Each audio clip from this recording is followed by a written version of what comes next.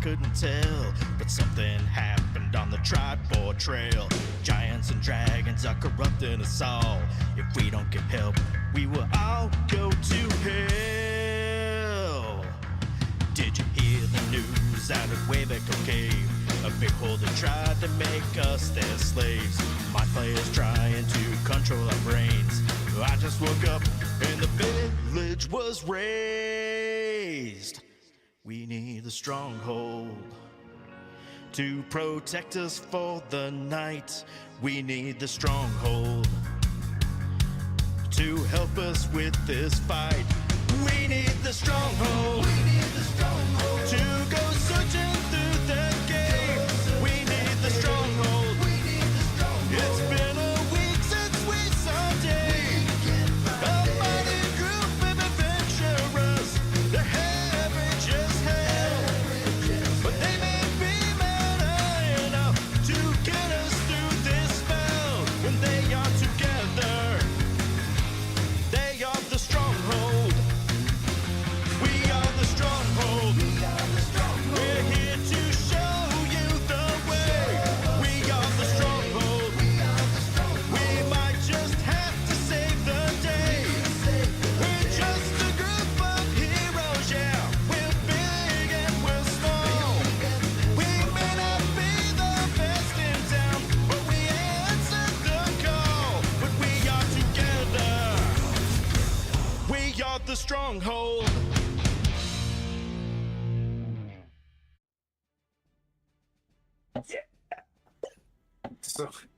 So much good hype. Ladies and gentlemen, welcome to Stronghold Gaming with DM Pete. Today, we continue our thrilling adventure with inside the enchanting city of Mirabar. We're finally warm. But before we delve deep into the realm of fantasy, let's take a moment to acknowledge the importance of giving back. Throughout this live stream, we're raising funds for St. Jude's, an incredible organization that provides support to children and families facing life-threatening illnesses. Additionally, we're dedicated to raising awareness about suicide prevention, a cause close to our hearts. So join us in this epic journey today, filled with excitement, camaraderie, and compassion. Together we can make a difference, both in-game and in the real world, and together we are Stronghold. Over to you, Skylar. All right, so if you got, thanks for everybody for showing up and watching. If you want to donate, and we hope you do, take a look at the QR code that is sitting in Noinek's square in his window on the screen. If you go to that QR code, it'll take you to the donation screen, and you can donate however much you want. Any amount is going to be helpful. Our goal today is to raise $1,500 on just our stream alone, and we are supporting St. Jude's through the 6th annual Greyhawk Mega Stream fundraiser with Lord Gazumba and the rest of the channels there. Been doing this for 96 hours. To this point, we have raised $17,890 on our way to reaching $25,000. So let's try to get that to $1,500 today for us, just through our stream, and we can get that close to $20,000 in the next 5 hours. We'll be doing an extra long show today up till 7 o'clock Eastern, and then where we'll be throwing it over to Guild Superior, and they'll be closing that up as well. Also, just to continue that along with the suicide prevention, just remember that we are continually supporting 988. That's always up on our Twitch stream, but today we're focusing on St. Jude's. So with that, let's get those donations rolling in. And Pete, I'm going to throw it over to you, and we can start this awesome day of D&D.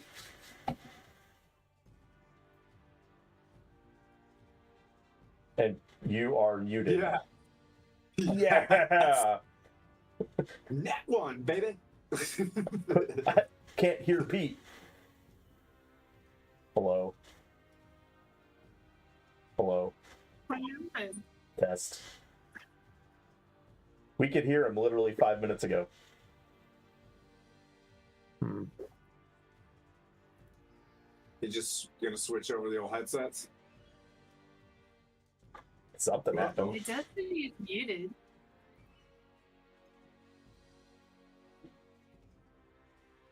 Maybe it's the button on the headset. Now we got a whole new mic the other day. Hey, maybe? Can you hear me now? Yeah, there we go. All right. I'll sort the other thing out in a minute because it's not worth the hassle. But no, thank you very much for joining us. Sorry for the technical glitch there. We're going to start this in a slightly different fashion, just because there's going to be some new people to our channel that's not seeing us due to our helping out with this really good cause and the 96 hours of streaming. So I'll go around each of the players and just so they can introduce their characters, just so you know who they are and you can have some.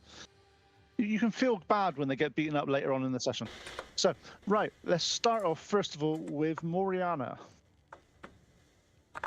The Wild Hunt Druid Shifter from the Frost Hills. I was raised by timber wolves, and I'm always seeking for balance and beauty within wherever I'm at. Nice. And Timothy. Well, this is gonna be a good solid 15 minutes. It all started with my mom. Just Tim, an aspiring knight from Waterdeep, spent some time down in El Terrell, learning how to be a paladin. Missed his chance to go fight in the Well of Dragons with everybody fighting Tiamat. Took a quest with his friends to head north and bring justice and balance through Tyr to discover what this break in the ordning of the giants was. So he's just trying to be a good bro. Nice. And Zora. Hey there, I'm Kara and I play Zora. Zora is a human barbarian. She used to be a circus carny and sort of did the reverse of run away to the circus, ran away from the circus, and got roped in with this band of miscreants. She is used to circus tricks and things like that, and isn't above turning combat into a good source for coin. And she is, strangely enough, married to the bird, her husband, Mr. Pleep. And on that one, we'll get Pleep to do as well. Hello, I'm Sam. I'm Pleep of House Maleep, a wizard.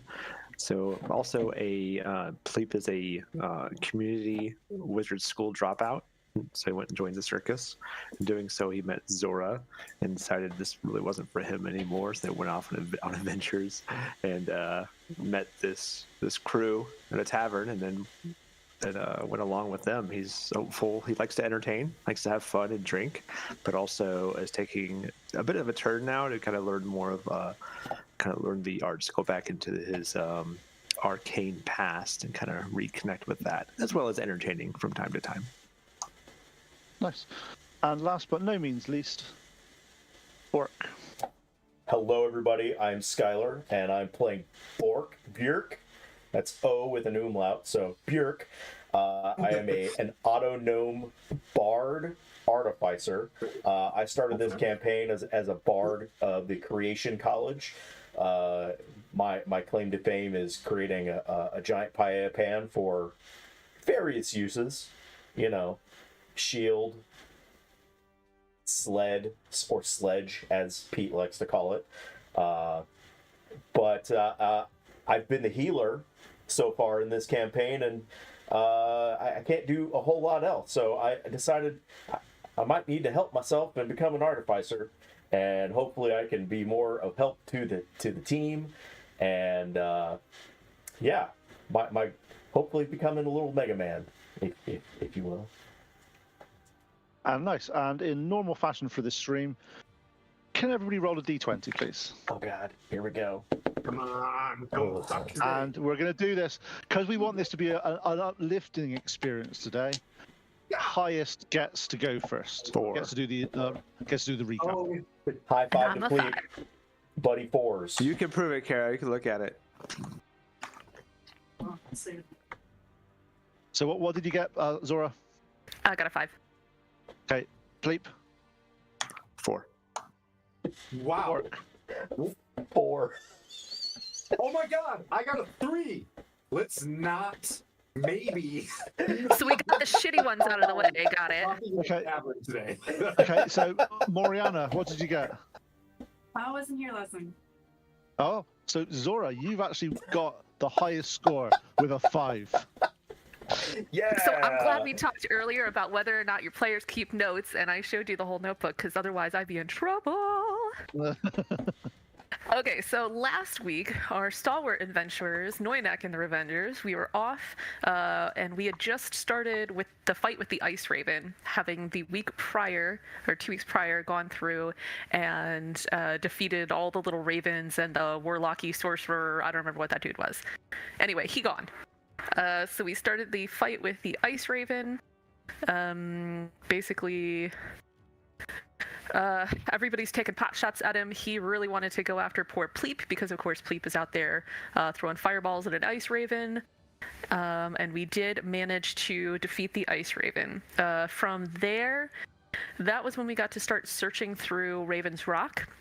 Looking for clues or anything to tell us, what in the world is going on right now. There was some digging through the permafrost, and for a while we didn't really find anything, and then finally you got the Ring of Magma, which had 6 charges in it, but had to be attuned. We also found a massive femur, which I believe I may be... Noynak attuned to it at first, and I think I might be the one that's holding it. And it's a great club. It's cool against dragons. From there, after we talked about it, we decided to go down to Mirabar in the south because, dun dun dun, scary dramatic music, somebody had been bitten by a werewolf, and we realized that was bad, and we needed to hoof it. So, as we headed out towards Mirabar, once again, using Bork's paella pan as a sled, and we were all sledding in unison on this one. Nobody was riding anybody else. Everybody was on the pan. There was a barbarian and some ravens that came out after us, and we managed to defeat our foes. Not only did we take them out, but we took it out within the view of the Mirabar walls, and we were met at the walls by Commander Torgar. Really high up, like, military guy. He was cool. We knew that we needed some money to get Tim's healing, so after some cool trading with, I believe it was a high elf, we got about 900 gold, which we immediately turned around, found that head cleric, and for about 150 gold, got Tim set to rights, and left it the pretty cool frickin' scar, I think. It's all silver and neat looking. I don't know. Chick stick scars, right? That's right. From there, we were told to go to I believe it's the Frosty Beard, because that would be the best place to meet people, and we called it a night there, but noted that there were a few things that we still needed or wanted to do before leaving Mirabar to continue our adventures. Perfect. Have inspiration for that one. Well done. Also, Loisatios gave us a party inspiration, so we have 2 for today. God, don't give them inspiration. Who's doing that? I need to have a word with them. It's our delivery boy. That's true. I don't care. You're not allowed to have inspiration. This is supposed to be like a bad session. Okay. So you rest. You've had your as you said, you were resting for the evening and know what you needed to do tomorrow. You wake up, smells of breakfast, lots of meats and goods and various things, and some a new thing, sort of crepes and all that sort of. Seems to be quite a little bit of an unusual place. New things seem to happen. You wake up, you're brought downstairs. All you can eat sort of buffet type style food. As you sit down, you look at each other. You've come quite a long way since you've, especially now. It's warm down here as well. Looking around, it looks like you've all had some refreshment. You've slept in a bed. You've obviously, it looks like you've washed, which is quite unusual for your group. You don't do that often. So, as you're sitting down for breakfast, what do you guys want to do, and what do you guys want to talk about? Complete. So I'll go around the table because it's just easier that way. Tim, what do you want to do on this fine, nice day? And it's not even snowing outside, so it's quite nice for you. Well, I think I think I would wait to see what everybody's plan was, whether or not they wanted to carry on towards our path towards Waterdeep through Morgar's Mound. I know that Pleep wanted to go to the Arcane Scriptorium and meet Evelyn Spellweaver. I'll probably accompany him, take a look at the town, maybe see if inquire if we're going to stay here long, get a good bath, and see if there is an Order of the Gauntlet representative somewhere. Okay, yeah, that's good. Let's go to Bork next. So I know that the only way that I could have kept warm and kept from freezing up like the Tin Man was to use that. What was the name of that fish up north? The scrimshaw. Yep. Yeah, scrimshaw oil, which smelled like bloody death, I'm sure. So I need to. It's not the best. Yeah, so I probably need to find a tinker in town to get my fluids changed out, if you will, have an oil change, and hopefully talk to another tinker, meet all the tinkers in Faerun. Nice. Okay. And Zora. Zora would like to look for a leatherworker who is more of an artisan than just like your standard, here, let me, like make you something you can get hacked and slashed in. Because she is looking to commission them for a piece of art, let's call it. So you're looking for a leather worker, yes? Yes. Right, cool. Nice. And Pleep. Like was previously mentioned, I would like to go to the Scriptorium, the Arcane Scriptorium, and find Evelyn Weaver, excuse me, to look for a scroll so I can try and learn Remove Curse if possible. I know it's going to be pricey. I want to talk to the group about that. Say, well, it'd be good to have it at least if something like this happens again. We won't have to worry about it as much. I could cast it when we rest or something. Yeah, that's fine. And also, you know yourself that if you do find a scroll, you are able to transcribe that scroll into your spell book, and you'll never lose it, unless the DM's really nice and makes you lose your spell book. But that's really being. That's really nice. nice. Yeah. That's really nice, DM. Yeah. But a DM wouldn't do that. A DM wouldn't do that. No. Okay. Hint, hint, Yeah. hint. Okay, and last but no means least, Zora, Moriana. Taken with Sir Timothy's smell at the moment. It's been a long time since she's smelt one of her own. Stop searching for And something. so she's gonna follow him and Pleep, and she's gonna ask him not to bathe so quickly. Ooh. What? Okay. Curry. It's kind of funky. I'll ask Pleep, I'm like, do I smell offensive yet? And he's like, yes. All right. Okay. Well, all right. Well, I shall stink for the crew. Thank goodness We I all can't kind of smell. do. So I forget, and this is to DMP. Do you remember how much our monthly wages were supposed to be when we left? Was it 50 gold pieces a month? When I cannot find that parchment to save my life. Give me. Whilst we're doing something else, I will look it up because I've got most of my notes. Yeah. And I'll just have to go through them. There was something where it was like every 10 day, if we survived the first 10 day or something. But Sir Timothy, since Pleep was always discussing this, and as we're walking along, at some point in time, we need to go search out some, I think they're called the Harpers, or at least find a white wheel to see if we can get a payout. Because I know that we spent some money, but if we had to, at minimum, if we had to Waterdeep and the war is over, we can at least refit there and, find out what our charge is from here on out. You'll be given 100. Basically, the as you're going through your memory, it jogs you that you were given a piece of paper that you managed to find in a pocket somewhere, and it was basically you were given a writ that was basically says that you've been instructed that each and every one of you will receive 100 gold pieces per month as a retainer for your services. And where might I go to collect that?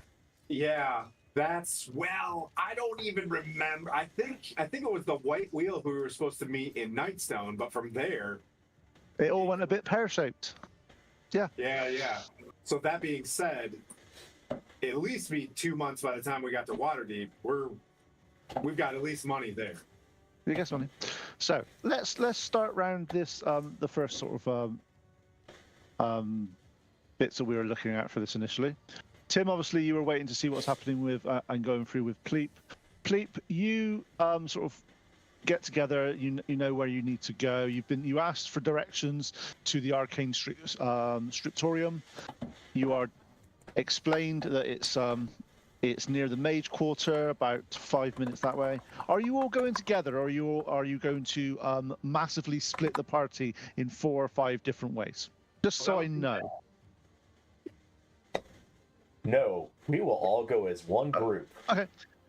So as you are walking around, one thing you noticed about Mirabar is there's no beggars, there's no unscrupulous types hanging around on corners. Doesn't seem to be much in the terms of.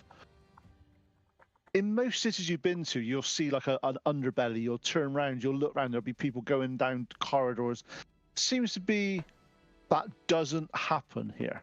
It's as if that's been completely eradicated from Mirabar. And as you look around, you notice the reason why. There's definitely a heavy presence of the Axe of Mirabar here, walking around, ensuring that there is peace at all times in this place. It's a very militaristic city, and they seem to have wanted to stomp out that level of activity in their place. So as you walk around, you're heading towards the Arcane Scriptorium. As you walk around, you are guided in a direction. And on the sign that you've been asked to look out for is a big arcane eye with a scroll underneath it. It's pretty much just that.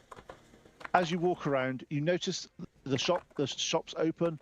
As you get there, a halfling is leaving and turns and goes, "I won't be back here in a hurry," and just stomps off, walking down the road. As the door starts to sort of move a bit, as you open and peer in, there's an elf sat on. Can only be described as it's definitely not something you normally see in a shop, but it's like more like a settee, a chaise lounge type thing. She sat there, and she goes, "Oh, more customers, right?" She turns up to you and goes, as though she noticed Pleep. You see her sort of eyes widen. She looks a little bit startled. She stands up. She puts her. She goes, "My lord, how can I help you?" Okay. Lord. That's right, we're lords. I'm not. What? Yeah. She's ignoring the 4 of you. She's looking directly at Pleep. I'm scared. Oh. I'm looking for someone named Evelyn Spellweaver. Oh, of course, I'm at your service, my lord. What makes you come to my humble abode? Are you able to create spell scrolls? Oh, we have a plethora of different scrolls and stuff here. But for one of your, surely you have access to all the spells that you need? Unfortunately, that's not the case. So I'm looking for something to remove curses. I'm sure we can do something. And you see her, she's quite... Actually, can I have an insight check from people, please? Sure.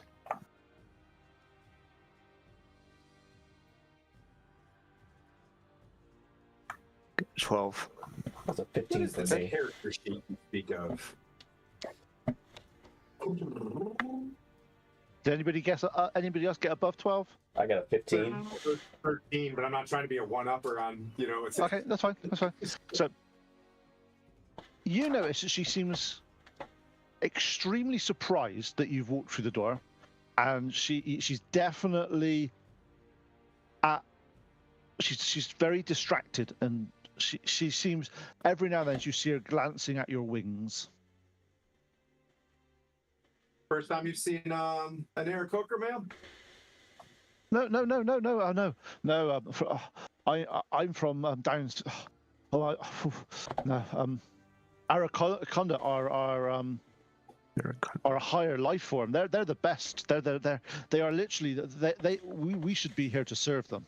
Wait, did you say Araconda?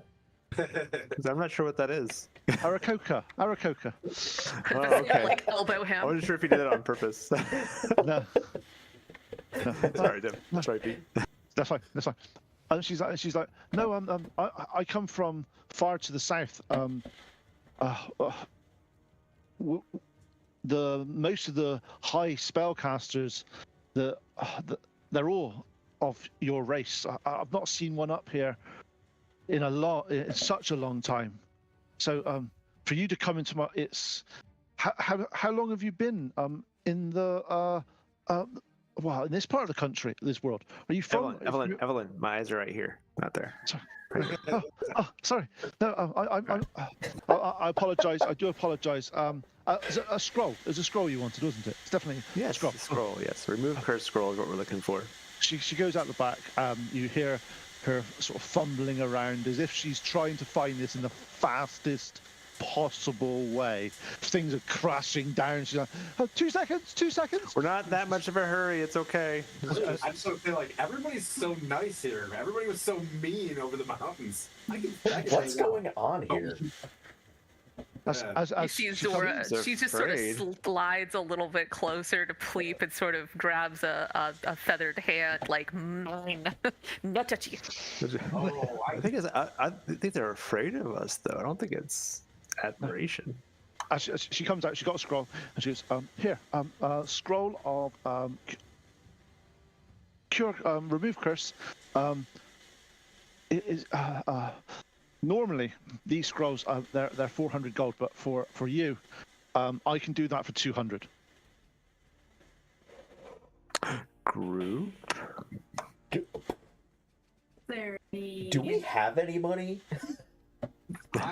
So I had the bag of holding, which I passed, but I have not depleted my funds, and we sold a lot of gems last one. So just so you know, like equivalent of gold's like 1145. So for you, and this maybe comes a bit of a shocker, I'm just like I forgot I have 150 gold pieces that I handed him. I'm just like, I had this, and this is not because I'm just trying to hide it in any way, but this. Oh, you had this. This wasn't in the bag of holding. Okay. So our friend has 150 gold, ma'am, for an Aarakocra just as fine as him, and I would ask you to look at those lovely feathers. Do you think that you could do 150 gold? Because that appears to be what we have. Give a feather and a song. 150. Well, I'll give you 2 feathers and a song. If I can have a conversation and learn more about, as I said, it's been a few hundred years since I left my homeland, and I think I've seen 2 of the honestly, they were our feathered lords. They were better at everything we did. They literally made our magic look like infantile. So if you could tell me where you're from and how long you've been up here, is there any other family of you around here? Is there?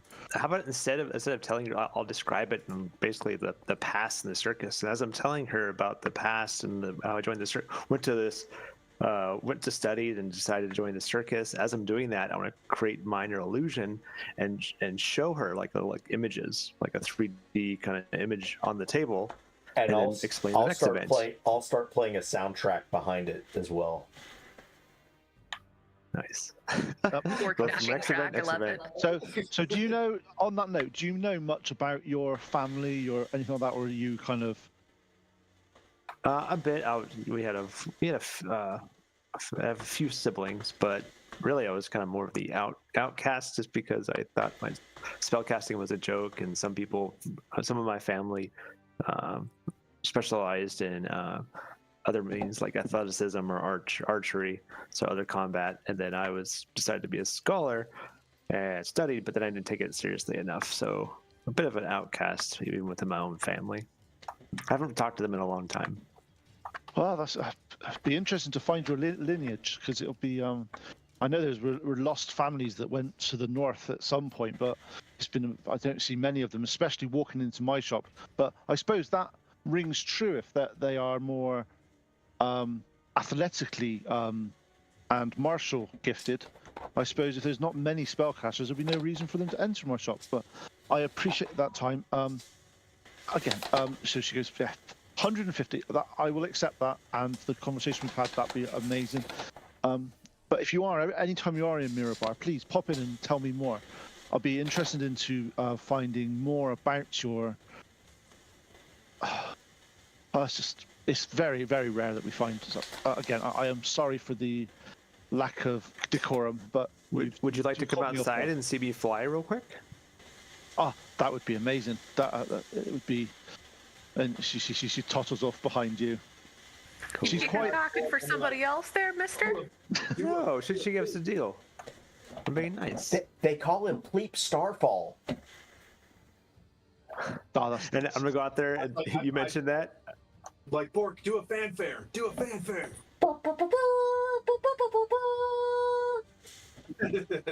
I go out, fly out, do like a swoop, and then do sparks, like do a little shower of sparks, like I would back at the when I was at the circus. You see her, It is Pia. Zora. When you actually do look at this, the elf, it's not a look of sort of lust, or it's more of complete admiration. More of a, you can see that somewhere back in her mind, this sort of Araconda was such a key point of part of her life that she even says that it's been many years since I've seen one, and I learned all I could from my master, who was an Araconda. It's it's amazing to finally find another one of but yeah. And she turns to Zora and goes, he looks like he's a good one. Yeah, he's pretty good so far. Aw. Thanks for the raid, El Hawk. Welcome, Raiders. Welcome. Welcome. As you are instructed there, she lets you know that if you are looking at transcribing that into your spell book, that there's a little room out back, and you could stay there for. It's going to take you a half an hour to sort of sort it all out, and she'll even provide the necessary inks and parchment to be able to put it into your spell book. But so if you want to do that, it's a very quiet time. You can go do that now. That's something that should, if that will be useful for you. I don't think I'll go back there. Actually, I'll go back to my room at the inn and do that and take time. But I'll separate from the group. Okay. Hey, pretty bird. Before you go, can I have like 5-10 gold? Actually, yeah. I'm gonna give Zora right now the bag of holding. Cool. Got it. Okay. So Cleep wanders off and heads back towards the inn. You see him sort of happily got all his various information and various things.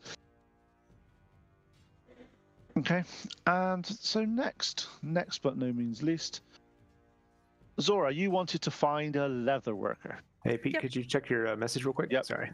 Yep. We got that.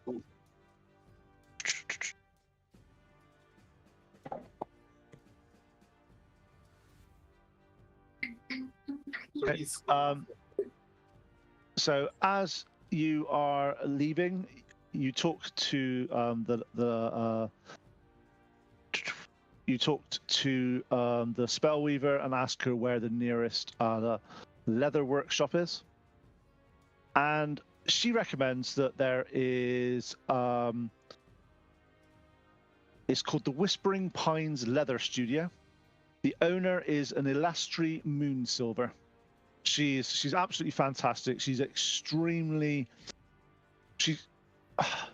she she's very good at adding sort of extra, a touch of elegance and sophistication to sort of items. They're not your run-of-the-mill sort of leather-working items. So if you are after something special, she's definitely your person to see. She's about 2 blocks down on your left, around there. You can't miss it.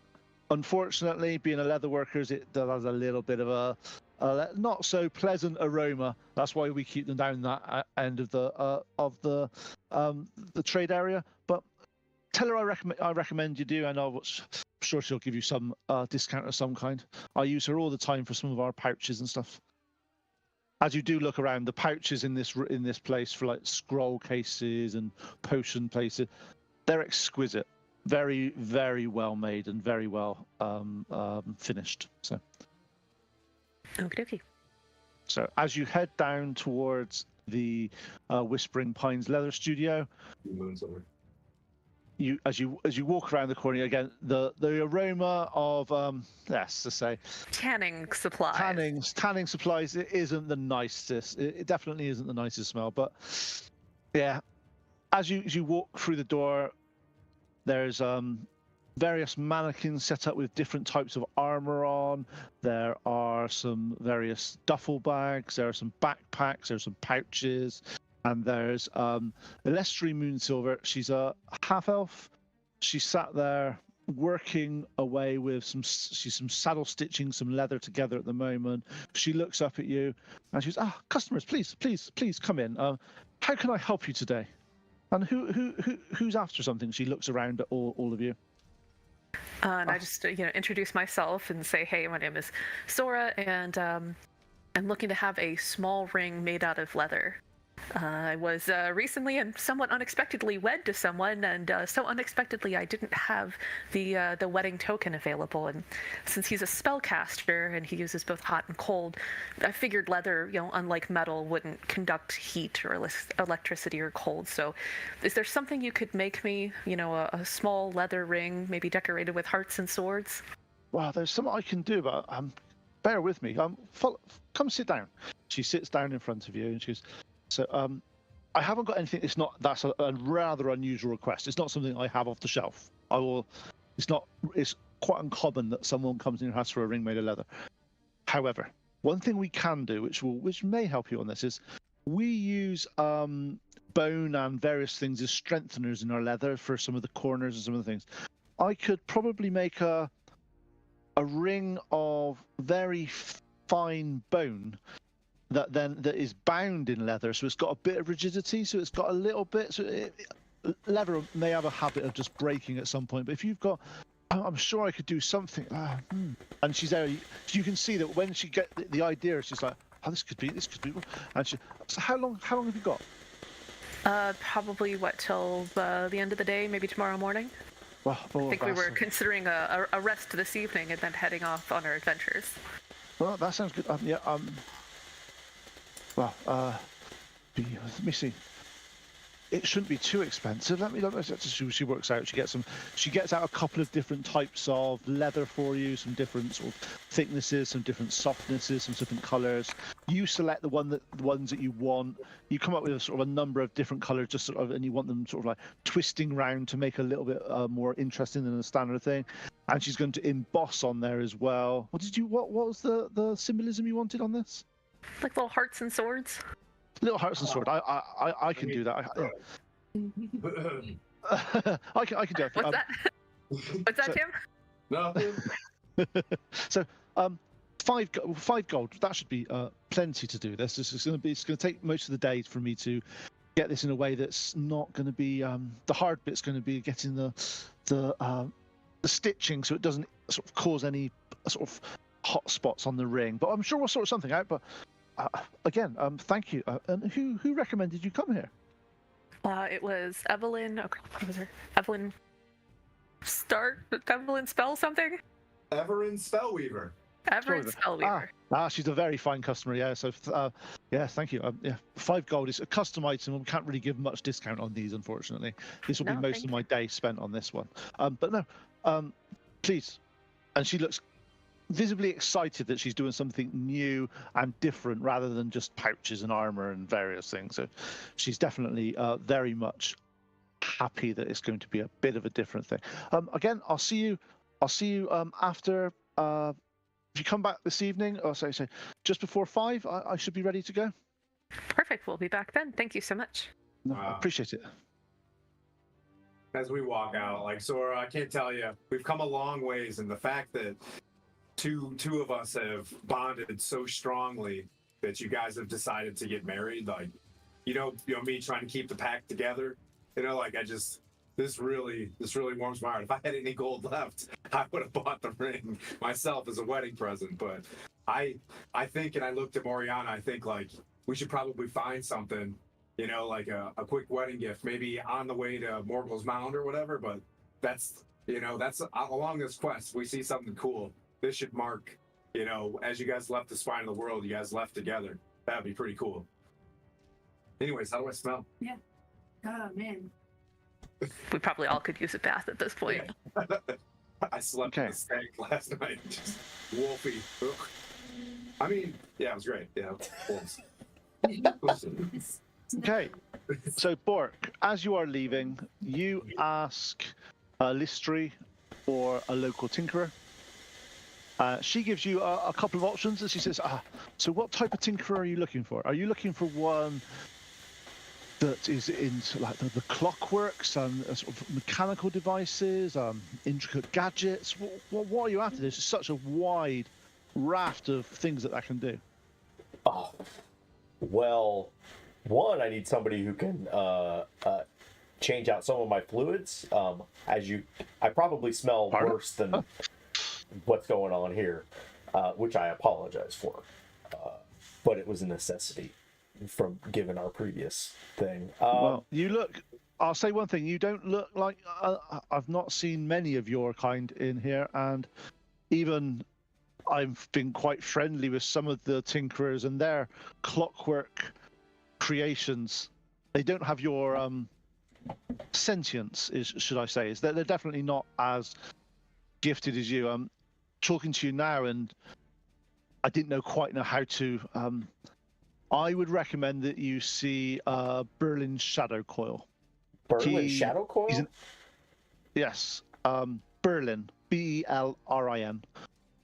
He's an elf, and one of the things that he does really well is he's able to imbue some of his mechanical items with some arcane energy, which may help in terms of your sort of stuff. It's because, to be honest, taking you to a normal tinkerer, maybe not the norm. You're definitely not an automaton. You're definitely not clockwork. So somebody needs to be a little bit more specialized to see you. And he's quite the other side. How some people are. He doesn't like the smells of the tannery, so he's as far away as you can possibly get from this place. It's about 6 blocks over that way, but you can't miss him. His shop is called the Inventor's Haven. The Inventor's Haven. Well, I thank you for your thank you for the nice words, and I'll be sure to tell Berlin you said hello. Yeah, be nice to him. He can sometimes. He's very single-minded, and he can get stuck in his ways sometimes. So just I'm sure you'll be fine. So. Absolutely. So 6 blocks over, you walk around. As you start to go around, you start to hear lots more tinking, lots of metal, you're definitely more in the industrial area here rather than the more softer areas of the spells and the leatherworking area. As you walk around, there's a big sign. No symbol on this one. It's just in a really nice, elegant script, the Inventor's Haven. As you look up, the doors, as you get close, the doors open on their own. As you look around, you see there's a mechanical device on the top of the doors that seem to open the doors for you. As you walk in, there is an elf covered in black sort of soot and various grime. He's up to his eyeballs in things, and he's sat there, and you see him on his desk, and there's a small contraption of a small bird that's got lots of sort of cogs and stuff, and you see him holding his hand up and trying to sort of concentrate and get this bluish energy from his hand into the. After about 10, 15 seconds, he's like, obviously got the focus wrong. And you look, oh, customers. As he looks at you, Bork, his eyes sort of like does like the wildy coyote type thing. Eyes shoot out like, what are you? Oh, please, come in. As he sort of ushers. I see that he's working on a little bird, and I'll pull out the bird, mechanical bird that Hingle Binglefoot in BrynShander gave me, and I'll wind it up and throw it up on his desk. It's that. He's like, that's a fine piece of work, but that pales into insignificance to what you are. And he's looking you up and down. He's moving your arm up. He's like, you're amazing. Thanks. My name's Bork. What are you? Bork, please come into my shop. At this point, he doesn't even know that the other guys exist. He's literally just, come. What can I do for you? Is that surely you are a marvel of. Oh, what are you? Sorry. What, Listen, sir, you're not the first person to say that. Hingle said the same exact thing the first time he saw me, and I'm an automaton, or I'm an autognome. I was created in Kryn by a guy named Majoratops Butterwill. You may have never heard of him, but to be honest, I've never even heard of Kryn.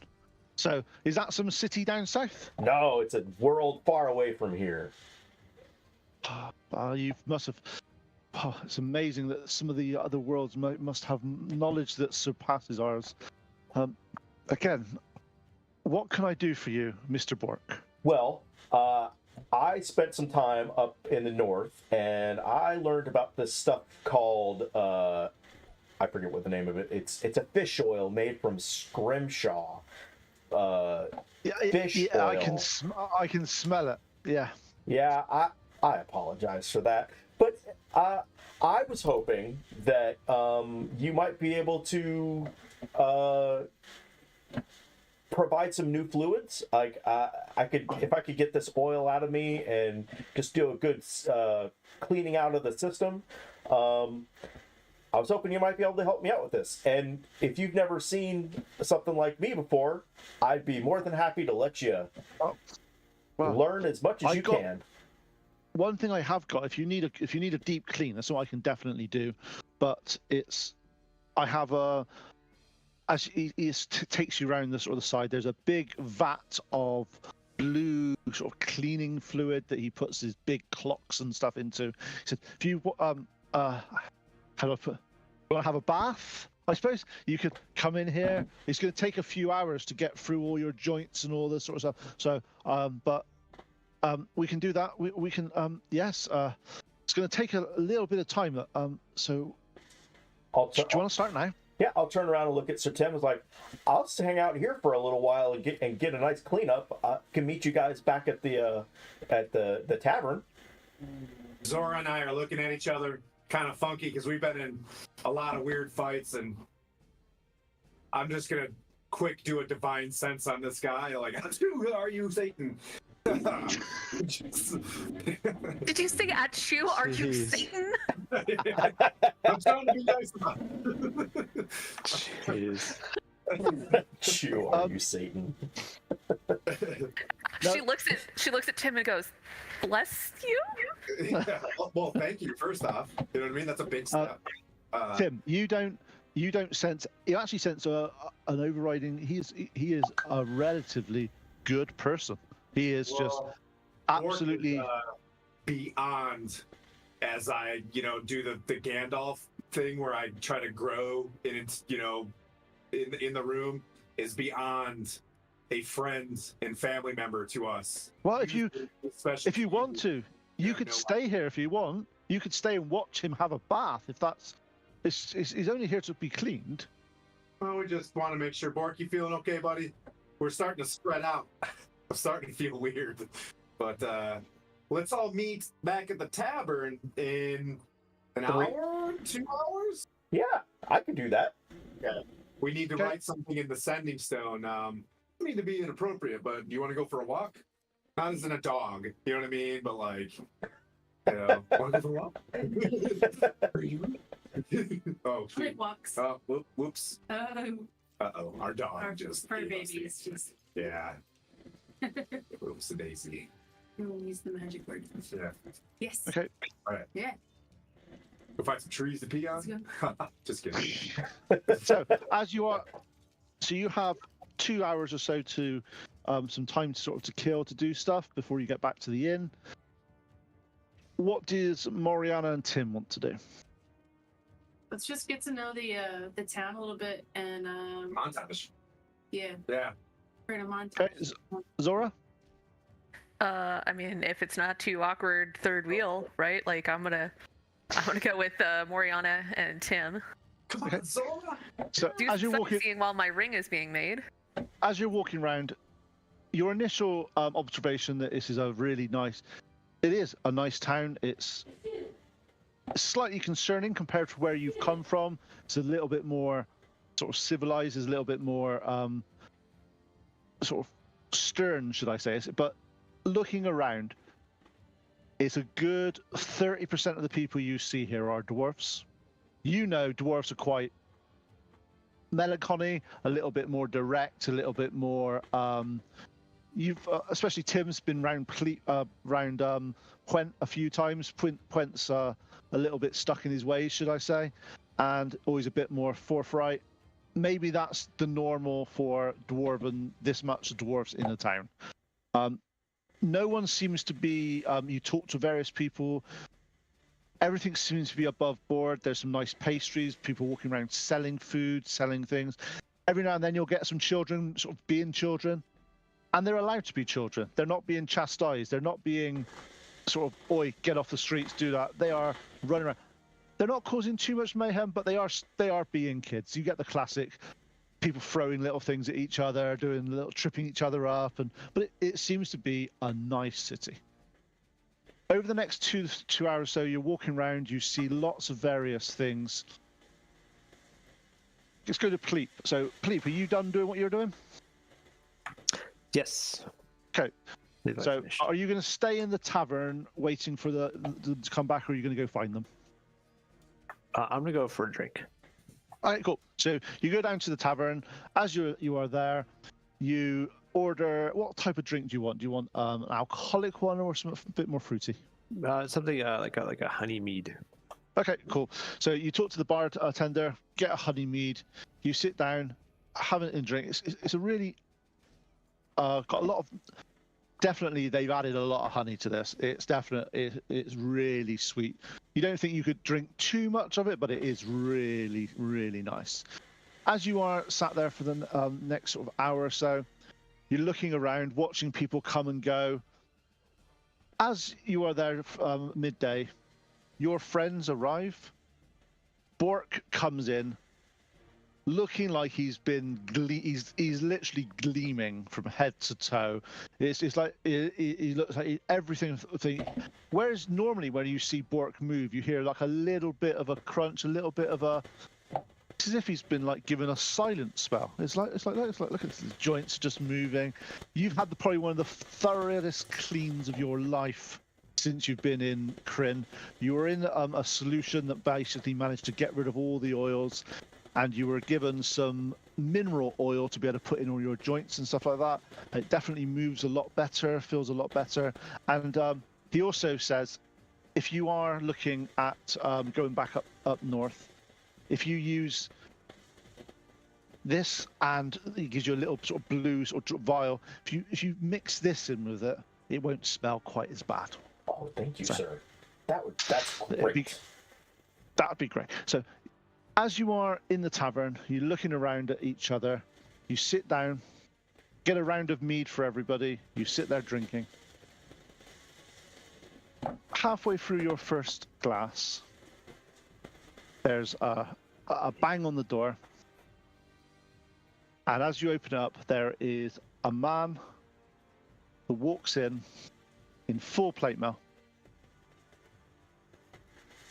Tim, you recognize his armor. You recognize an emblem on his armor is the Order of the Gauntlet.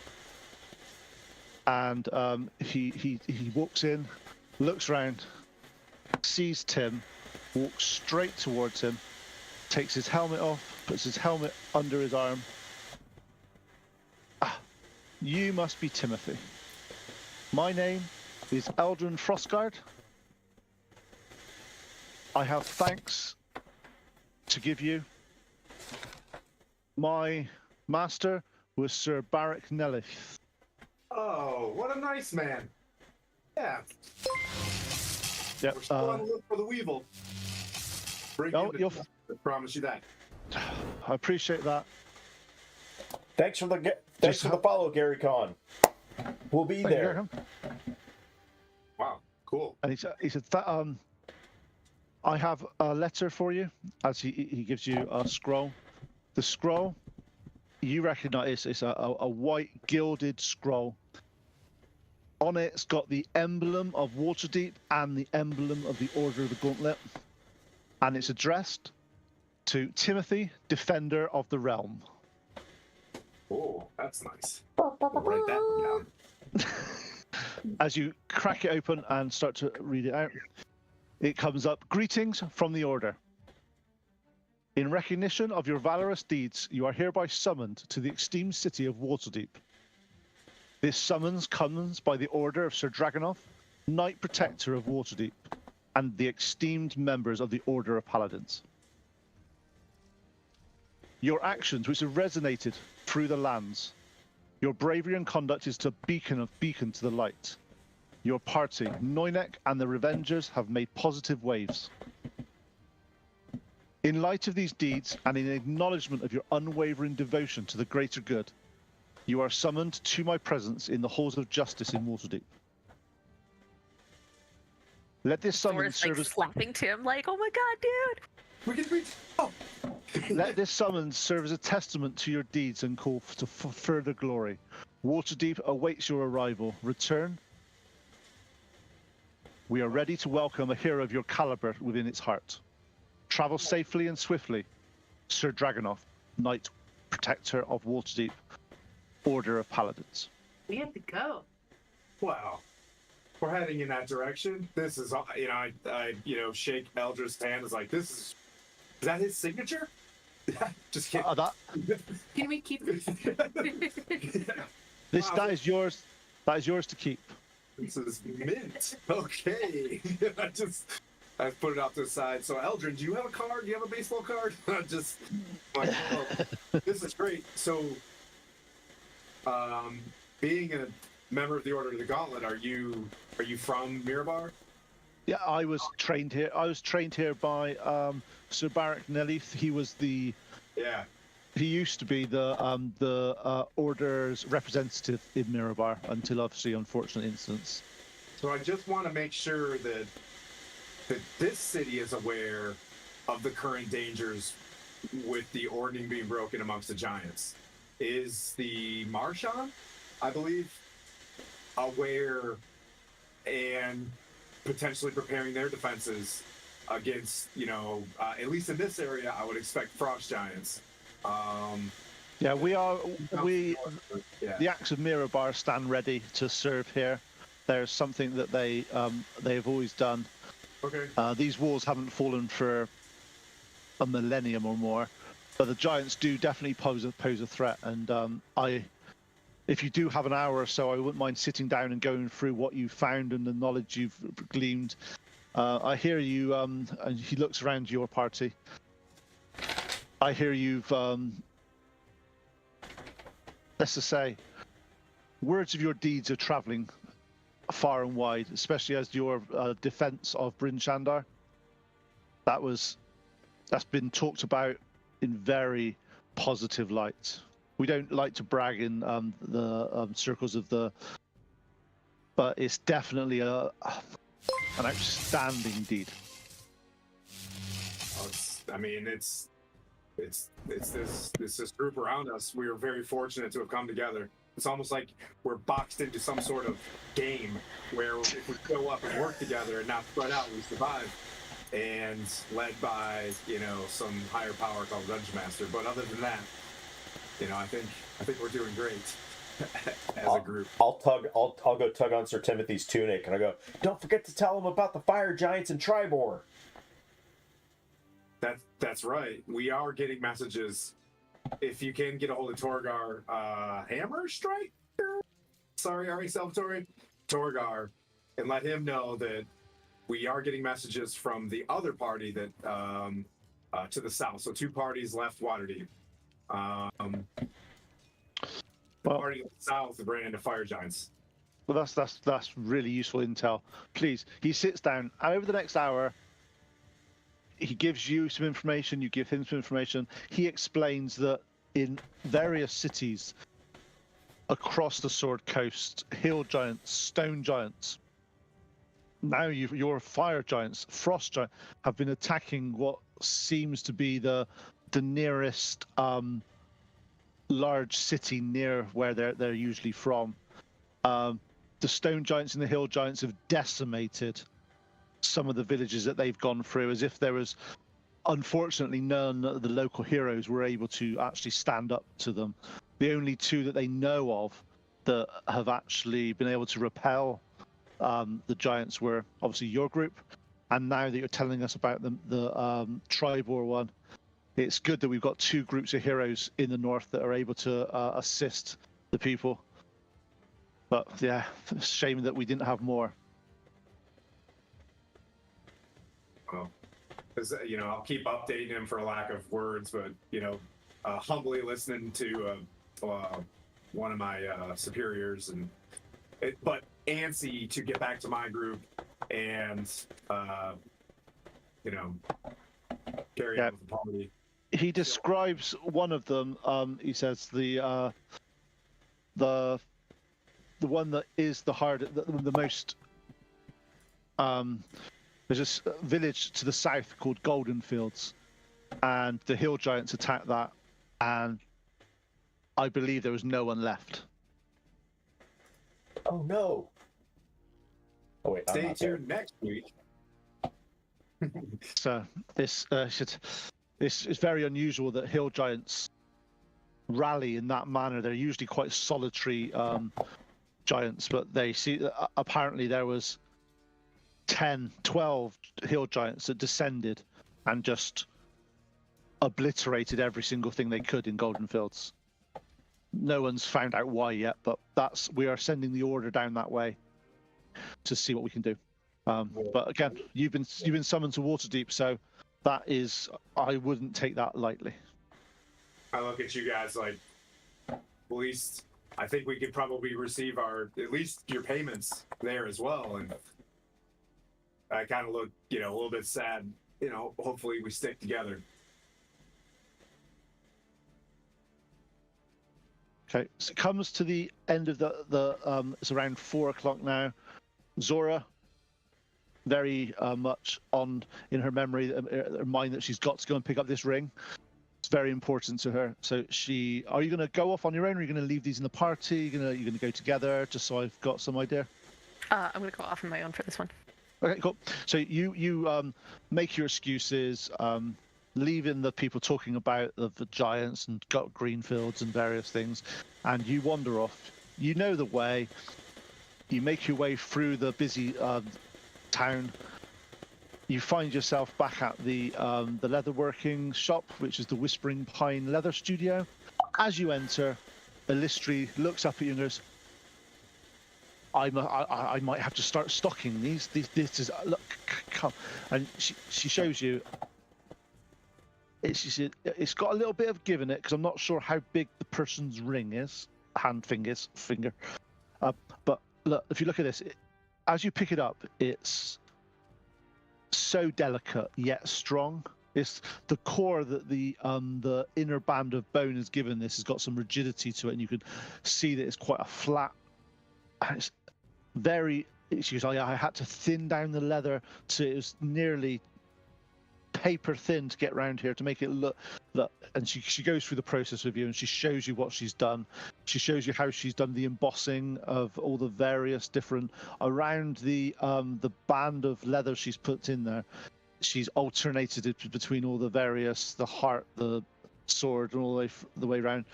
And she's like, again, that's 5 gold if you don't mind.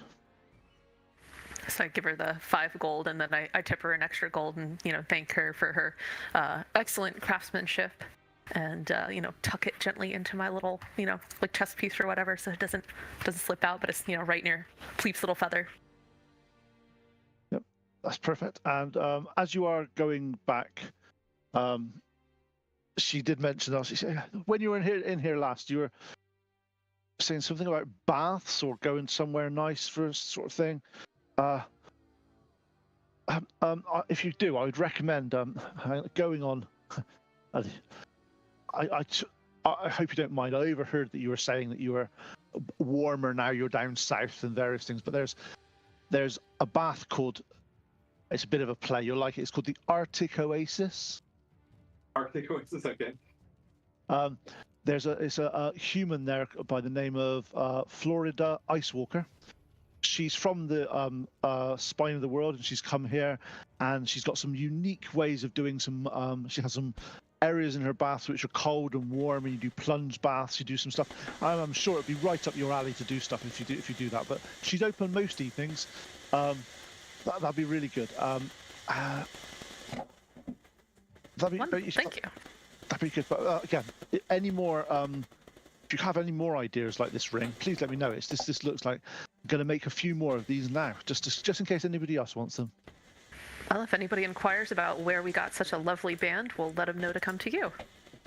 Appreciate it. Thank you very much. And again, definitely much more interested in making some of the pouches I've been doing most of the time. Again, appreciate that very much. Pete, I want to break in real quick. Just for everybody watching, remember that we're doing a fundraiser for St. Jude's. If you see the QR code in the bottom right-hand corner of the screen, if you want to donate, go ahead and take a picture of that, and I will take you to the donation screen. Right now, we've raised $25 thus far, so get in there and make your donations if you want to donate to an amazing cause. Every dollar that St. Jude's raises goes to help a family with a child with some crazy medical conditions. So it's a great charity. So that's all. Great, thank you very much. Well, does Zora have the bag of holding right now? Yes, she does. Yeah, because he passed it off to me. I'll bring Zora. Now she just walked out to go get Addie. Okay, Zora's come back now. So Zora comes back. As she comes back, Tim gets up and sort of ushers Zora sort of to leave. So I remember Moriana talking earlier on when we met. So it's too late because we already left. I want to go see if we can find a local druid real quick. I'll go ask around, to see, maybe go back to a shop that we've already been to. Yep. Okay. As you talk to the barkeep, really, he mentions that there is the Circle of Flowing Waters. It's a human druid called Joran Riverbend. He is one of the main druids here that deals with. As you actually start to notice when you're walking around, there's lots of sort of troughs and various things with lots of really, really delicate flowers in them. And his circle are tasked with watering and keeping and making sure these flourish across the city. So as you start to go around, you manage to find him, Tim. He is currently working around. He's doing some like semi-water bending with sort of the watering going into each of the various troughs and stuff. And he looks at you as you approach, and he goes, "Evening. What can I do for you?" Joran. Greetings. I'm Sir Timothy. This is this is Zora. We have a dear friend of ours who is a druid that you may have heard of. She's a moon druid.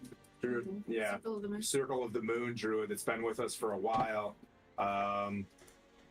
We've all done pretty nice things to each other, and I remember her mentioning back in a small village called Nightstone that was destroyed by orcs, that she was searching for something that may or may not be that you have. I was wondering if you've heard of a staff of flowers. I think she lost one or something when she was younger, and maybe if you don't have one, how to manifest one. I think if we as a team come together and pass this off, it would increase our bond, and for her pack. Well, that's something I have heard of. It's quite a, I wouldn't say common.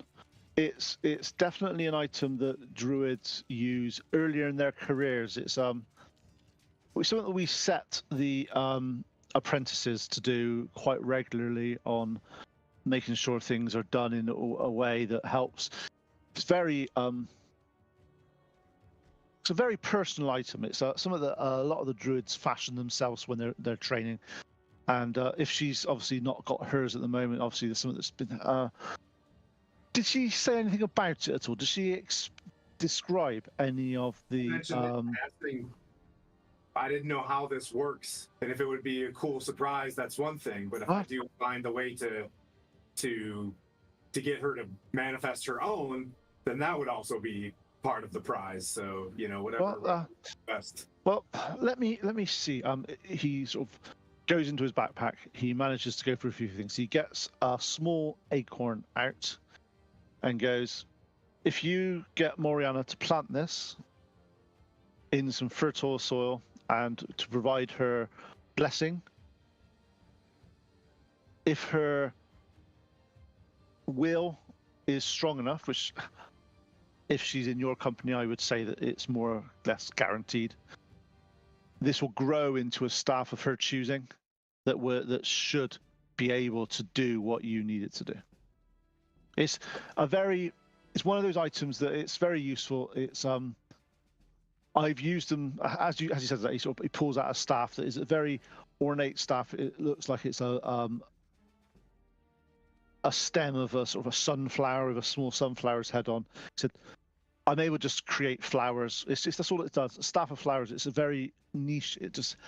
How do you think all these flowers bloom so regularly around here? It's one of the more useful. Reminds me of home. Yeah, but I can tell you what. An amulet like this can seem very mundane, but not having something that's special to you and the gods that you serve can really shut you down, whether or not this is magical or not.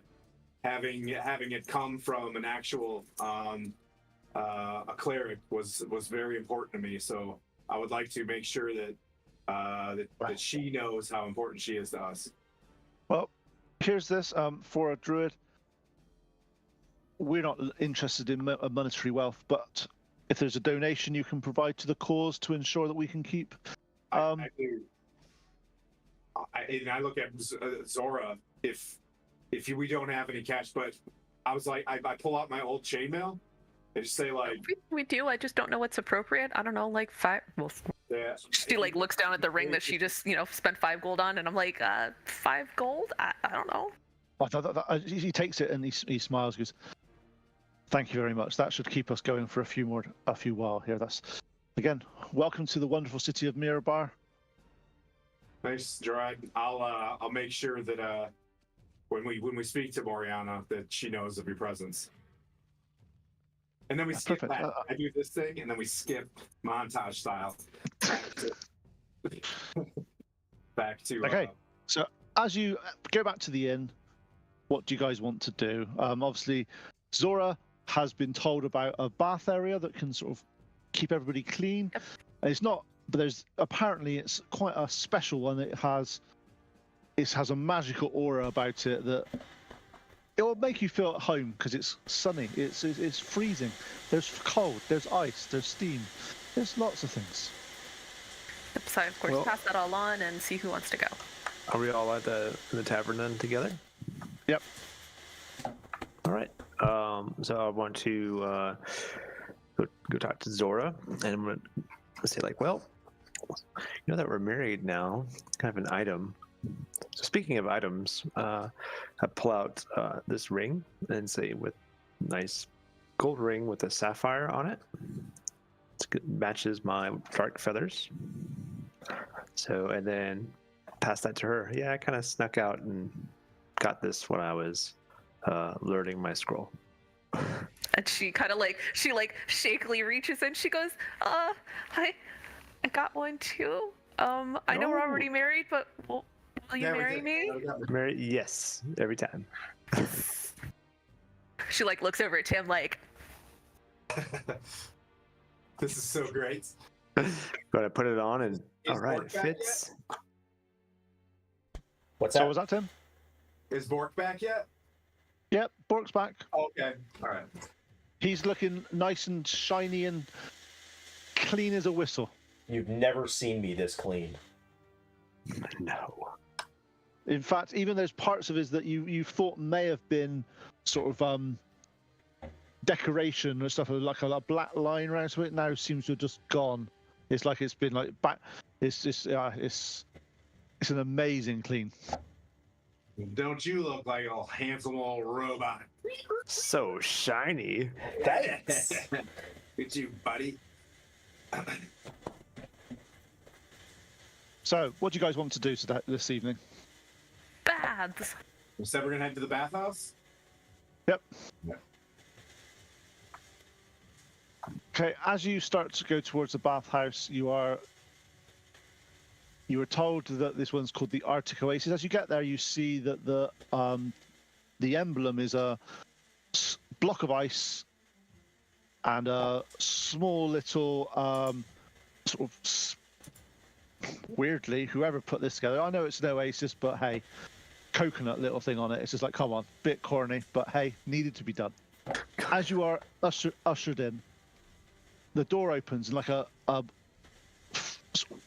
fog sort of comes out, and you sort of your bottom of your feet gets a little bit chilly, as if it's like, oh, you remember the cold. Oh, hang on, not quite sure about this. As you are there, there's a human inside. She recognizes.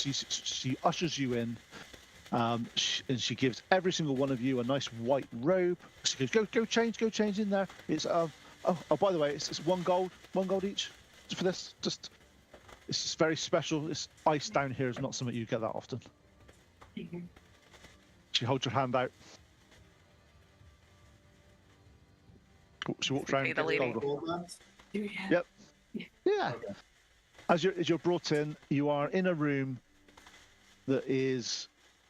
It's definitely nowhere near as cold as the spine of the world, but it's definitely a good 10-15 degrees colder than outside. You can feel the difference. Feel the breath of your sort of starts to sort of mist up.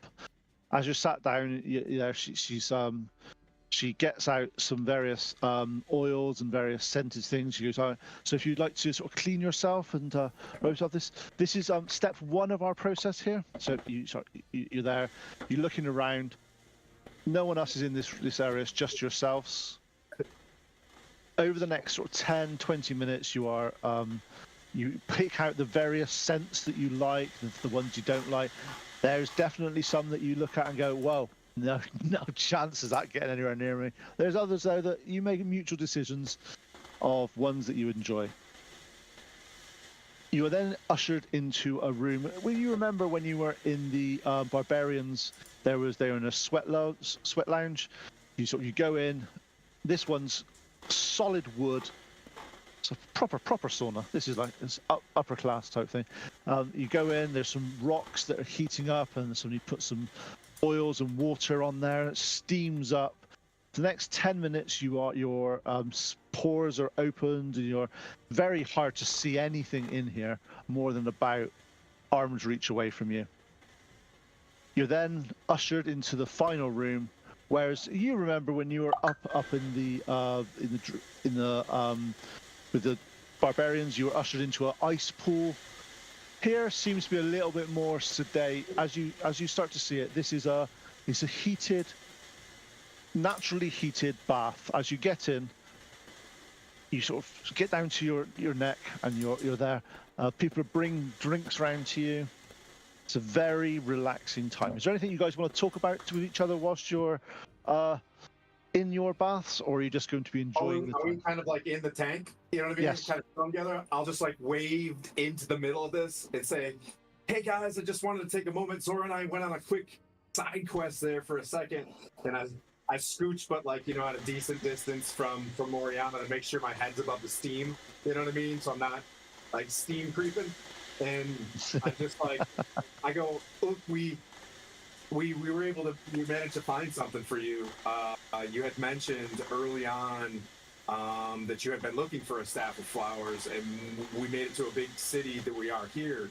We found a little glaive or something. There's a little grove where there was a druid there, and easily enough, we were able to find this acorn.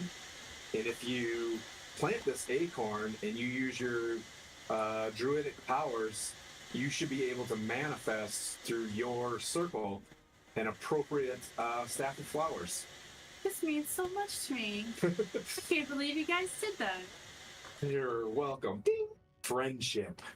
So I know how long this will take to plant. Yeah, there's a little tag off to the side of it. You know what I mean? Like It's written in 5 different languages of what your instructions you need to do. You plant it in good soil, and you would know what to do. Basically, I got one of these back when I was very young, and I do know exactly what to do with this. Thank you so much. That really reminds me of home. I appreciate it. Welcome. Okay. Sorry I don't smell like a dog anymore. So that was kind of like my penance since I washed off the lycanthropy juice. Decided, give you something else that feels like home. Where's Bork right now? Is he rusty in here? Can he hang out in this water? No, yeah, he's fine. I'm not going to be in the water. I'll just be sitting, like a gnome. But he's wearing a towel too, though. Yeah, I'm sitting on the edge. Just my legs are just out. I'm just like, okay, hello. This is good. This is good. Well, Okay. hey, this is great.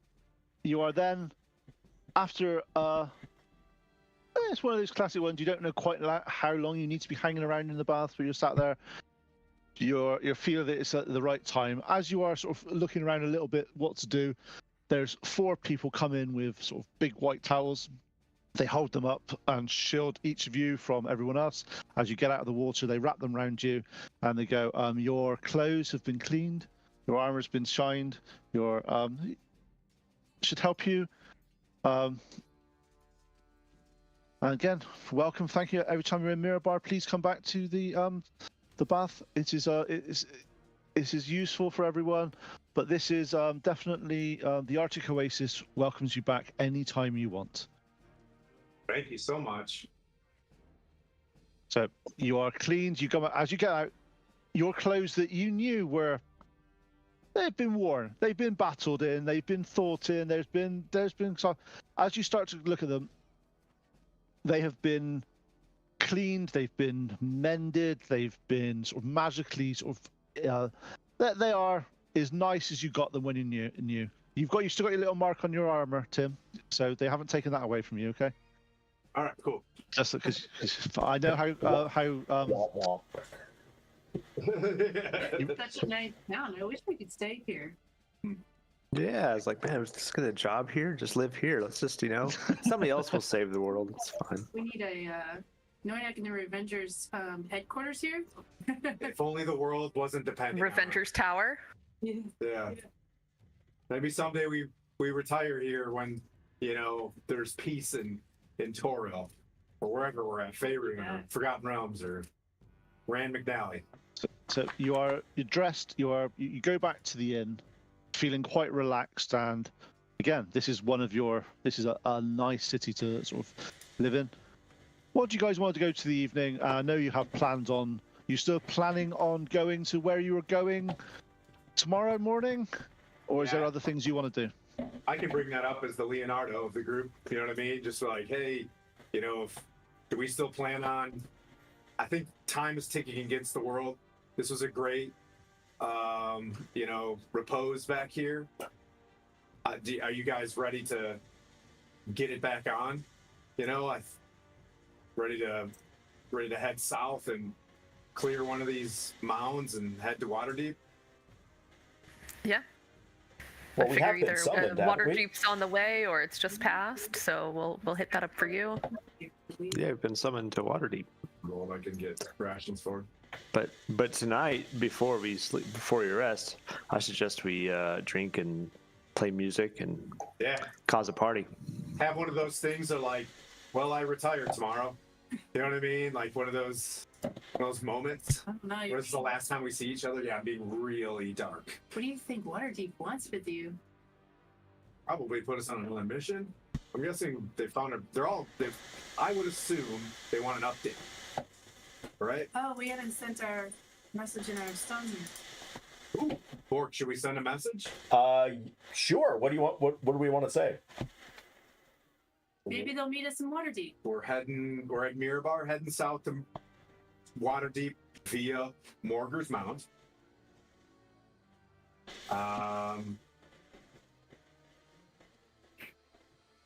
Found giant artifacts at these mounds. So there are artifacts at the mounds. Don't know how to decipher the language. More to follow?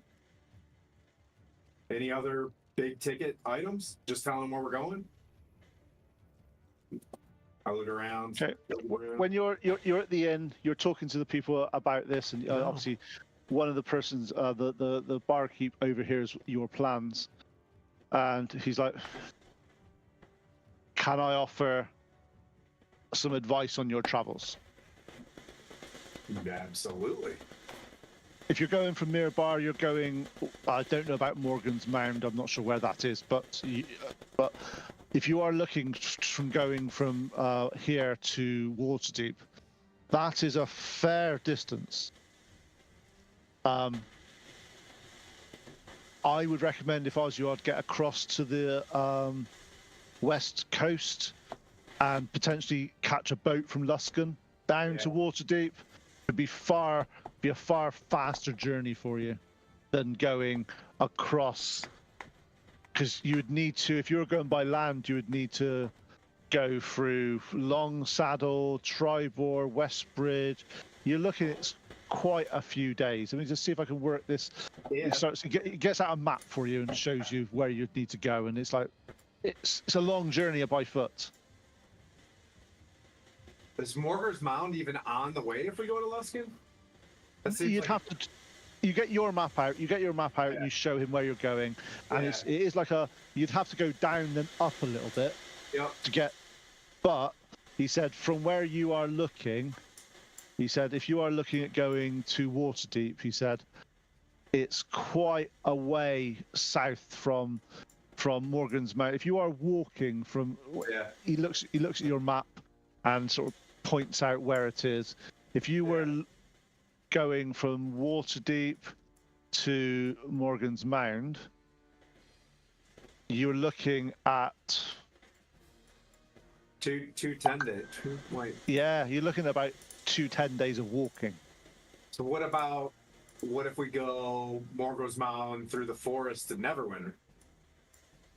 Yeah, you can potentially get to Neverwinter, but to be honest, Neverwinter Woods can be a little bit dicey. Does this guy that I'm talking to have a beard and glasses? Yes. In a blue shirt? Yeah, copy. Yes. I think we go to Morgar's Mound and to Luskan, guys. Does that sound good? Don't forget that we can fly. It sounds like we're taking a railroad there. It's a flying animal. I'm fine with flying it, so you guys can ride on. But he can't fly that. He flies at a speed of almost walking.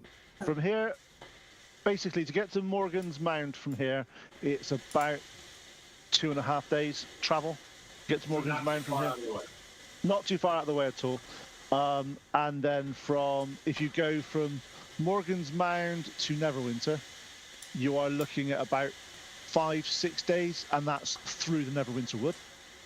If you are looking at going to Luskan from Morgan's Mound, it's about 4 days travel, and you can go mostly down a river. Wow. What do you guys think? The river. You guys want to take a riverboat? And I speed? haven't tried out my swimming in a while. Riverboat sounds it's fun. River Mirabar, right? Do I get extra credit for that? But yeah. Okay. So since we're near these mountains, I think prime directive is to gather more of these artifacts to bring to Waterdeep, to have someone look at, to make a point. So and then from Luskan to Waterdeep on a ship, you're only looking at about 7 to 8 days, which is a massive improvement. And if you're looking at getting there as fast as you can, that's better than. Things about Luskin, and I don't want to get, Luskan's not the nicest place in the world. I will give you that. Luskan is definitely not the nice. But if you're only going in there to get a ship to get out of there, Going in to leave, got it. Perfect. So that being said, should I sell off things like my chainmail and stuff like that to gather some more resources? While Oh, I'm if you- here? Because we're going to need to be able to afford this ship.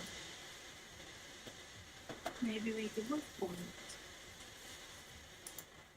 Do we happen to happen upon a flyer or advertisement of some type that would perhaps say the prices of this riverboat? We need to go fishing to. Well, the bartender, how much would a ship with 6 people? Do you know how much that would cost, maybe? Just, well, normally, to be honest, down the river, you can go from here. If obviously you're looking at getting off the boat is going to be the problem. Let me think.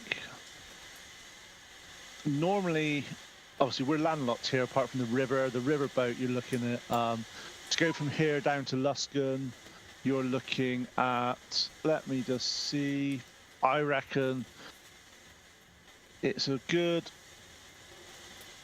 it's 100 and something miles. By boat, you're looking at that, you're probably only looking at 4 or 5 silver each if you're having a boat from here to Luskan. If the boats go down there, Affordable. yeah, the boats go down there quite a fair bit. I honestly, I don't know how much the sea journey will cost from Luskan to Waterdeep, but it shouldn't be too expensive. It's a very regular trip, and if you're looking at helping out on the boat and doing some guard duties there, they always want guards going down there. It's something that they'll always. maybe we can sign on with some pirates, guys. I mean, when we just sign on as like pirate. Well, no, I just said that out loud. No, that sounds. Pirates are bad, aren't Privateers, maybe? Yeah, not Letter mark, right? pirates. they? I'll let. So you want a group of. Do you want a group of a group of privateers that are not pirates? They're Do you know just. someone we could go look for there? Look, I'm an innkeeper in Mirabar. I don't know any of the ships. When we from get on the Lus- riverboat, who's a good riverboat captain to meet to get to Luskin? Well, as I said to you before, I though, like more ale. I just buy you know what I mean? I get another ale.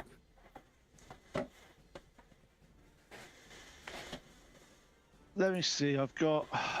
Thing is, you're not. From what you were saying there, you're not actually looking at going to Luskan, are you? You're looking at going south across land. Boats have a real hard time going across land. Uh-huh. I'm looking at maps.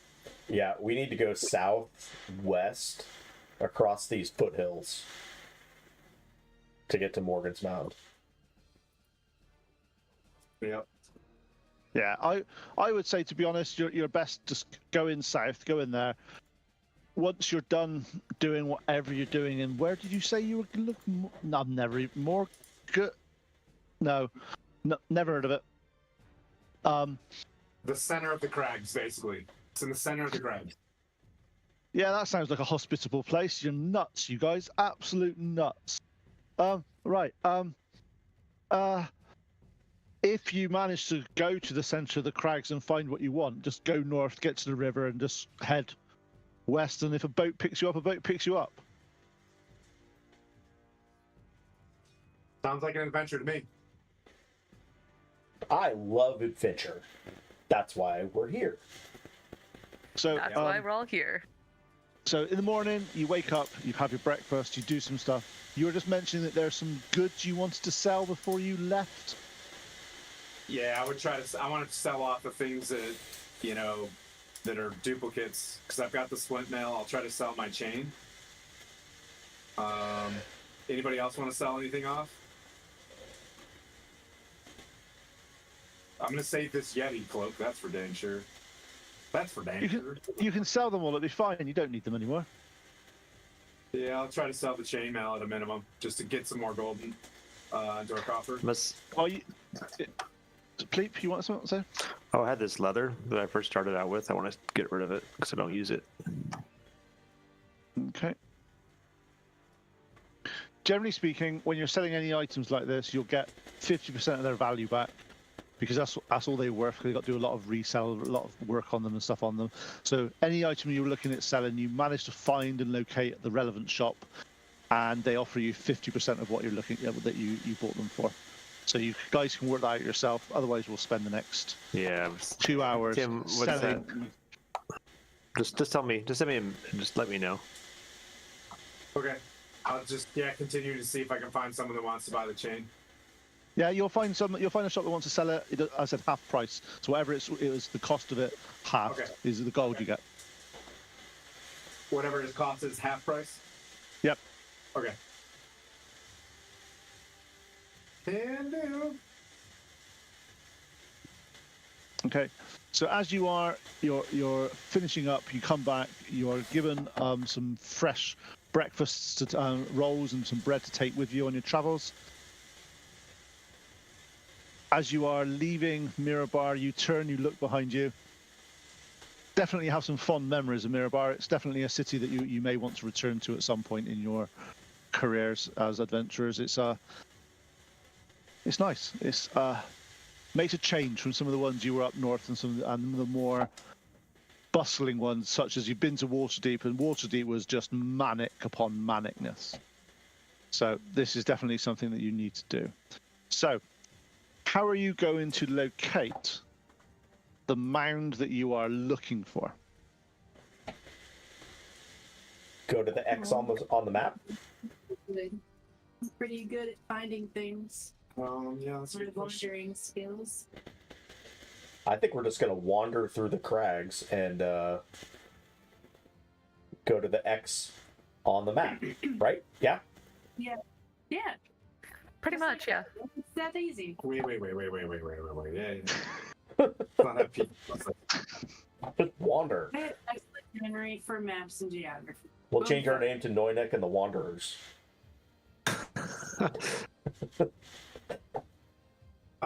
Pleep 38 gold. I know. 38 gold. All right. So we've got these items. Trying to remember if we've got the bone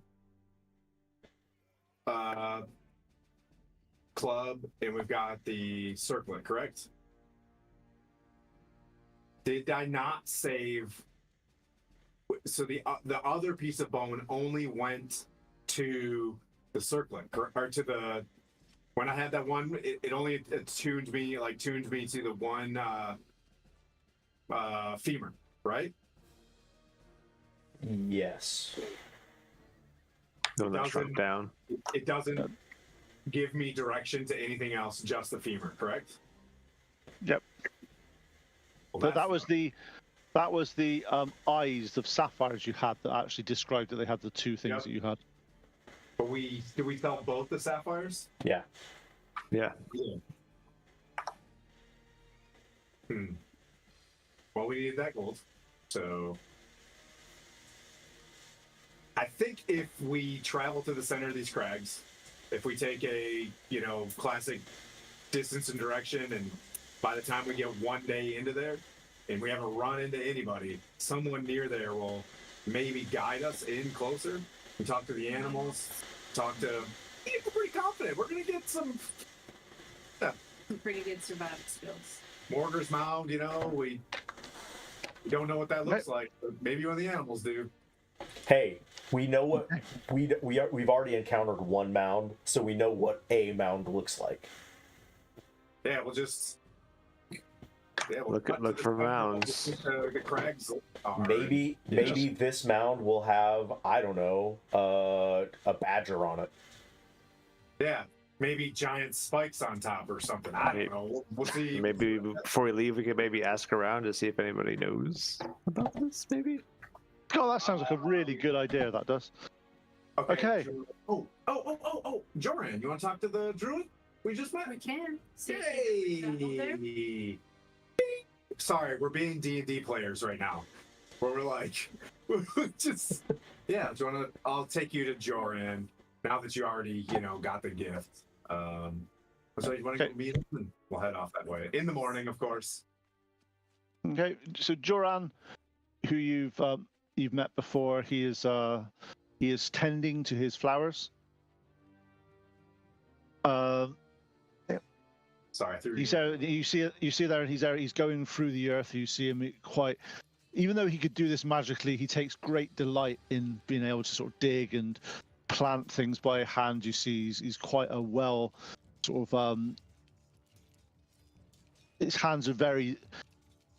What should I say? They are comfortably dirty, is what you'd expect from a druid.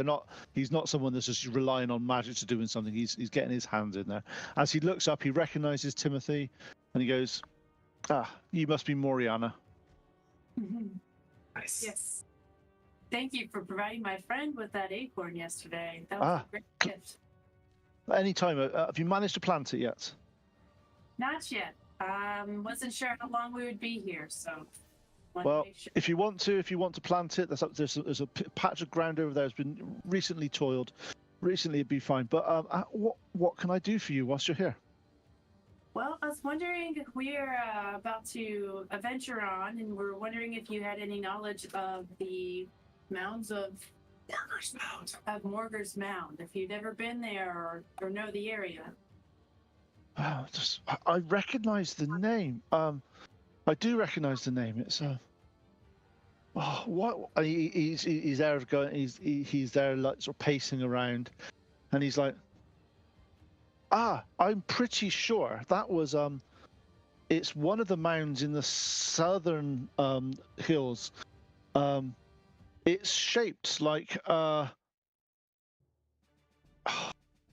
it's got some standing stones in a line that start small, get large, and get small again. It's impossible to miss if you're down the southern area of the foothills. But I will say though, they're just rocks. They've been there for quite a few years. A few sort of druids have gone there to sort of see. Nothing's really caught our eye whilst we're there, but I know there was some. Oh, it's a few years ago now, but I'm pretty sure that there was some excavations made or something, but I don't think they ever found anything. Do you know if there's any druid circles down in the area? Not that direction, no. It's one of the areas that it's. Let's just say it's near some of the Neverwinter Woods that way, and to be honest, we try to stay away from that area. It's since a lot of the issues have happened in Neverwinter a few years ago, it's been a little bit of a sort of out of bounds area for some of the druids. So let's just say. Is this related to the giants, or is there? No, he steps closer to you and says, "Let's just say they have had a slight incursion with the Feywild. It's something you don't really want to be going to." Interesting. My helmet goes down. So generally speaking, that sort of area we've tried to stay away from. So, but is there any civilizations close by? If we were to travel in that area, we're looking for a safe place to stay nearby. Well, I'm not sure where it is, but I know that's near the newly rediscovered Guntelgrim. Golden's Grim? Guntelgrim. It's no big deal. Maybe we should go check that one out. But Guntelgrim, I know it's been recently discovered, Grim. but it's let's just say it's not the there. There's to be there. You've got to be quite stern, quite yeah. Well, thank you for this information. Is there anything I can do to help you out with what you're doing here? No, this is my life's work. It's what I enjoy doing. It's I appreciate your help, but if you want to grow your staff, please, there's a patch of ground over there, and that will be something that you could do. Wonderful. Thank you so much. I think I'll do that. So you're taken over, you go over, you find a patch of ground, you start to look over your acorn in front of you, and it brings back memories of your initial sort of when you had your sort of druid awakening, and you're looking around as if it's sort of a memory more than a new act. You're going through in your mind how you handled the acorn, how you parted it, and as it whilst you're imagining that, your hands just follow. You put the acorn in, you cover it over, you infuse it with your druidic craft, using sort of druid craft, your cantrip. You sit there for a few minutes. As you start to remember, the staff that you created all those years ago. If you want to describe that stuff? It was a staff of really dark walnut wood with some green leaves and purple flowers, just flowing lusciously off of it. Okay, so as you start to remember that, you see Moriana in a trance, holding her hands above this acorn, a green energy swirling around. For the next 5-6 minutes, you see a perfectly formed staff. As you see, it's definitely a naturally occur. It's been grown. It's not perfectly straight. It has a few twists, a few sort of turns. As Moriana's eyes open up, she looks in front of her, and the staff that you imagined from your childhood has reappeared in front of you.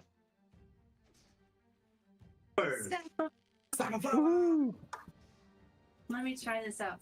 And then my first gift, I take the staff and I ask Timothy to hold out his hand, and a large blue flower blooms in his hand. Just like Pleep. All right. Almost a Pleep flower. Ooh. I'm gonna try to stick it in my helm so it looks like a plume. A pleat flower. Can I get one of these like every day for like a plume for my helmet? Yeah. Yes! Yes! Super tight! Do they come bigger? We'll work on it. Alright, cool. He's never happy as Timothy, is he? Never happy. It's got to be bigger, got to be flashier, got to be... Alright, fine.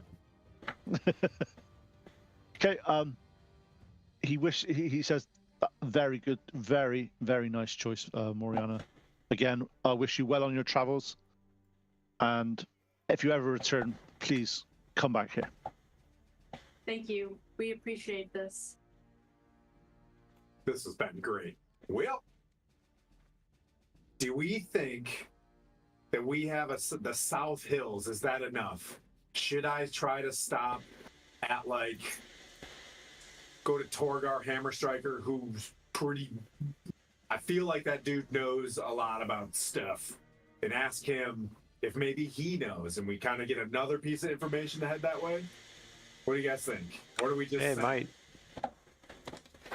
I'll try to check out what Torgar Hammerstriker. I'll say this will be the last stop, guys. We'll look all shiny. I'll put the flower in my helm, and we'll march up to Torgar Police Department. Give him some flowers. Yeah. Yep. Brooklyn. As you go to see this, unfortunately, he is not available. He is actually doing stuff. He is out keeping sure that he's out. But however, the guard that is there, he's like... The only thing that rings a bell from what you were saying was there was some excavations done. I know that a team of sort of geologists went that way about 10 years ago now. But all I know is if you head as far as you can south and skirt the bottom of the hills, it should be reasonably easy to spot on the western side. That's good. That's gooder information. Writes it down. Skirt hills, south, due south, skirt hills, Morgul's Mountain. All right. Well, hey, give Torgar Hammerstriker our best. Can't wait to see him in book 35. But and you guys ready? You guys ready to go on an adventure? Let's do it. All right. Okay. Well, same pattern. Summon steed, and that stuff. Right. Could I have... That was the party time. Then we go tomorrow. So from each of you, could I have a perception check, please? Oh, do you want a party time then tomorrow? Is that what you said? Party time then tomorrow, yeah. And that's our fashion, right? Yep. Party time then tomorrow. Nat 20. Oh. We gotta 11. hold off then. Average A as 2. hell. 12. Nice. What'd you get, Moriana? Sorry. 19. Nice. Okay. So you are noticing here that your initial observations about how well this town is are pretty much dead on. It is a nice town. It's there. Whilst you are there this evening, you get together with quite a lot of people. They come round the inn. A lot of them are actually just coming to, and they're hearing the stories of how you defeated the various ravens and the barbarians at the gates. And in some stories, it was that you protected the gates of Mirabar against the horde of invading ravens. People are buying you rounds of drinks. They're happy.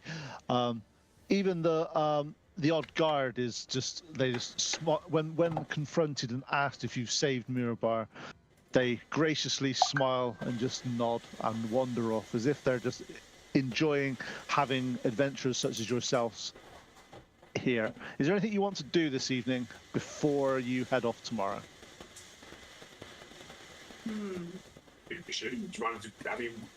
Should we always sing off? You know? I look at Bork. Yeah, should we? I mean, we're Noynek and the Revengers. It's what we do. Yeah. I mean, I can just start a performance and we can everybody pull out their instruments and let's rock this joint. Let's do it. Gonna use my loot. So bad at it. Okay, can I have some performance checks then from the people doing performancey stuff? All right. I am at best just gonna like slap my thigh, and that's about all I got. So But I want to know if you're slapping your thigh in time, so give me a performance check. It's a 22 for me.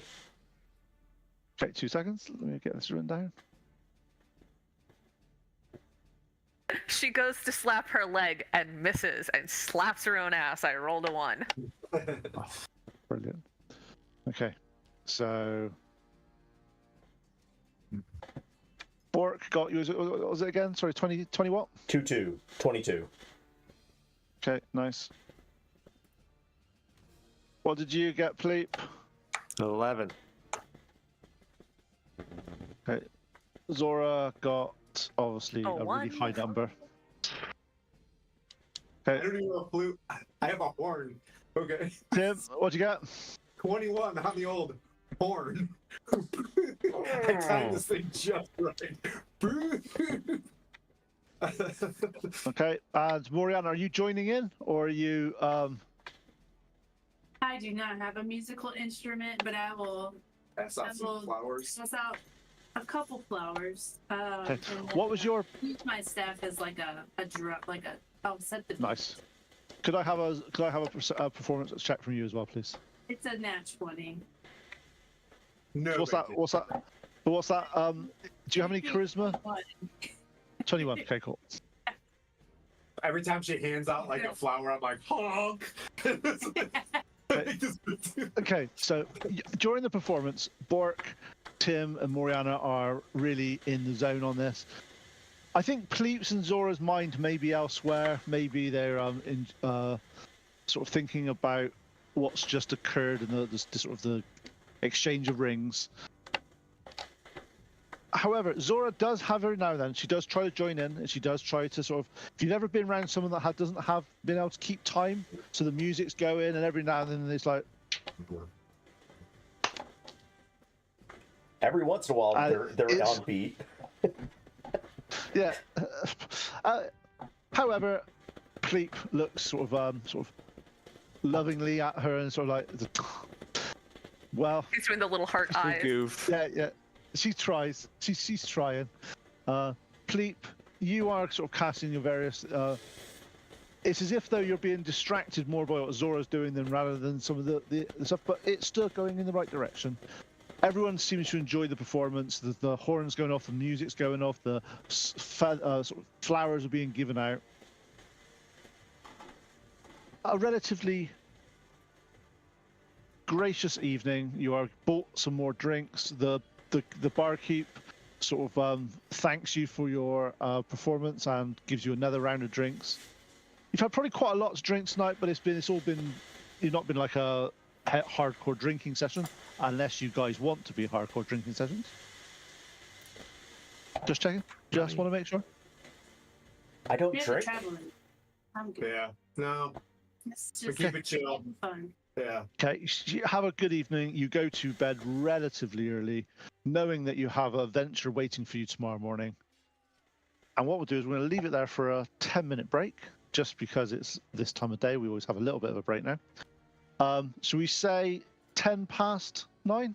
What's 10 past the hour? Yeah, let's do 10 after, and right.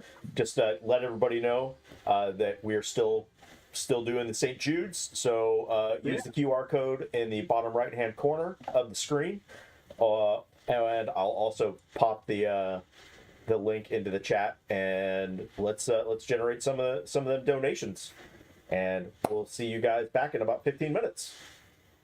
See ya! Thank you very much, guys.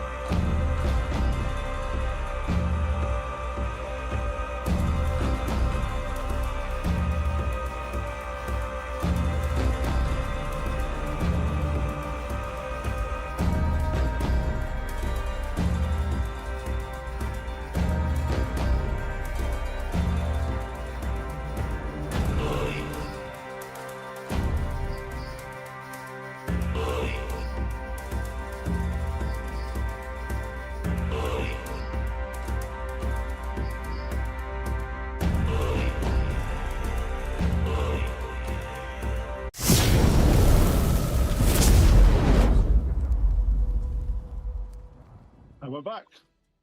Yeah. Welcome back, everyone. We've got one of our party. She's just looking for some more provisions to go on this long journey, so she'll be catching up the party later. But that's the way things go on this. Real quick, I Let me want to see. say thank you to Belgar and Asa for the $50 donation. That's awesome. And we love you guys. Yeah, I miss you guys. Miss you. Say hi. So, as you are leaving the city of Mirabar, you look over the rolling hills. As you are about to leave, a young boy runs up to you, Oh boy. pulls Pleep's arm, and gives a scroll, and runs off into the crowd before you notice. As you look down at this scroll, as you pull it over, you notice that the symbol that is on it is of the Harpers. As you open it and reel it open, inside this you see a note that says, "To the esteemed Noynek and the Revengers. Upon completion of your journey to Morgan's Mound, please return to Mirabar at your earliest convenience." As you see, a symbol of the harp has arranged for expedited travel to Waterdeep on your behalf. Come to the stable house called the Silver Run Stables and ask for Zaspar. Silver Run Stables. As for Zaspar, Yep. Zaspa. Okay.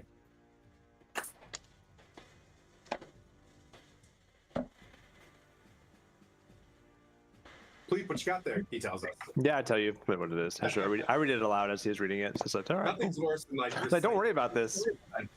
As you start to read this aloud, strange. When you get to the bit that says the harp, you literally can't say it. It's like you stumble over your words. But you carry on.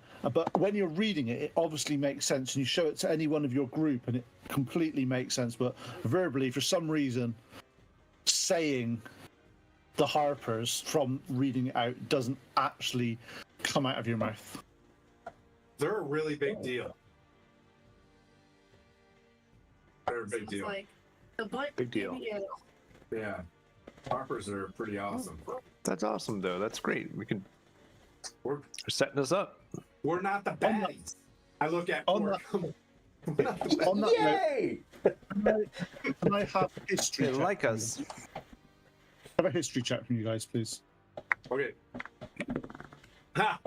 Oh, what? Haha! I failed. I rolled a 19. Nice. Okay. I search my memory banks and find nothing. Because Yeah, you I'm find not nothing from 'cause you here. have no idea. Because you're not. Yeah, exactly. You have no idea. Moriana, Tim, and Pleep, what did you guys get? I'm too enamored by the fact that I'm looking to see who signed it and stuff like that. I'm There's not. no signature. There's just a symbol of the harp. I I rolled got a one. 17. I got a 16. Nice. Okay.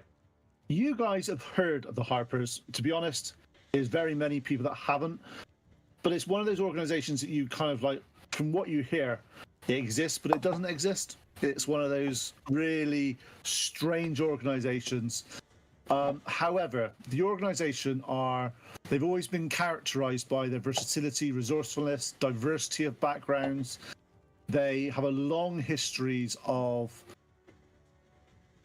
using their influence to guide Furun and the political landscape of Furun in a positive way. They've never been used as a negative. They're very much keep out of the light, but guide from the shadows. But they've always done it in the way that has given the most benefit to the normal sort of people of Furun. So they're very well regarded, and the fact that you've got this as a note from them shows that you're on that right path for them to want to help you. They want to help us. I'm excited. Yeah. Knowing They're what I like know, the- this is great. Instead of the CIA, they're like the CIA. You know, they're Yeah, yes.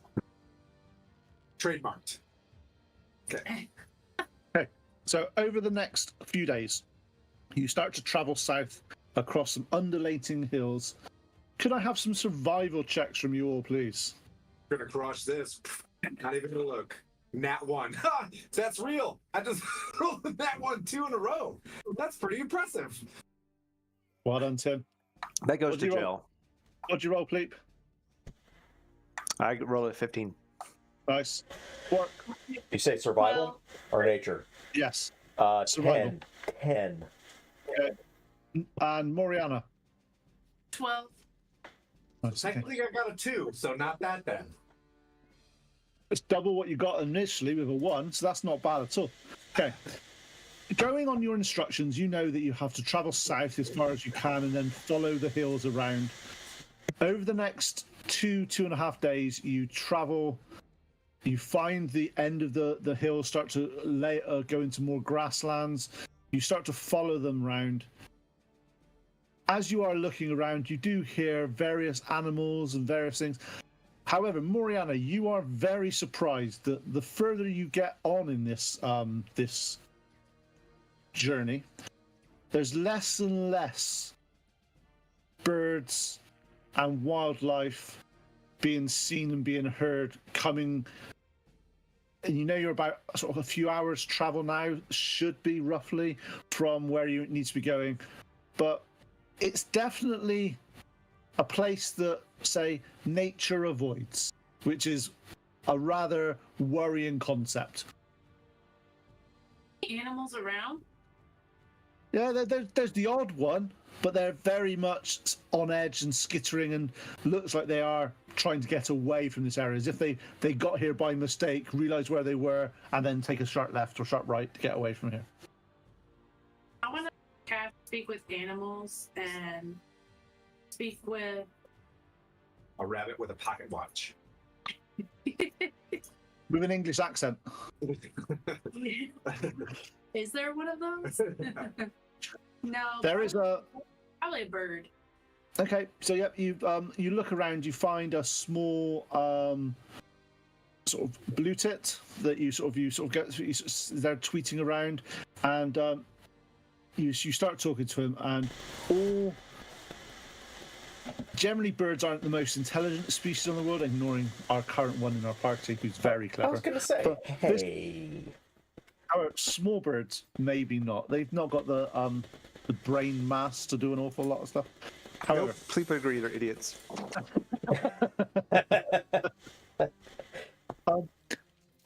and all you hear is the ground's not natural there. It shudders. We don't like it. So, and then he scurries away. Okay. I tell the party what the bird said. Not sure what to make of this, but apparently the ground shakes, and that's why the animals don't like the area. I think my Tim lore is stronger in this area than regular Tim lore. Which Tim are you talking about? Real Tim or Real 10 Tim? Real Tim likes the earth shaky lore in this area. Well, let's keep walking in that direction. I don't know why, but it sounds like an amazing idea to be written in the annals of history. Ground shaking sounds exactly what Noynek and the Revengers need to, go investigate. We should investigate. Okay. So as you start to approach, Morgan's Mound is a burial site situated in the vast mystical landscape of Forgotten Realms. One key thing of this element is it's on top of a mound that is shaped as if it's some type of futurist or prehistoric beast of some kind. It starts as a tail, goes round, as it gets wider, and then comes in at the end as a head. However, the lines all the way down its back are of stone. They've been carved.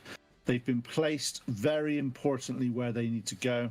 Looking at it from above, Pleep, because you're flying around, so you can see like the shape of this creature, but it's just a mound. But you know, looking at it, the stones are stone. They're not made of bone. They're not made of anything. They are of. You know that they are monoliths or menhirs or however you want to describe them. They are carved stones of some kind, but you can see where they've been placed as if to mimic the backbone of a creature. Moriana wants to investigate like the earth beneath her. She's gonna put her hand on the ground and kind of look at the dirt. Yep. Okay. Give me a nature check.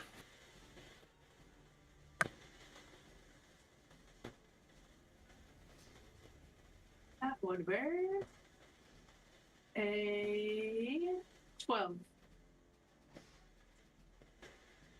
As you start to look around the earth, and you start to proficiency. So oh, No, that's it. That adds your proficiency. It does it? Yep. Okay, so it's 12. okay.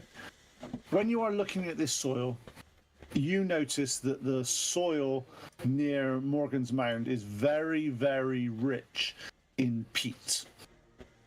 If you start to look at it a bit more, you start to pull it up. Oh, I bet it is. I bet it is. It's full of peat. It's extremely. You're on the edge of the wetlands going into the meandering hills. This looks like, and as you start to look at it, you recognize this material, that it's lots and lots and lots of creatures over thousands of years ago must have died here at this sort of area, and it's formed into sort of a PT type compost. You know that people have used this in the past, where they cut it and they'll dry it out and use it to heat their homes, to do various things. It's a really good resource, but it's, looking at it, it's damp, it's slightly spongy underfoot, but you know that this would have taken thousands of years to form here, so it's not a new sort of it's definitely been around for a long time here, and the ground is definitely, this is extremely fertile soil, and you could use this for lots of things if you manage to take it away from here. But it looks like it's been here for the mound is here, been here for probably a good couple of thousand years. So it's been here for a long time. Okay. Excavation sites? That's what we heard. Yep. As you approach, you get a bit closer. I'm just going to drop a little map in, so you can put this in our little chat for things, and you can put it on the stream if you want. Yeah. I hope that's in reference to my shiny chainmail. Because indeed. What's in reference to your shiny plate, your chainmail? Chat. Is this going in the maps or what? I'll just put it in our group one, then someone can pick it up.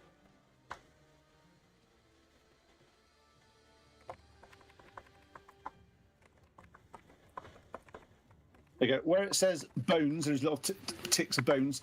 They actually aren't bones. They are actually sort of the stones. So, but as you look down from this, you can see where the head would be. You can see the link of all the various stones.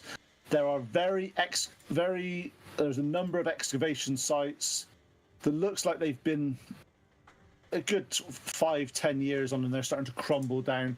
You can see where they had problems, especially Moriana, now that you've seen what this type of earth is like. Trying to tunnel, trying to excavate in a peat type situation is quite dangerous. It has a habit of falling in on itself. It's also quite marshy, so the more you dig down, it starts to fill up with water. So it's one of those things. You couldn't think of a more or a less ideal place that you would want to excavate. Right. Okay.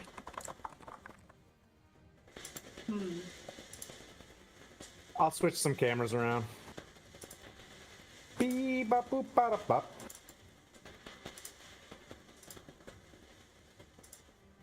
Are we looking for items? That's why we're here. Artifacts.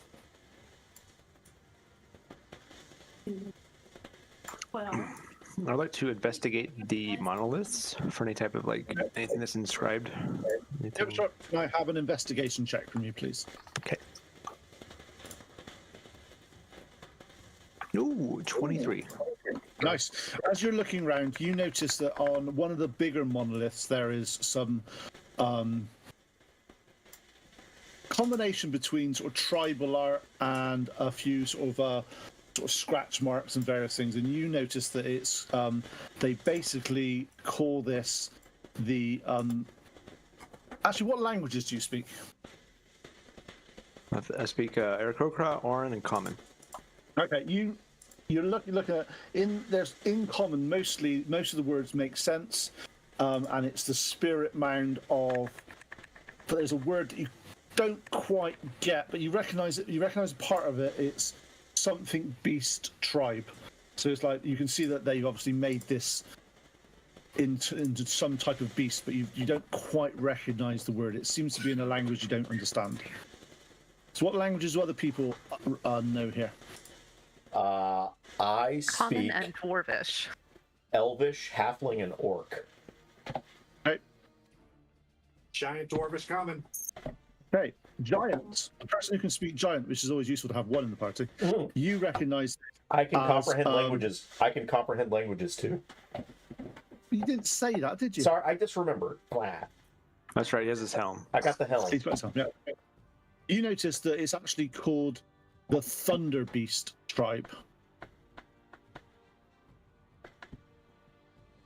Well, that would explain some ground shaking. Orc and I at the same time go, Thunder Beast tribe! Oops. Sorry, I was trying to get the map into the map. The map into the map. Oh, very nice. Well done, sir.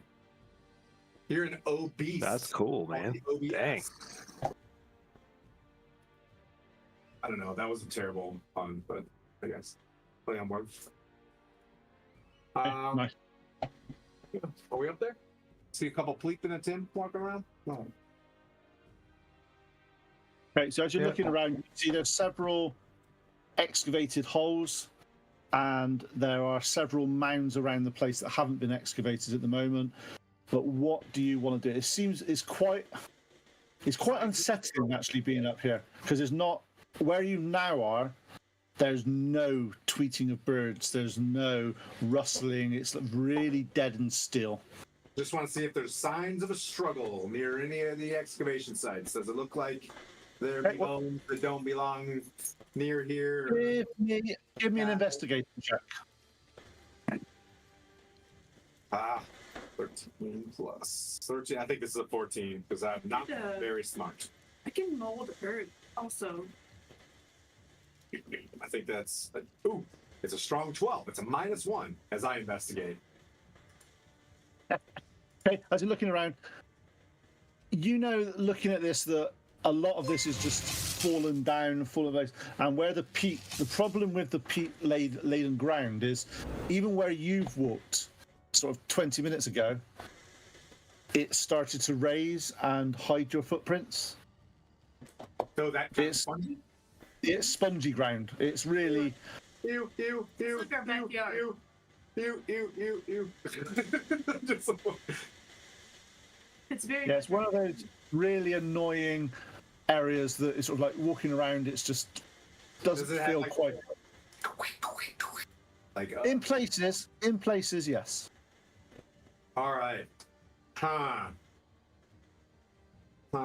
And And I'm more just like yelling this across, you know, the excavation site because it's real quiet. Is it quiet? Is it like? Oh, it's dead. You could hear if a Yeah. pin could drop and actually make a noise on the ground, you'd hear it. Place for a trap because it's rough terrain everywhere. You know what I mean? So let's make sure we spread out as much as possible. Just kidding. Let's get back together and work together here real quick. I want to hover 5 feet in the air, like flap wings. Just be like 5 feet in the air, not touching the ground. I've got 20. Decide. Just kidding.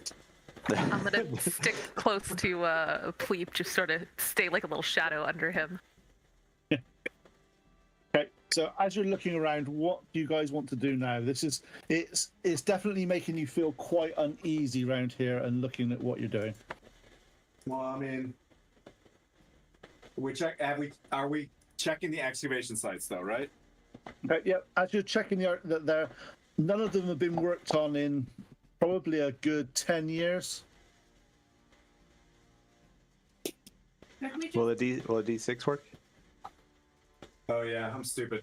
Thanks, pal. I was just trying to help.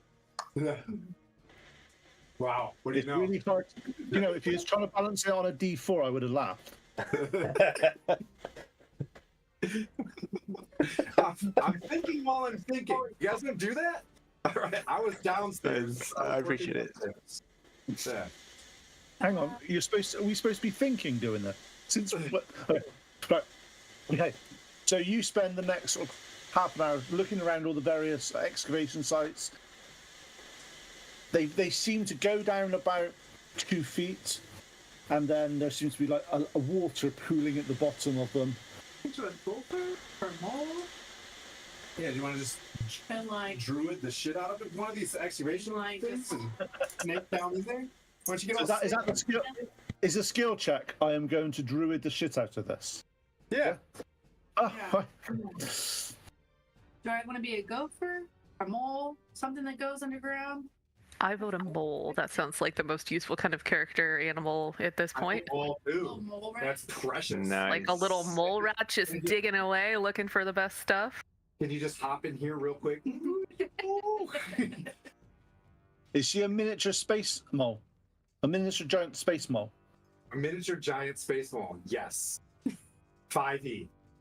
If anybody gets what that reference is, it's fine. If you don't, it's not a problem. I'm sure that is going to be a character class soon. I don't. You know, No, not fix any of the. In Forgotten Realms, there is a very famous adventurer called Misk, and he has a hamster called Boo, and Boo is a miniature giant space hamster.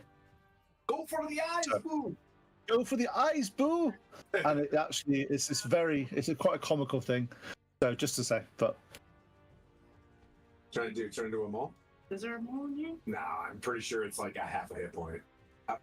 Probably. Are we Is that what are we splitting hairs over a mole's stats? no. Okay, yeah. All right. If I'll just I'll use rat stats if that happens. Yep. Right. Okay, so you turn into a mole. You go in. You start digging around. Could I have? Let me just go. Have a survival check from you, please. Oh no, that's not good. You're doing good on these 12s. That's because we're average. It's gotta be higher than a 12! It's gotta be higher than a 12! I yell across like everybody really like Bardic inspiration. What did you get, Moriana? 12. Is that actually a roll of a 12, or is it 12 including all your multipliers? Oh, scary. That's a whole roll. Okay, just check. Okay, you spend the next sort of 10 minutes burrowing around, trying to see things. You get into the point where it's quite hard going because you have to dig down. After a certain point, it starts getting waterlogged, and you've got to hold your breath. And you're quite small, but you're young. You don't need much breath, but you're digging down. You're going through things. After a few hours of doing this in different areas and different places, you manage to you find a small. Give me 2 seconds. A +2 shield of holy avengerness. No. Oh, 5e. as you go down, you come out, and you manage to find a small vial. As you sort of manage to bring it up, and it's you find a potion of healing.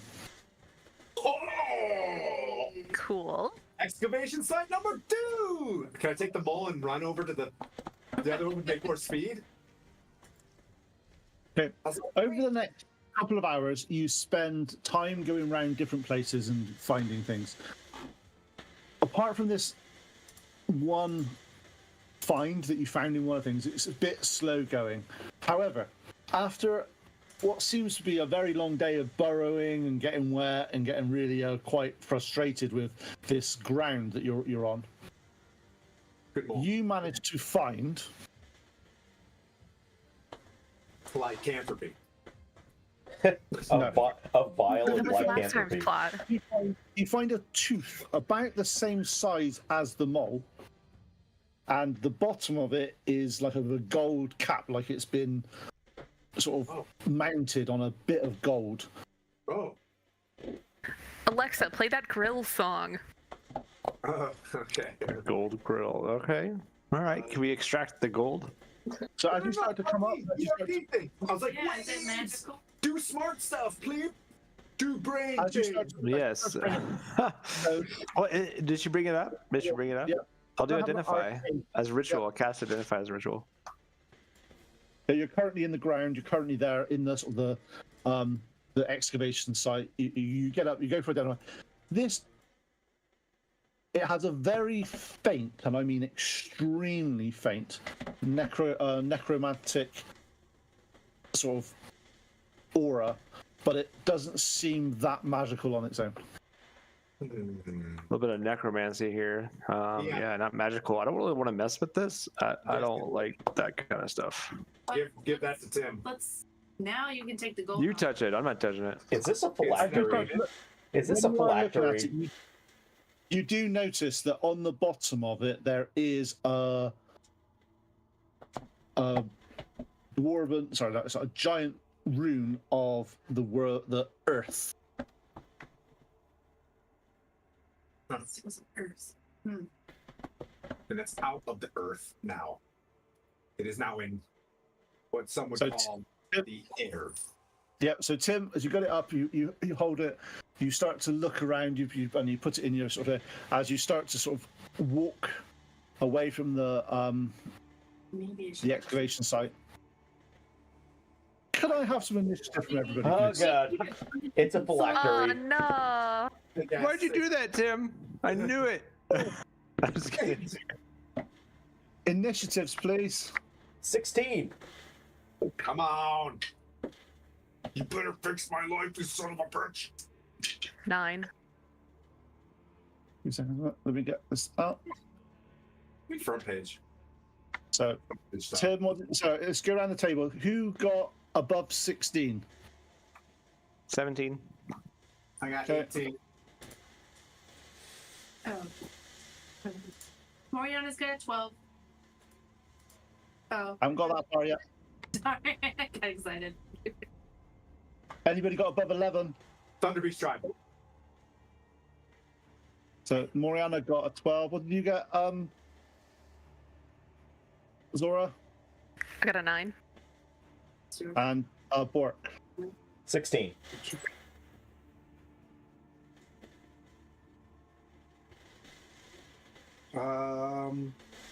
Where would you like us? What kind of terrain would you like us on? Where is this happening? Well, where you are now, that's perfectly acceptable. Oh, all spread out? Hard pass. It's always your choice. You can be. Do my normal human. Yeah. Do you want? Because obviously, for this, you were looking at the tooth.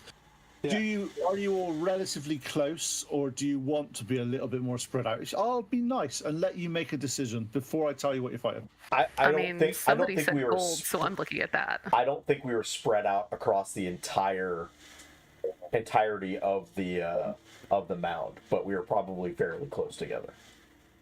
Right, cool. Yeah, I'd say that's accurate. Fairly close, not too far away. We'll start back here. Pete, is that okay? Can we be back on where we on this end? Go to Can you switch monitor? It just makes it easier for cameras. Yep. As soon as I see it set, I'll switch it over. Yep. We'll say this was the excavation site, like right here, this stuff.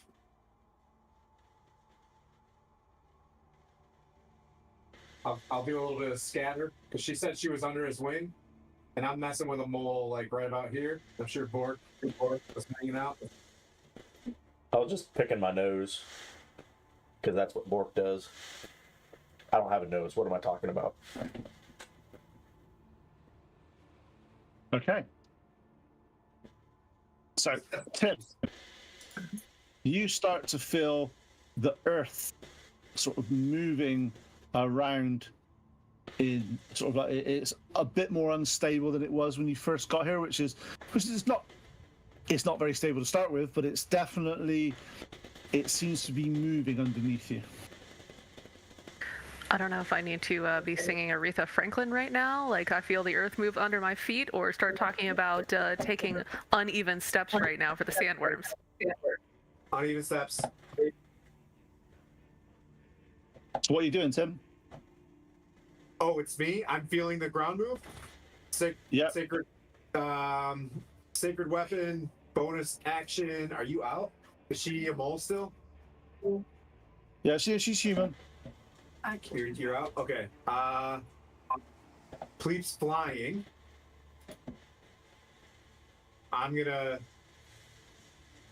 It's coming underneath me. Well, you're feeling the ground moving. You don't know what it is or if there is anything. The ground is just moving. I feel like I rolled initiative, so yeah, I'm gonna go Sacred Weapon, Shields of Faith, and tell Pleep to take to the skies, bro! To me, Zora! And now I'm I'm gonna meta this thing. I'm Shields of Faithing Zora. Like, take that! You now have a Palabarian. Is that plus to AC? +2. All right, so +2 for that, and then +2 for my wedding. Yep. Baller. Wedding's nearly quite a long time ago now. That's nearly gone. I thought... Nearly, but not quite. With all due respect, Mr. Barrister, if I thought that was a rolling thing that until they tell me not to, I'm just going to keep marrying them. You've not tried it yet? Every morning I remarry them. Wake up, have a ceremony over breakfast. I mean, we had a whole ring exchange like just a few days ago. Pleep, what are you doing? You feel the ground. You actually know you're 5 foot above the ground, so you're looking down on it, and it doesn't look any different to you. But I would see their commotion, right? Like as past your perception. You see Tim saying the ground's moving a little bit, but from where you are, to be honest, the ground's not moving as much. Your thing is fine. Don't listen to the guy in the blue shirt. Take to the sky. So I'm gonna go a bit higher. I'm gonna go about 25 feet in the air. All right, go. This time, and then I'm going to cast Mirror Image. Nice. Okay. Sorry, Tim. Nope, it's cool.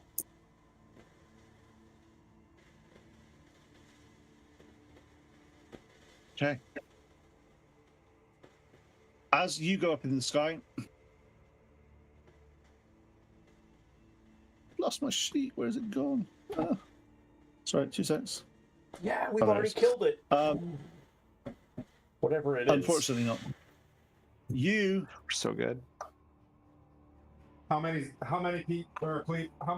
mirrors? just one for now.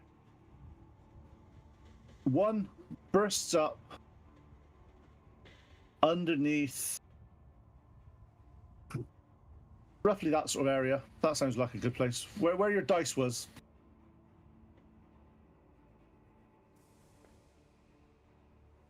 What you see bursting out of the ground and coming 15 feet into the air is what can only be described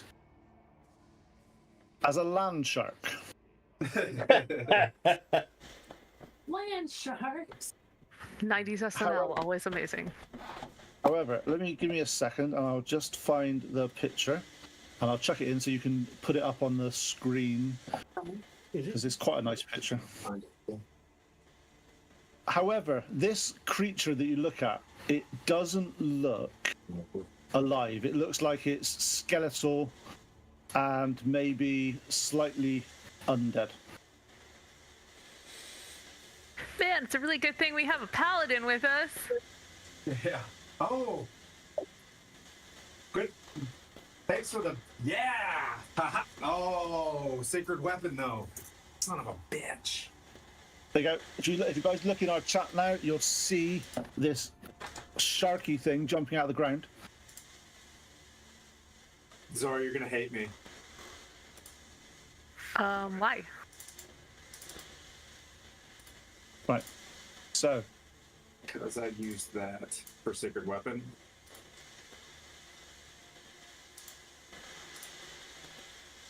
I used that charge just now for my shiny sword. Next time we fight the undead, though, we're really gonna give it to him. so the people that's on the ground next to that nice little land shark at the moment is Moriana and Timmy. Zora and I thought Timmy was behind the rock. Yeah, behind the Brock. Should be. What's who's the, more? This is so more, who's? Yep. and that is Zora. Okay, cool. So first of all, this creature bursts out of the ground, turns around, and tries to bite Moriana as it goes back into the ground. Moriana, can you give me a strength or dexterity saving throw? Your choice.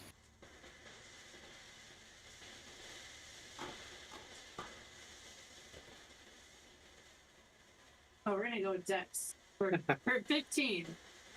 Okay.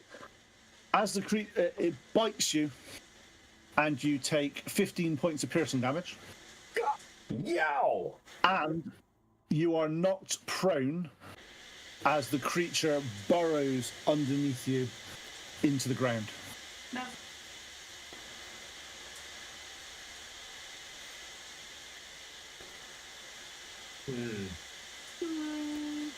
Is this rock? Can I have some, Does can the I have rock- some perception? Can I have some perception checks from you as well, please? From everyone. 13. 15. 12. that is a 12 for Pleep and Zora. Yes. Okay. 25 for Moriana. Moriana, you notice that as it was coming down, and your life may have flashed between your eyes slightly as it was coming down to attack you, you noticed that there was lightning sort of seemed to be charging up over its body. Oh, great. George? Watch out for the lightning! Oh, balls. If only somebody didn't have metal armor on, eh? God. Oh, boy. Thank goodness I gave you a leather ring, man. Alright, My wedding ring is OSHA compliant. What does that Okay. mean? Okay, so Bork, it's your turn. You've seen this shark burst out of the ground, turn around, hit Moriana, and go burrowing in the ground underneath her. I'm gonna run up to Moriana and drag her away from that spot as far as I can. Okay.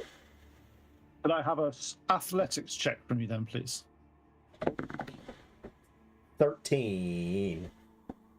Yep, you managed to sort of pull Moriana, you managed to drag her away from the hole that's been made from this ground. As you look down in the ground, as you're pulling her up, you see a tail sort of disappear and slowly start to fill up with water.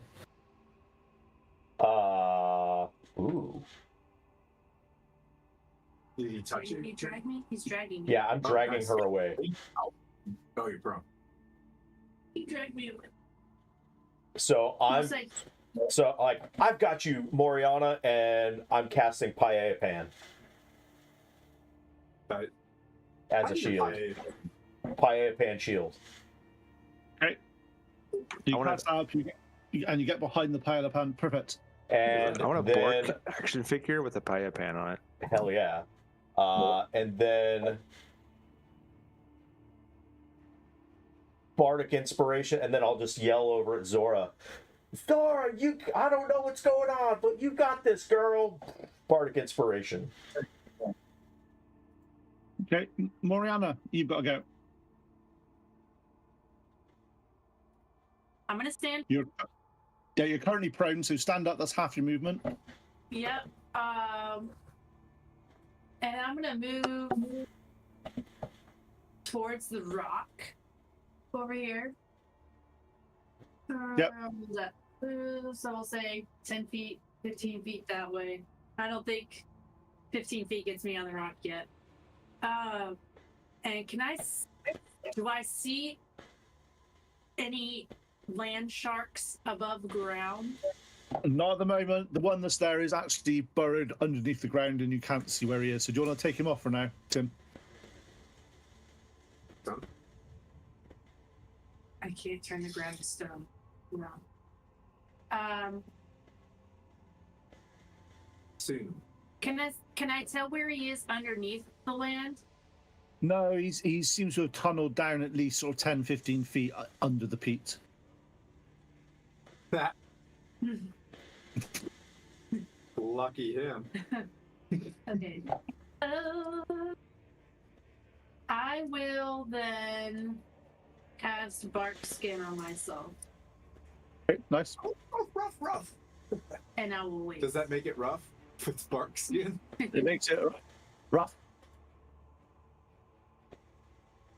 Okay. At this point, another creature bursts out of the ground next to Zora, flies sort of 15 feet in the air, turns round, and as it's there, a little bit of lightning seems to come off its tail and go towards the hole as if it's attracted to the other belay. As it goes down, it tries to hit Zora. Can I have your choice of a strength or dexterity saving throw? I think I have an understanding of which one you'll go for. Oh, I think it's going to be strength, sir. I'm reasonably sure of that as well, yeah. 23. Okay, nice. As he comes up, he's coming down. You manage to get your arm up in a way and sort of you basically smack it as it hits the and instead of burrowing and hitting you, it sort of falls off and it's next to you, as if it's not been able to sort of get away this turn. Can I take an attack of opportunity and swing for the fences on him? No, it's actually your turn now, though, so you can it's not moved out of your your range. So, but it is your turn now that it is sat next to you. I'm gonna swing for the fences then. But I'm still advantaged. Hold on. Where's the second one? Better. 23. Why are you using advantage? Don't I have inspiration? You could use that you could use your inspiration for it if you wanted to. You also have Sorry, not an advantage. I re-rolled because I got a shit roll the first time. You also have bardic inspiration. You got bardic inspiration. Because I had the bardic inspiration, I have the inspiration for the recap, and I have a party inspiration, so I've got like 3 I can use today. Yeah, as long as you knock off your personal inspiration. You did that. That's fine. Alright, so I used it for that one, so 23 hits. Close enough. That definitely hits. We get the full max. Let's see, 9 plus 5 is 14 damage. Nice. As your action. Your second attack?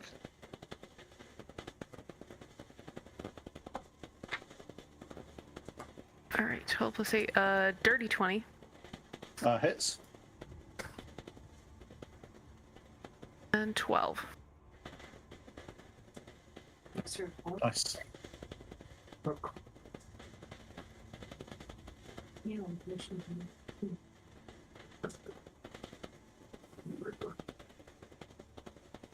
Anything else you're doing this turn? I am also going to rage, since I did not start with that. I should have. See, I'm hoping you forget. You would. I wasn't going to I'm remind you. raged So I was going to just leave it. Very mad. Should be 2. Top of the round. Another belay jumps out of the ground. Oof. This time next to Timothy. Can I have a strength or dexterity saving throw, please, Sir Timothy? Ooh. We'll do strength because that was terrible. That's a 9. And this time. Oh, okay. Take 15 points. Did I go for a sharp ride? Take 15 points of damage Ooh.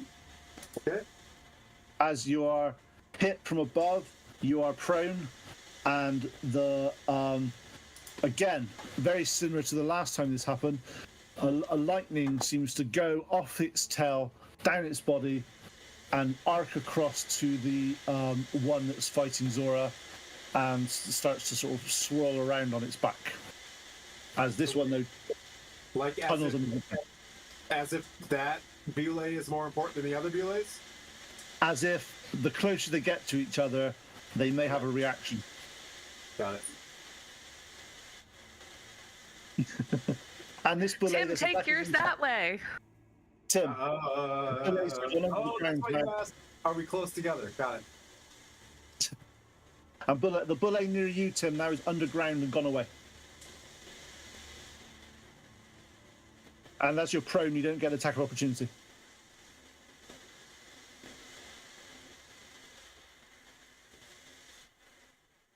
Well, Okay. Tim, and it's your turn. stand up.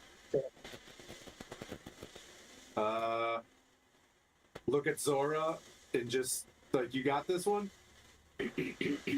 As I step back, I guess we'll try to walk 15 feet up the hill.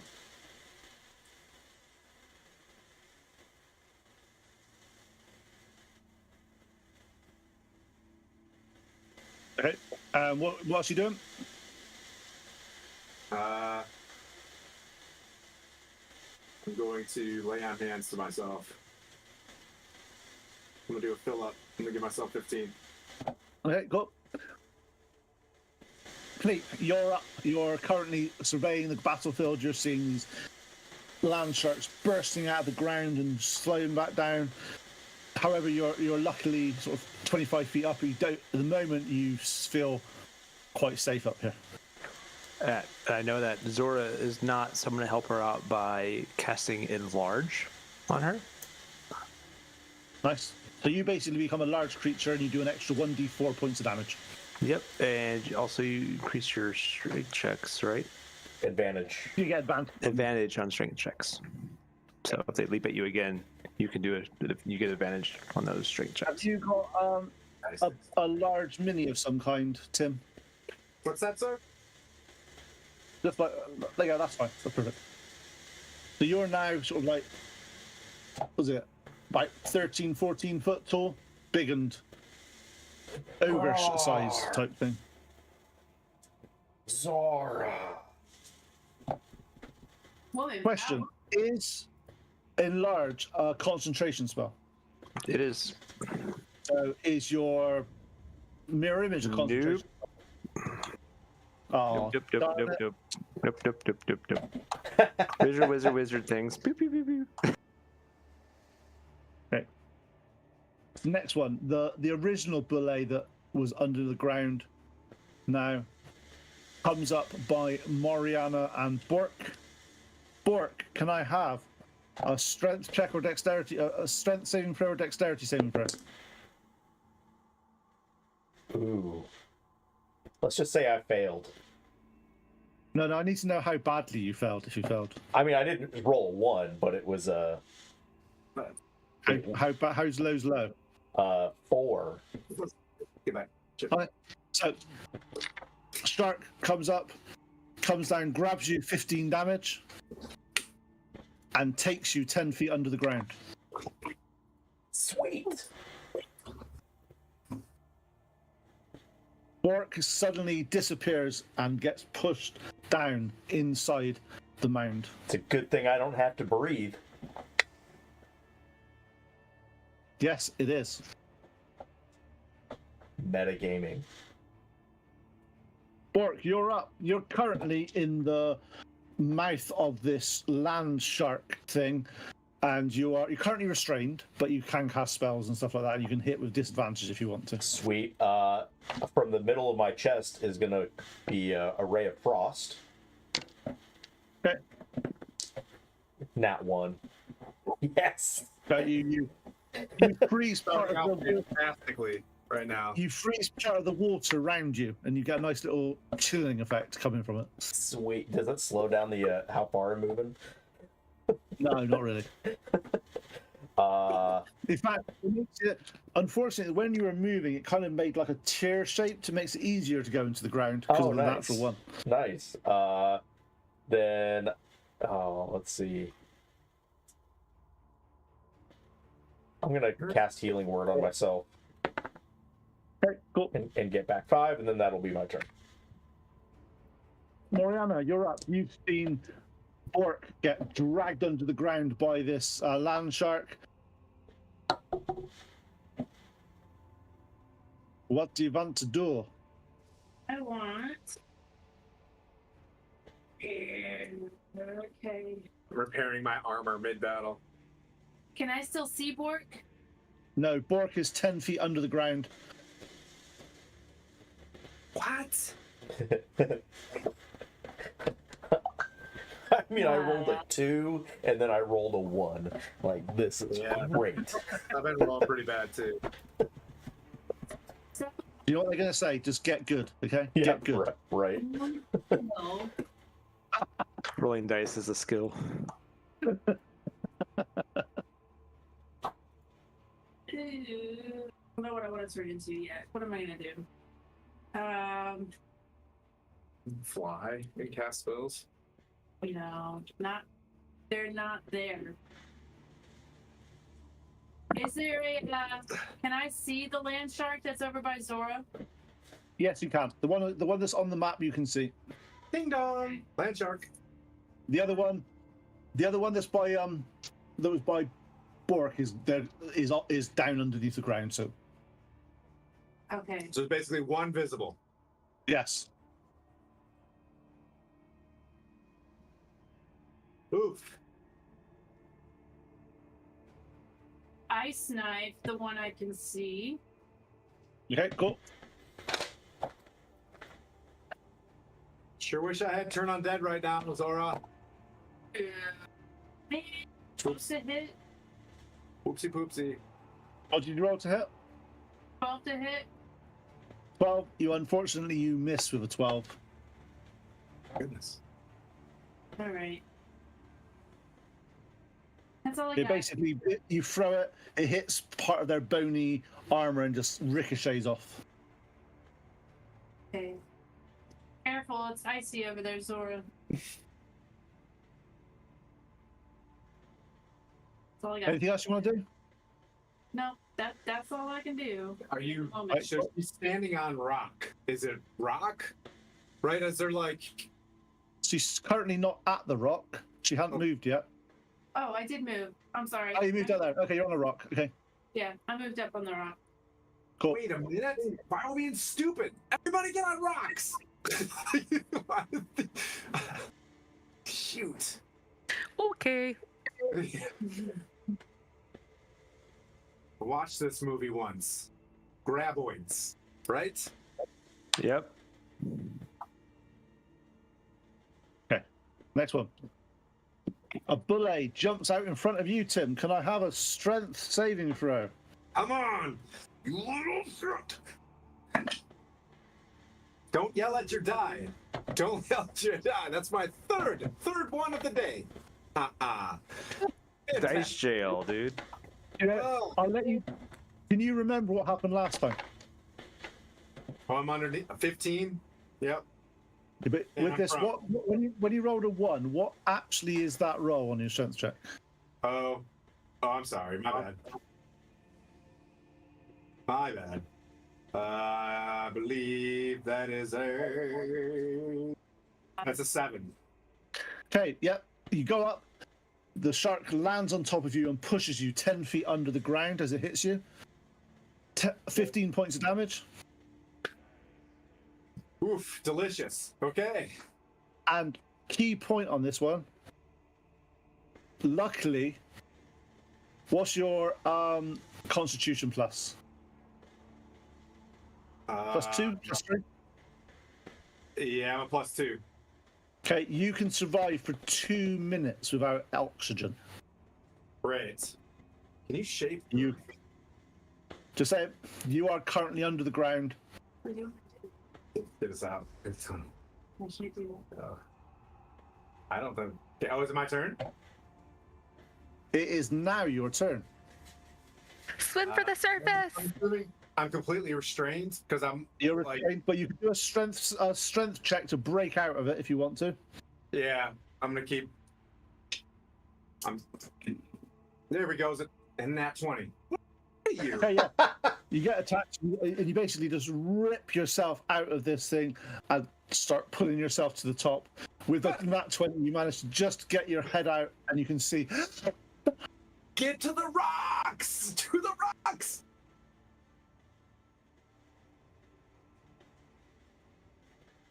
Did we lose Peter? Okay, you have half a movement speed. You got 15 feet. I'm gonna run back towards this rock in the center. 5, 10, and I almost make it. Okay, go. It's always good when you almost make it because it means someone can bite your feet. Right.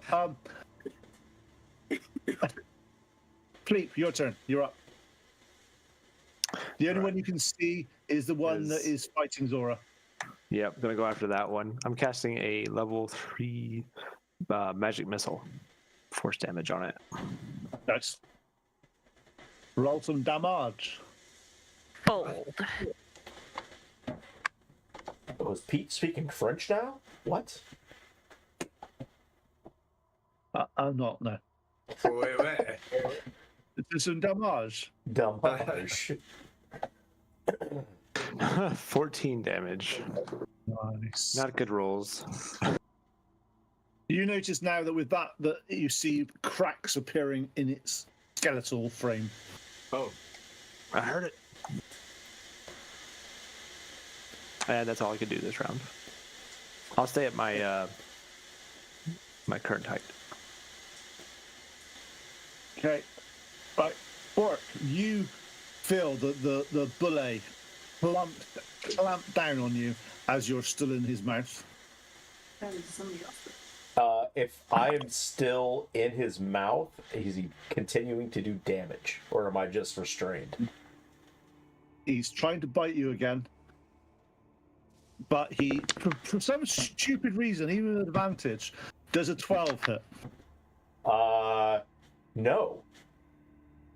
For some reason, he can't get through your armor this time. For some stupid reason. There must be some peats in the way that's stopping it. Well played, sir. I love it! The meta is delicious. Nicely done. There's... Ring it down. Stupid dice. Bork, you're up. I guess I'll do a strength check to get out of it. You're on them. Does a 16 do it? Yes, it actually does. So you manage to break your... You start to pull yourself up. However, you've gone down a little bit more this turn because he was burrowing. So could I have an athletics check from you now just to see if you can get your head out? It's a nat 20. It's 23. Yeah, you managed to pull yourself up and your head's just bobbing out there now. You can see the sky, but you're covered in black, sort of earthy-like material that's a bit swampy and smelly. Bonus action.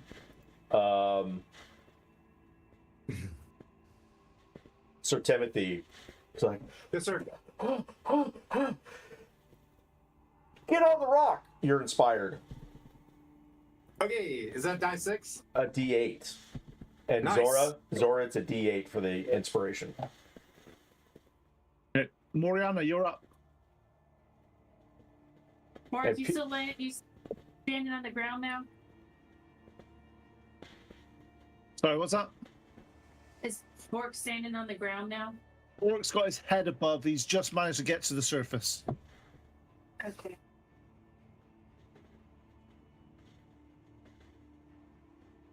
Can Thorn whip him up to you? I don't want to hurt him. I do want to grab him. Is he close enough for me to grab? Yeah, you with it. You could get there, grab him, and drag him back if you roll well. Ooh. All right, let's try it. That's a My Little Pony die. In case you were wondering, there is a version of My Little Pony Dungeons and Dragons. Rolling. What's your strength check or athletics check? It's a. Oh, I'm gonna go with athletics. Nice. All right, it's a 13. Yep. As you get down there, you manage to pull Bork out of the peat and drag him, and you manage to get him back on top of the rocks, and you feel a little bit safer. Is my paella pan still sitting out in the muck? Yeah, it sat there just upside down. If it'd be like a good bird bath or something like that, if it fills out with water. Gotcha. So I'm gonna have to go get that to get my +2 back. Yeah, you maybe have to go across the ground to get it. Yeah. Maybe I can fly over and get it for you. I have a paella pan somewhere. I shall find one. I'm sure you've got a model of that somewhere. Come on. Yeah, That was my app. it's funny. I could make anything, but I choose to make a paella pan. Okay.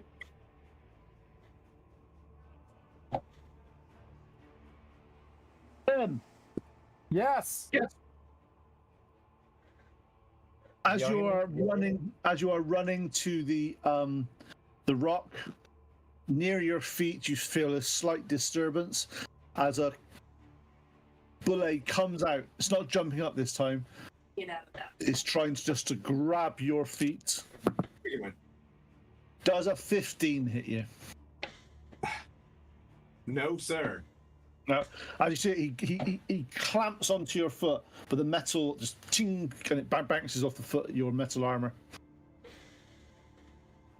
I look skeptically at that one and continue moving. Nora, you're up. All right. I'm gonna swing for this guy that's close to me because hey, that's what I do.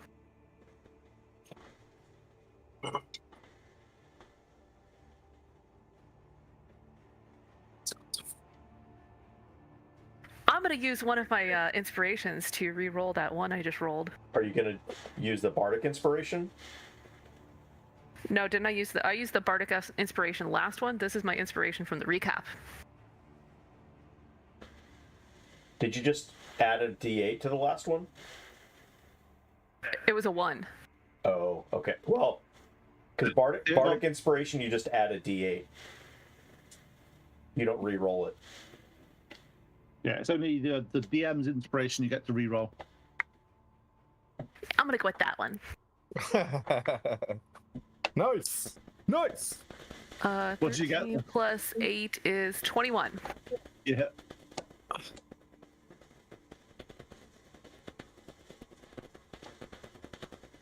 Eight plus 5 is 13. Nice. And your second attack?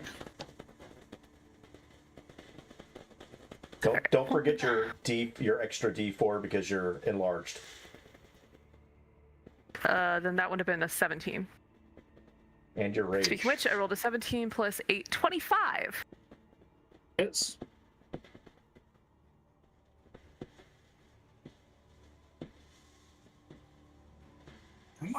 And only 6, and that included my D4. Really? All Does it- 2s. 2s on both the D6s and a 2 on the D4. Yeah, but then you get your plus your strength Your modifier. rage. And rage Oh, modifier. shit, yeah, okay, then plus 5 and plus 2. Sorry, 6 plus 7 is 13.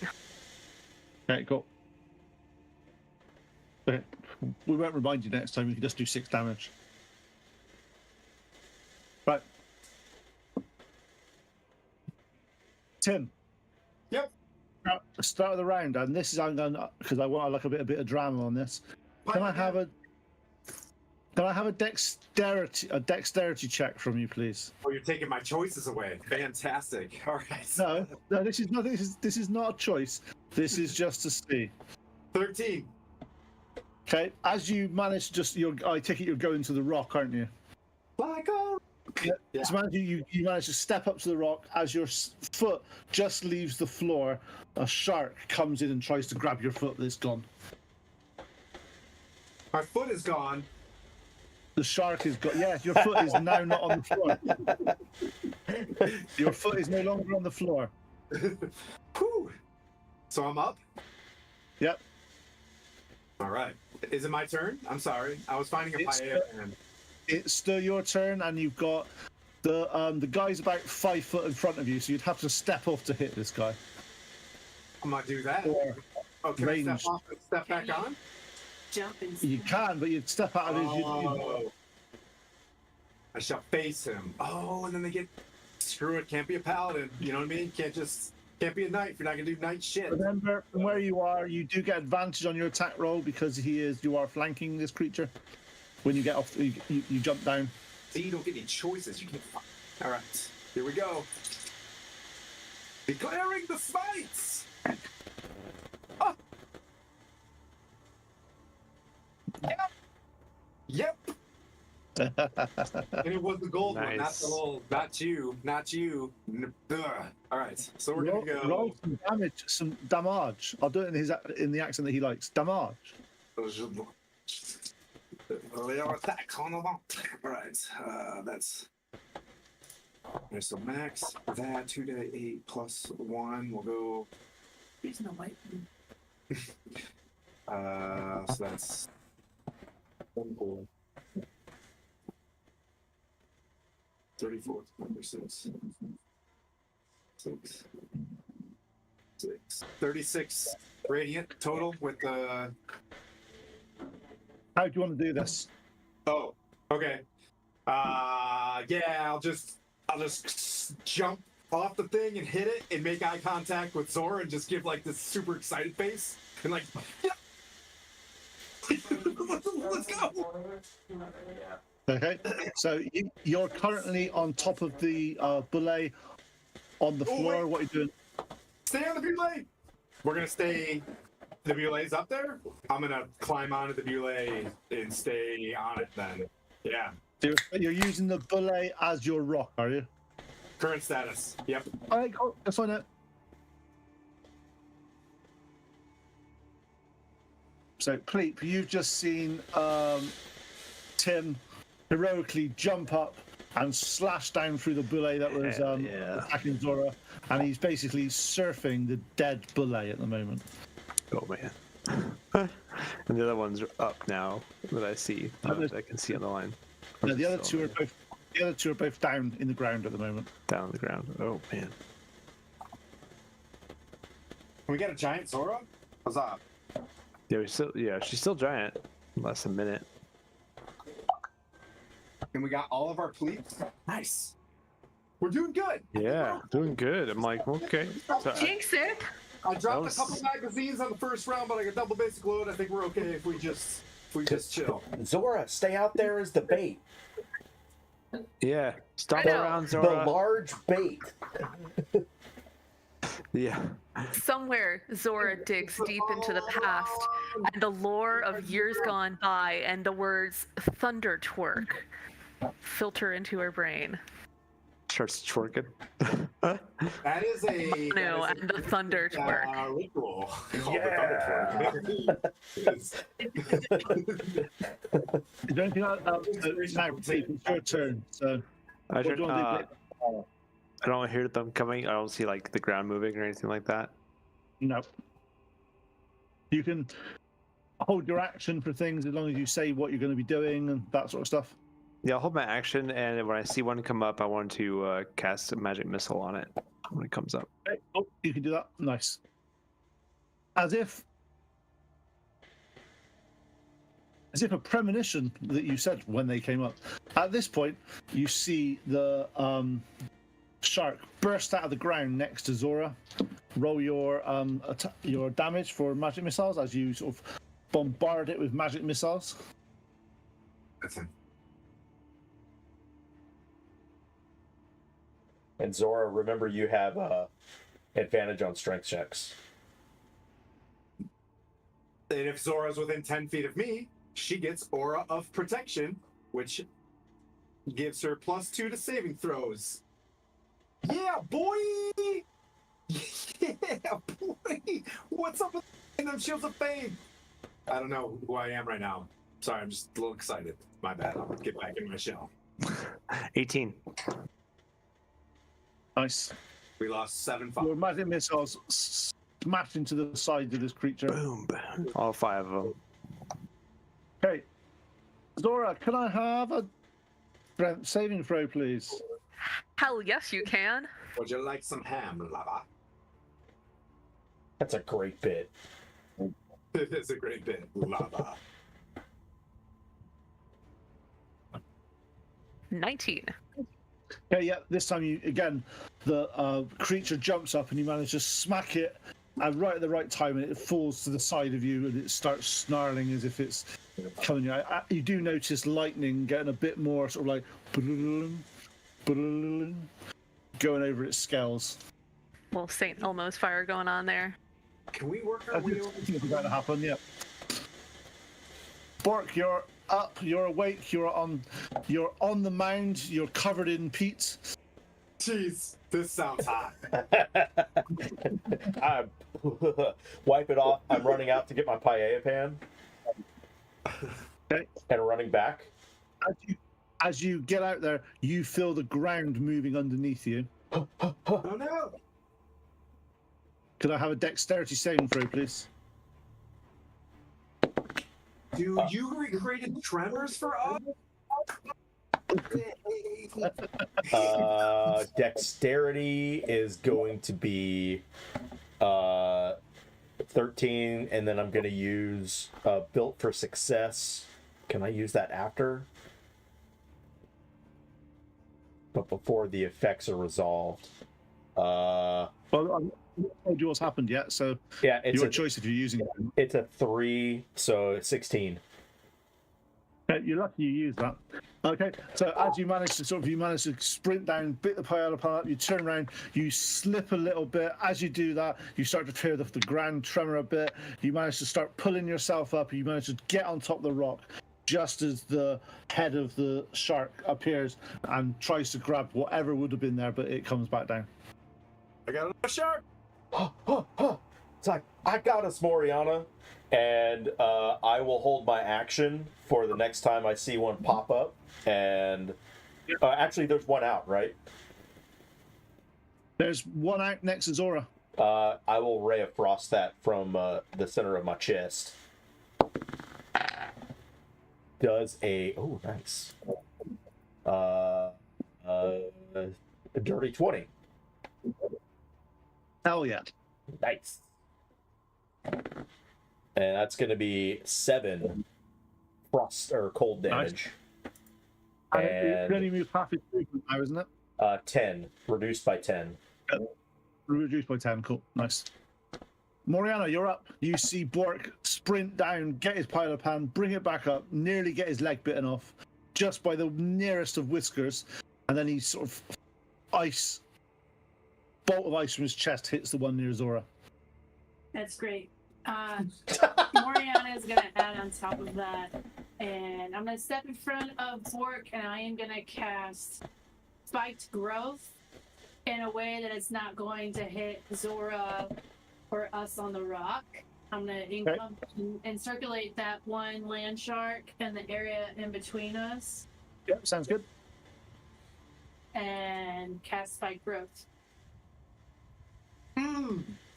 Which is 2d4 damage, piercing damage.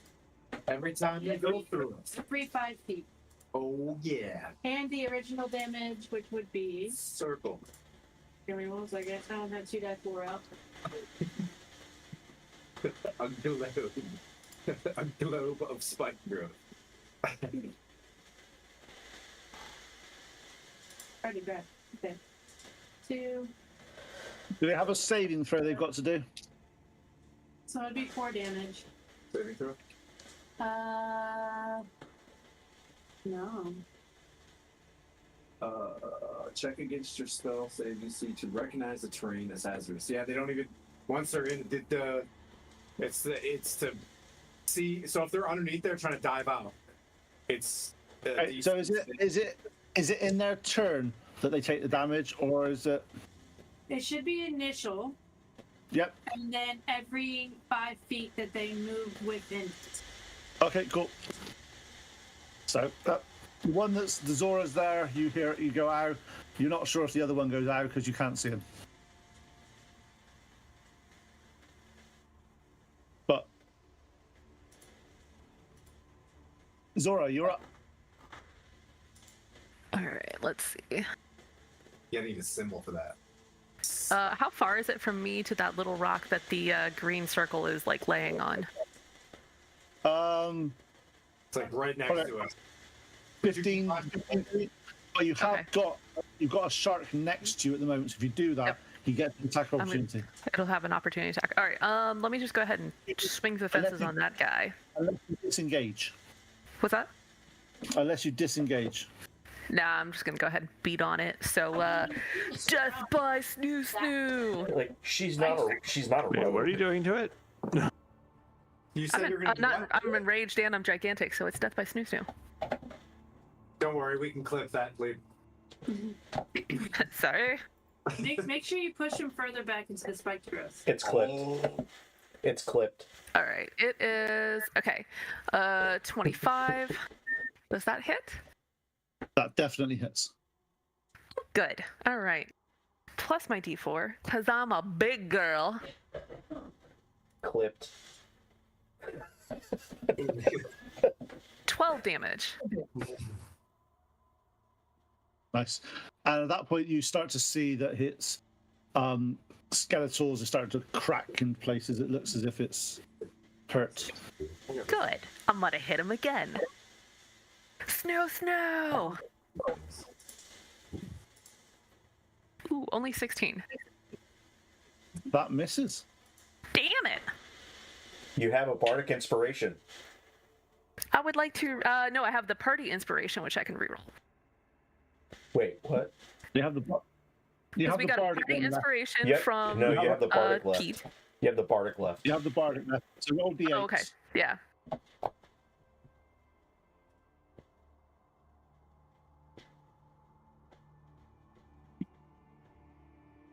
All right, 16 plus 7 is 25. Sorry, 23.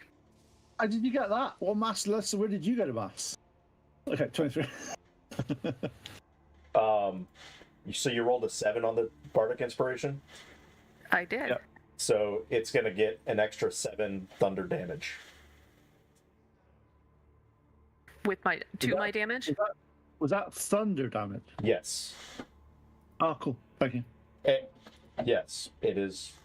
So with my bardic inspirations, you get a motive potential, and when you do an attack roll, it has to make a con save, or it takes extra thunder damage. Ah, Okay. That's it cool. actually passed its con save, which is lucky, really. Okay, But I so wouldn't say one. That's good to what is know. it? I say to the fourth wall. Good to know. Don't use smite on next attack. Copy. Okay, and then it's 8 damage. Nice. Okay. Thank you. And we're good. Okay, top of the round. Another bullet that was down under the ground that was trying to attack Bork bursts out of the ground next to Zora, I'm not. being the only one. It also, as it went through some ground, you see it as it comes out. It's got some spikes attached to it from the growth that has attacked the ground underneath it.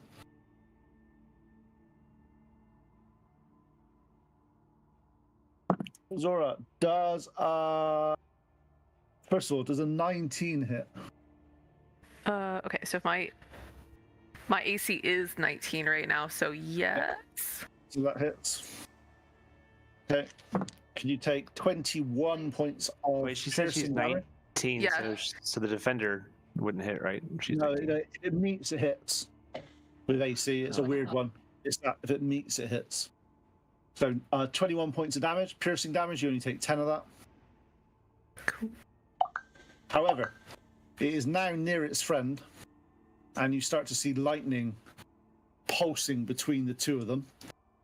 You notice this as a barbarian, and you have danger sense. So can I have a dexterity saving throw with advantage?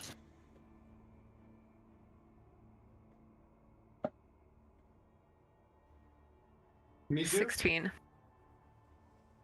No, no. This is just between the two of the two that are there. 16. Okay. You seem to avoid the majority of the brunt of this, but you take 18 lightning damage, So 9. which is 9.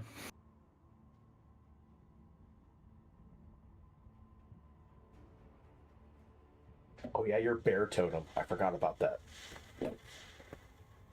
No, she's not bear totem. She's broken totem.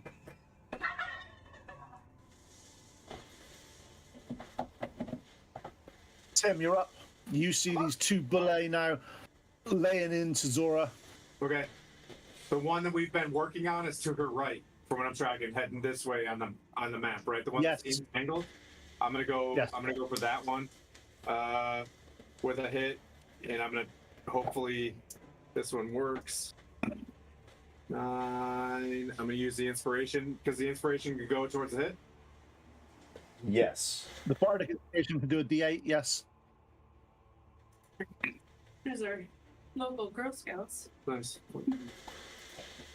15. Okay, 14 plus now 9. Okay, so that's 22 to hit. That hits. And it Okay. needs to make a con And- save as well.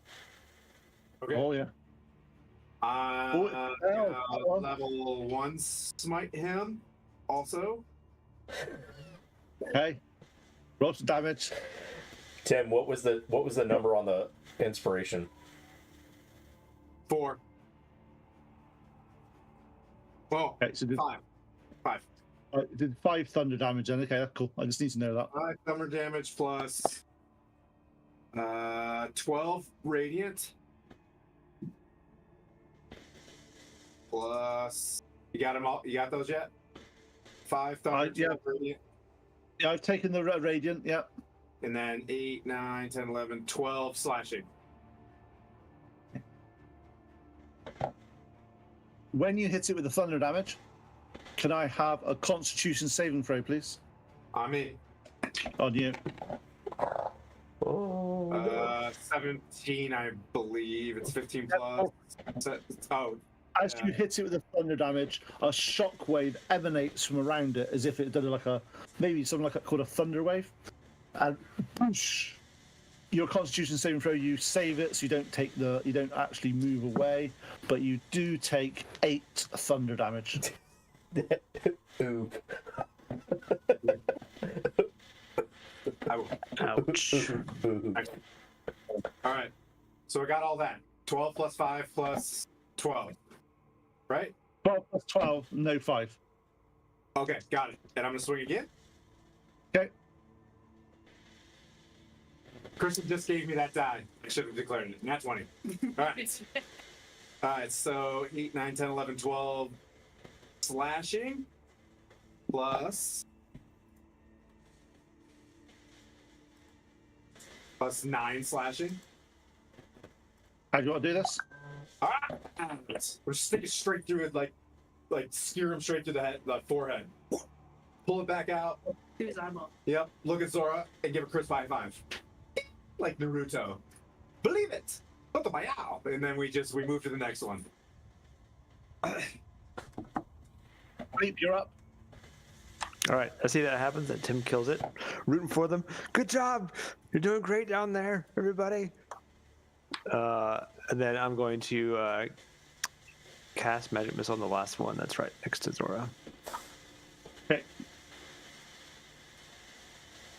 It's a level 1, this one. I also got back onto the Bule pup. Can I do that? Yeah. All right. You can leave Zora to be attacked. Yeah, that's fine. No, fine. I won't do that. Just staying with Zora. We're side by side, dripping blood like. Zora the Explorer. 10 damage on that Damn it, I missed lion that. shark. Blech. As long as Jaeger don't turn up, we're fine, okay? Right. Now. How much damage is that, sorry? It was 10. Nice, okay. Bork, you're up. Yeah, I'm just gonna whisper sweet nothings into its ear and cast Dissonant Whisper. And it needs to make a Wisdom saving throw. 14. It doesn't matter what saving throw you wanted it to make. It failed. Yes. 5d6. Here we go, baby.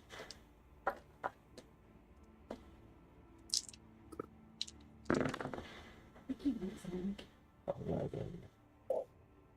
13, 16, 19.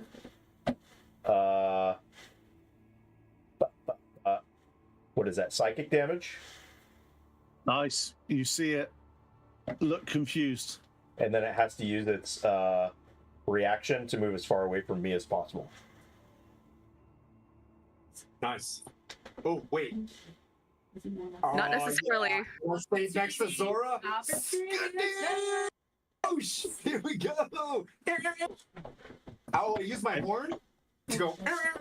And then we're just going to smash. Let's go. Little attack of opportunity. Get an attack opportunity as it runs away.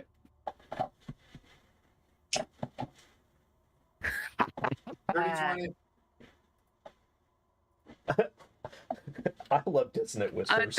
That's 24 snoo, sir. That hits.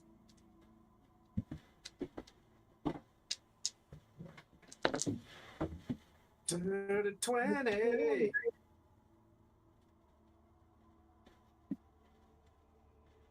Seven, 8, 9, 10 slashing. Nice. 17. We're close. That's a huge Zora. We How just do I do this, Zora? Yes. As its little sharky butt goes running by, I just zip right for the tail and straight on through the thorax. Okay. When you do that, the whole battlefield goes quiet, and you start to see these skeletal boulets start to sink slowly down, as if they're being reclaimed by the peat bog of That's not good. doom. Give him back, Pete. No, let him stay.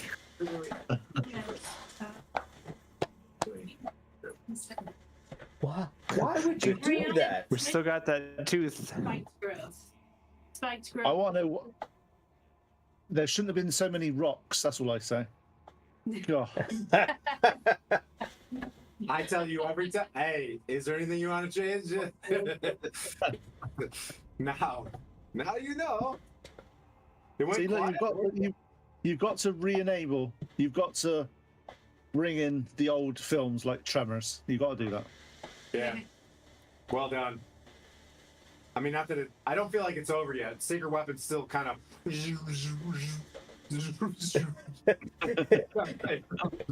Paella Pan is still. Easy. No, you have. At the moment, you spend the next few minutes standing on the rocks, looking around, as if you are rather paranoid about things on the ground for some peculiar reason. I have no idea what. Huh. Can I have some perception check from everybody, please? Don't fail me now. 14. 18, sir. 19. Nice. 12. Bully. 2. Zora goes like this and then like this.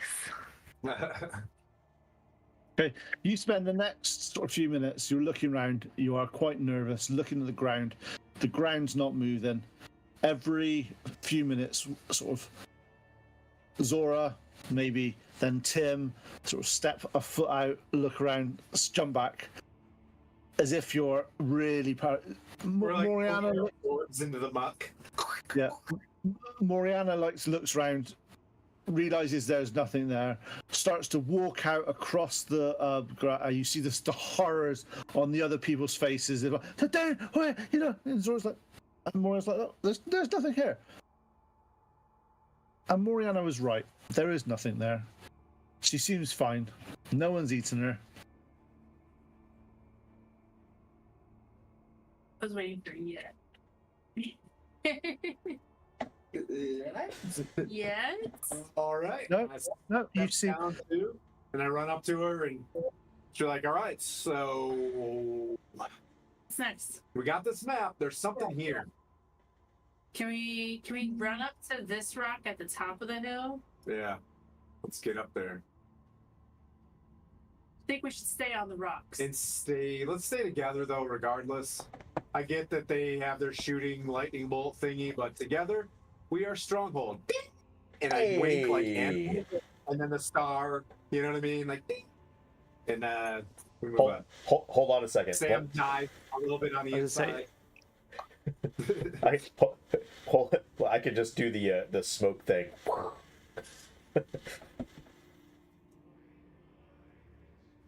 What was that, please? Sorry.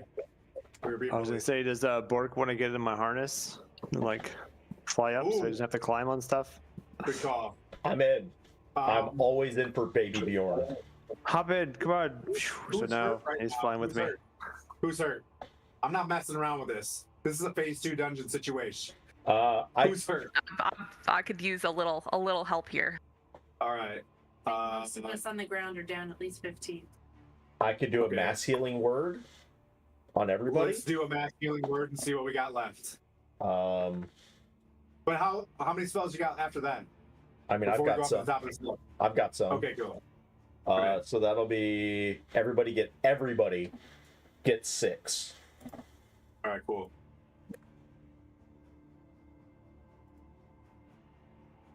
If you know, if you had a cleric could really help you healing. Right. Did we get any If only. Poison, put your laptop. We get some If only cleric could heal, because I don't know what healing is on when I play my cleric. We need to find a cleric and ask him to join the party. You're doing good. I know. We got one. We got one on the way. Borg, Have you're you doing okay. How you doing? Zora, how are you setting? I'm good. I could take a little more. I'm okay. Fantastic. Yep, one sec. I'm gonna split this then. Did I not take? Oh, I gave myself 6 damage. What an idiot. I'll give Zora 10 and me 3. Just to bring someone back to life. Zora, yoink, lay on hands. You got this, bro. Feeling fantastic. Thanks, buddy. I don't know how it works yet. What? Yes, let's do, but we can change. We have the parapet of wound closure. So, and I roll. We got anything else? As you are spending the next sort of few minutes healing yourself, walking to the larger of the outcrops. Can I have a perception check from everybody, please? Instead of that, can I do a divine defense? No. No. That one was not as good. I That like- sucks. I ain't seen nothing. 7. I'd like Nine. to I got a divine- 14. And I would like to detect at least undead, sir. You can do that as an action. This is a passive thing. Oh, okay, fine. We said we got on the rock, right? I said let's go up to the top on the rock. But yeah, up there. Yeah, up there on the rock. But this Can is we as make it we're up there? walking up. This is as we're walking up. This is as you're walking up to the rock. Except Bork and I are flying 11. 25 feet. Oh yeah. Yes. Yep, Thank you, are. Bleep. Baby Can I have Bork. you on the map? 3 of you together, 2 of you flying above, please.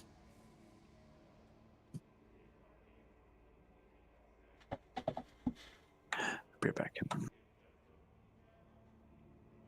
You can't go yet. You're about to die. Oh, sorry. Don't say that, Pete. He's so vicious. Thinking about cutting my beard so that all I have left is this, and then maybe No, this. no, No. no. Why? Why? But why? Why not? It didn't look really The Raz cool. al Why? Ghul? Just But why? Is she still engorged?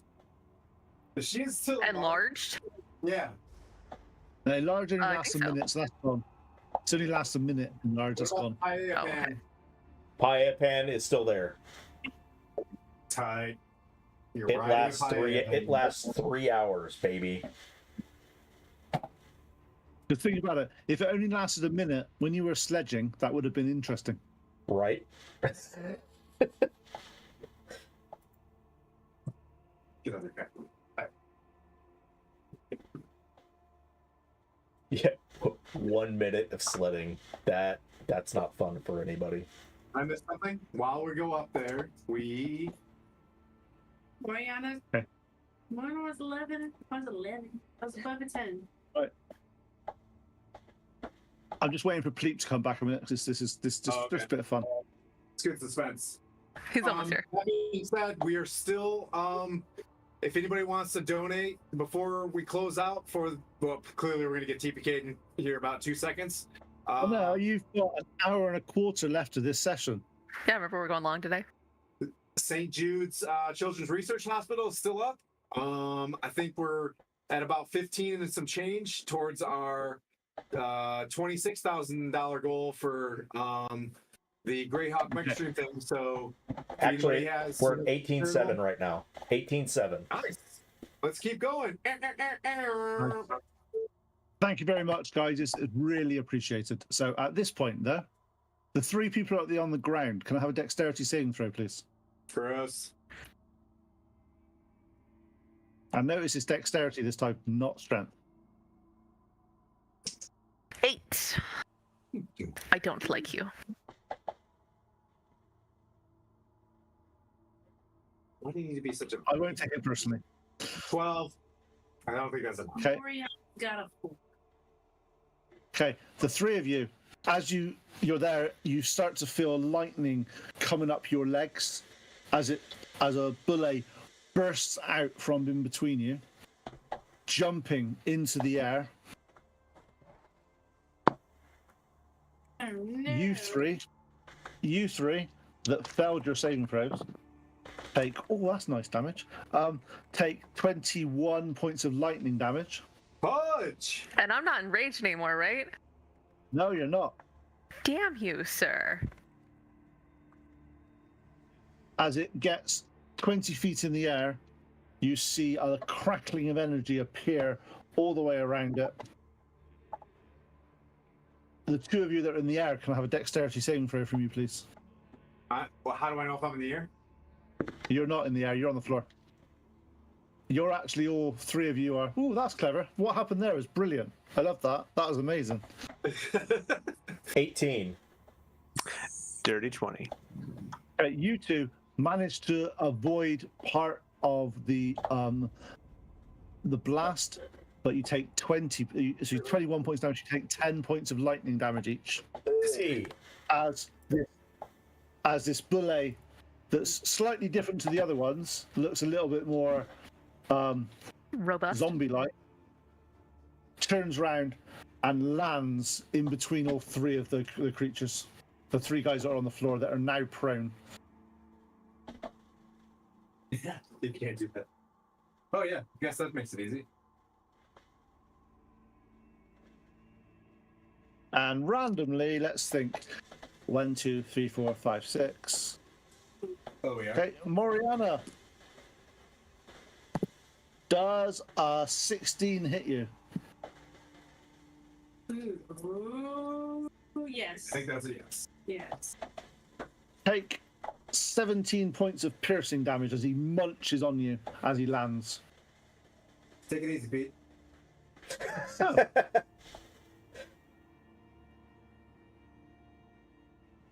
I will keep the same initiative as last time because it's easier because I'm just lazy. Tim, you're up. You're currently prone on the floor and this creature is over top of you. Strangely, the other ones that you saw were very skeletal-like, and this one definitely has flesh attached to it. Okay.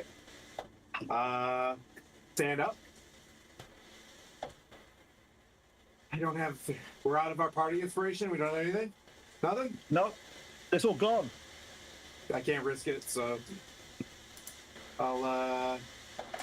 And my sacred weapon's gone too.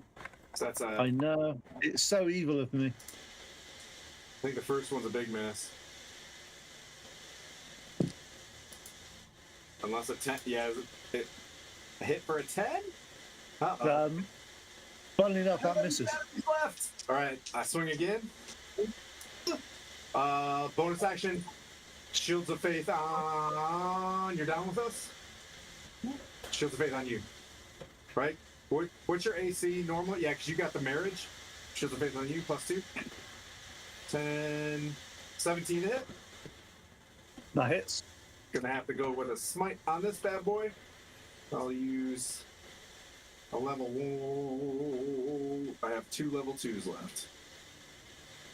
Alright. One's gonna have to be a cure wounds, I believe. I'm gonna go into tank mode after this hit. That's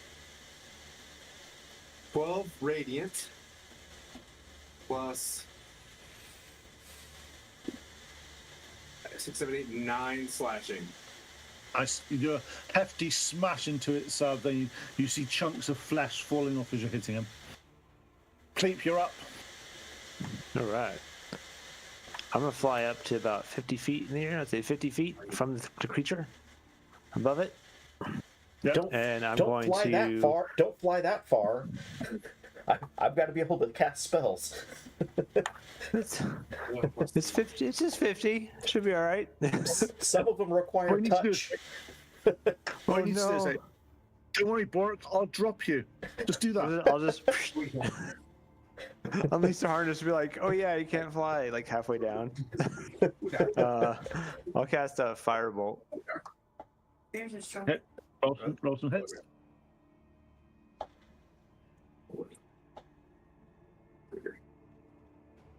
Say 17 hit. All hits. What are you looking on with the other? Nice. You die or pull it? Or go better.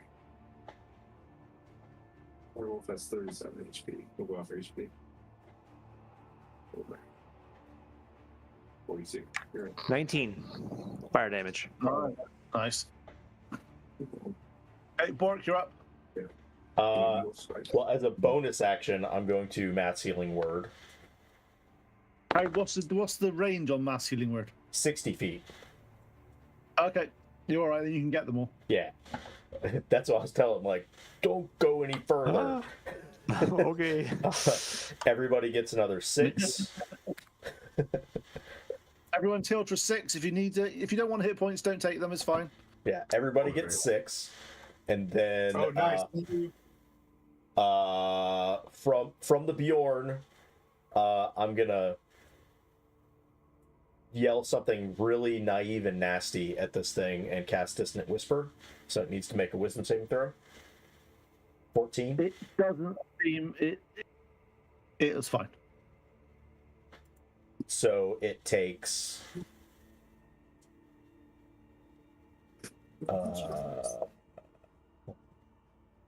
It takes if it fails, takes half as much. We'll just say this is an awesome fight. Okay, cool. It's a great fight. So it takes Just- 15 psychic, or sorry, Hey, 15 on a save. My yeah, God, what are sorry, you half, doing? half of that. So 7.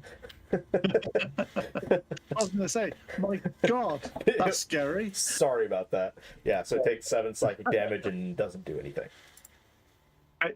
Moriana, you're up. Brianna is going to. Guzzle the.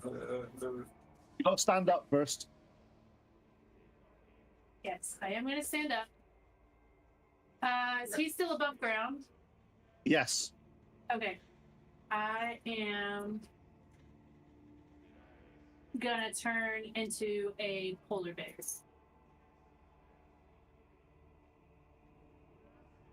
I'm sure you said that just as Tim left, just so he's got to go find a mini. I'm just Go find. Okay, so I'm gonna. Is because you shifted the bonus action, didn't you? yes. Yes. The Right, change. so you got your action now. And then now I have an action. Roar. I'm a bear. Zora, get on the bear! This is gonna be so epic! Does 11 hit? No, it doesn't. Okay, that doesn't hit either. Hey, you see the bear. There we go, bro. Forget about it. Yeah. You see the bear banging into the side of the creature, and the sort of zombie-like flesh just repelling its attacks. Zora, you're up. All right, so I'm the little prone one still. So I guess my first action is to stand up, Good plan. Good plan. and then I'm going to enrage again, Another good plan. which leaves me with one single action left. Well, that's your bonus action, so you now get an action. Okay. You still do 2 attacks. Okay, so 2 attacks, still good.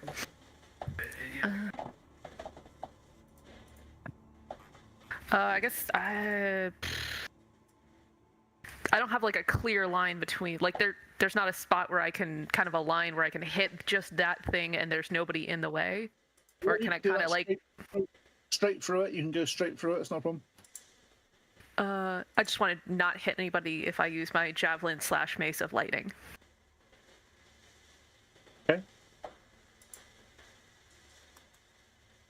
Sorry, making sure I read this first. The aerial photo thingies. This thing. Okay, so with the mace of / javelin of lightning, I'm gonna throw this thing, say the magic word. I'm gonna get the weapon impact, and then I'm gonna do the lightning damage on top of that. Yep. Is that right? Okay, so I'm gonna do that. Go full bear.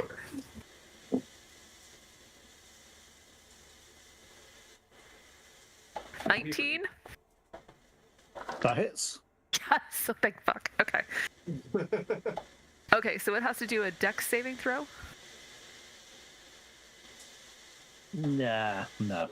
It's not very good at them for some reason. It's this shambling zombie-like creature that doesn't like getting out of the way of. Okay, then it's 4d6 for the lightning damage, and then I'll roll the weapon damage after. Holy shit! What? On What? hit, the target takes damage from the javelin plus 4d6 lightning damage. As soon as I see this, I'm like, keep that. Like, dude. This is probably All going right, to be you're bad. gonna get 18 lightning damage. Or we're going to get 36. Okay. Just find out how much lightning damage is that. Oh, God. We're going to die. It's 18. Okay. Thank you for that. I'll use that in a minute. Right. And then, so that was lightning damage, and then there's the weapon damage, which was 8. Including your rage and all that stuff? Yeah. Okay. You see it take damage. You also see the lightning hit it and start rolling around its body as if it's charging it for something. Hey, I look over at Zora and I give her a wink and be like, sometimes we make mistakes, right? How else are we gonna kill it? I don't know. Even Steven. We got it. Okay. You see it is now the zombie bullets go. You see it, eyes start glazing over as lightning starts charging around its body. I'm glad we're up here, Pleep. I should go higher. Okay. Tim, Zoriana, Tim, Moriana, and Zora, can you take a dexterity saving throw, Zoriana. please? Zoriana. That's a new word. Sorry, saving throw? Dexterity saving throw. Roll D20. Jeez. Plus that. Go ahead to 0. Plus 0. Yeah, say it's 11. That's not 19. Okay, what'd you get? 19. And what'd you get, Zora? Sorry, 19. Moriana. 10. 10. It's a 10. Okay. Okay. The people that got under 15 75 takes lightning. takes 36 lightning. Oh. Oh, So big. And the ones that don't take 18. I'm in saving throws land, my friend. So Sir Timothy just goes, "It's okay, Zora. People make mistakes," and just like falls over, turns into a skeleton, you know, and falls over. You do like a X-ray image of. Oosh, oosh. Okay. She zigged when she should have zugged. It was terrible. Zora, are you dead? No, I'm Tim. still here. Oh, okay, great. Tim, I'm rolling your. I need to have you on screen. He's laying down. I'm right back. I was just switching. Okay. I need to see your face when I roll this dice. I'm rolling your death saving throw for you. Right. Philippe, you're up. Oh my god, I see that happen. I'm just like, oh no. And like kind of look at Bork like, oh, I'm glad we're up here. Should I go higher? No, we're fine.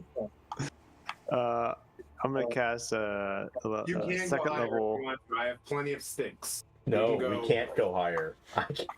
Second where you're level at. magic missile. Can you drop a cure bomb on me? Drop a Bork cure bomb? A cure bomb. Cure bomb. Yes. Attach a rope to my paella pan. Cut him. 16 points of force damage. Oof. Some, Nice. You zap it. It seems at this point you do notice that it starts to see that there's more flesh falling off than it was on the other attack. So you seem I to have damaged. think we're hurting it. Bork, you're up. Use mine. Bonus action, healing word on Sir Timothy. He gets back 7, I'll take it. and then another attempt at a dissonant word or dissonant whisper. So another wisdom saving throw. Yeah, it doesn't seem phase. So that's. So it's going to take another 7. Nice. Psychic. Thanks, Bork. Moriana, you're up. All right, I'm going all out for him. Let's see. All right, that's better. What is it? I go to bite him for 19 to hit. That hits. And then that would be 8, 9, 10, 11, 12, 13. 13 damage with a bite. Nice. He's looking really hurt. And then we're gonna claw him for 14 to hit. How do you want to do this? Yeah.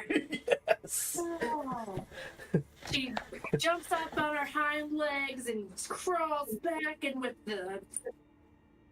and all she has, she goes across his face and smacks him 10 feet back. As the creature falls to the floor, you see again the ground reclaiming itself. However, in this left in the ground is a small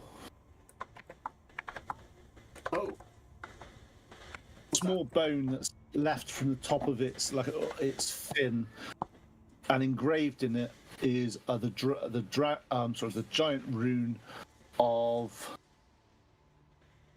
Weirdly, it's called Fear, which I'm not sure why it's here, but it's not magical. It's just so it's got the word Fear on it. However, now the ground is settled, and you're now being in tune of your nature. You are starting to feel that you hear a solitary bird tweet as it's flying across, as if nature is now reclaiming this area. Nice. Oh, good druid, bro. Nice. I'm coughing. Good druid shit. And blood's coming out of my mouth. Great job. Look at Zora. Hey, great fight, you know? Even Steven, bro.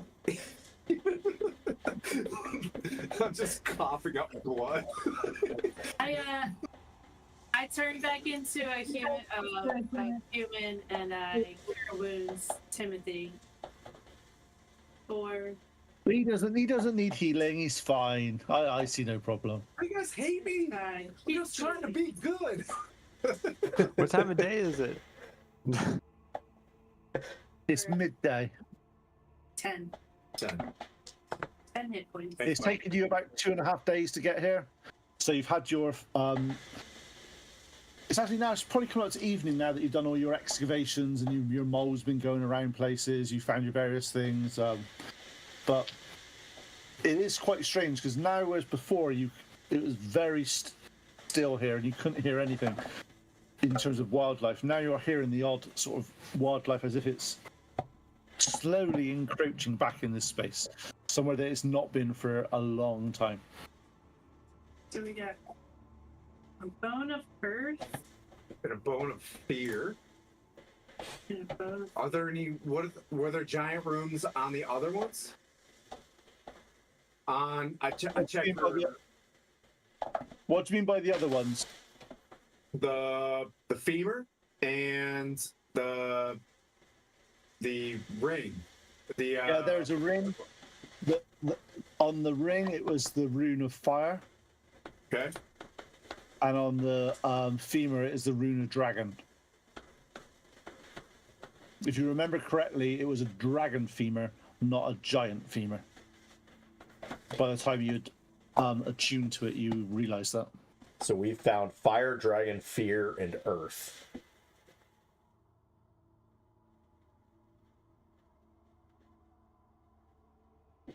By our powers combined. yeah, right? We have We formed need- Shell We Company. need water and wind. Sure. Sorry. No, you need heart. Heart is always the important one. Yeah, Come on. heart. Hey, Alec. Come on. All right. Sorry, Alec. Love you. I don't know what to do with that. Well, do we want to hang out and dig? I feel like it's safe digging now, but I need to heal. Yeah, do we want to take a long rest in Pleep's magic tent? Yeah, while we long rest, we excavate. Anybody? I don't know how we auto that. You know what I mean? But for the 8 hours, I'm gonna stay in the tent unless we're doing tent stuff. Because as soon as that tent's up, prime directive, just stay in Tim's the not tent. allowed out of the tent. No more fingers coming. Yeah, just- Do you have enough spell slots left for your? I do. I was calling out my spell levels, so yes, I have one more spell slot plus my Do pearl. not expose your neck. yeah. So 2, technically. Okay, you spend the evening in the tent. This has been a major achievement in terms of you've brought nature back to one of the more sacred mounds. You've found some more giant runes. See what happens now. Are you going to follow the advice and go back to Mirabar, or are you going to go towards Luskan? Oh, I'd say Luskan to Waterdeep Well, I will. for him, right? Oh, I would highly recommend talking to the Harpers. Yeah. They seem like really chill dudes. No, we need to go back and. we were offered fast travel to Waterdeep from the Harpers, Yes. so it makes sense to go back to Mirabar. I feel like we got artifacts also, Yeah. right? Yeah, we can show them this. Sure. Maybe they can give us more information about them, Yeah. or even maybe the druids. Yeah. Good job. Like I feel like there was just between all of us really good druid shit that happened here. You know, I don't speak good, but Balance and great I don't work. know. You know? Yeah. Give her a cool staff, and she's like freaking amazing. That's right. You want to plant some flowers around this? It took me the second battle to actually transform into an animal. Make it canon. Put your flowers around this Yeah. place. I was gonna wake up and Oh, my bad. I didn't mean to paladin explain. I was gonna transpose. That sword. I'm gonna create flowers and then transpose them, like 4 ones that I know will spread. Sorry.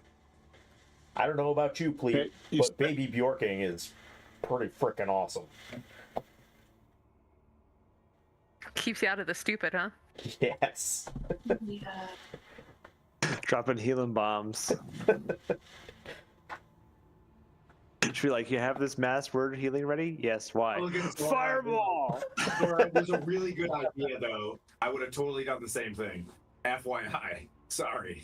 And I point at my intelligence stats. I'm like, Yes. uh, Int of 0. damage good, right? Damage good.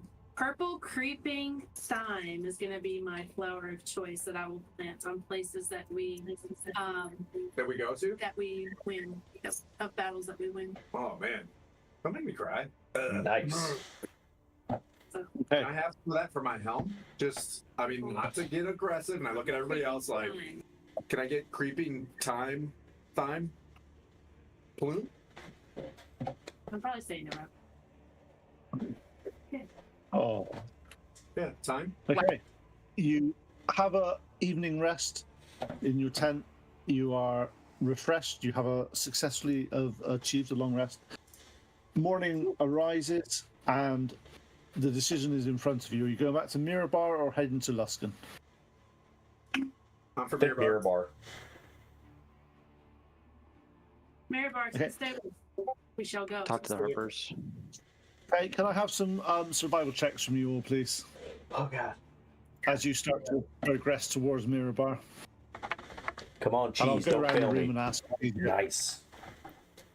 I like So, it. Zora, what did you get for your survival check? 12. Nice. Tim, what did you get?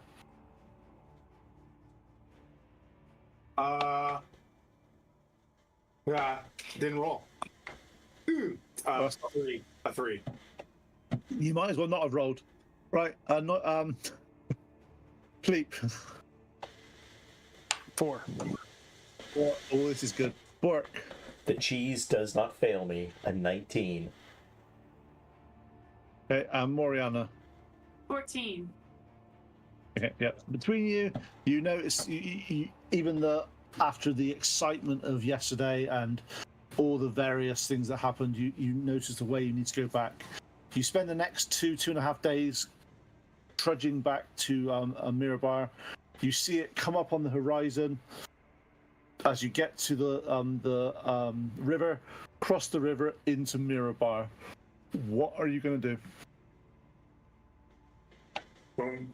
Oh, we're just cruising in to the stables. What? Yeah, What was the stable called? Yeah, don't you worry. It's called the Silver Run Stables, Sarge. Run by Zazbar. The Zasper. Jasper. To the Zazbar. As you approach the Mirabar, you are welcomed in by the guards who sort of nod you in recognition. As you approach, what I'll say is this is a very nondescript, out of the way.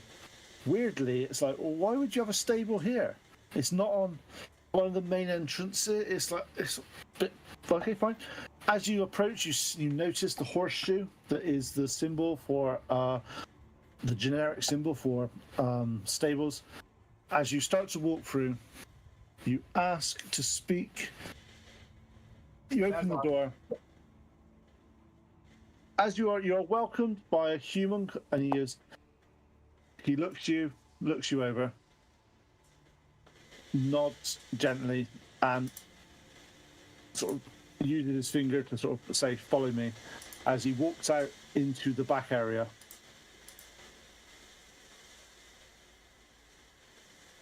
Brett walks in. Divine. Who are you, Satan? Divine sense. You're getting a good feeling about this guy.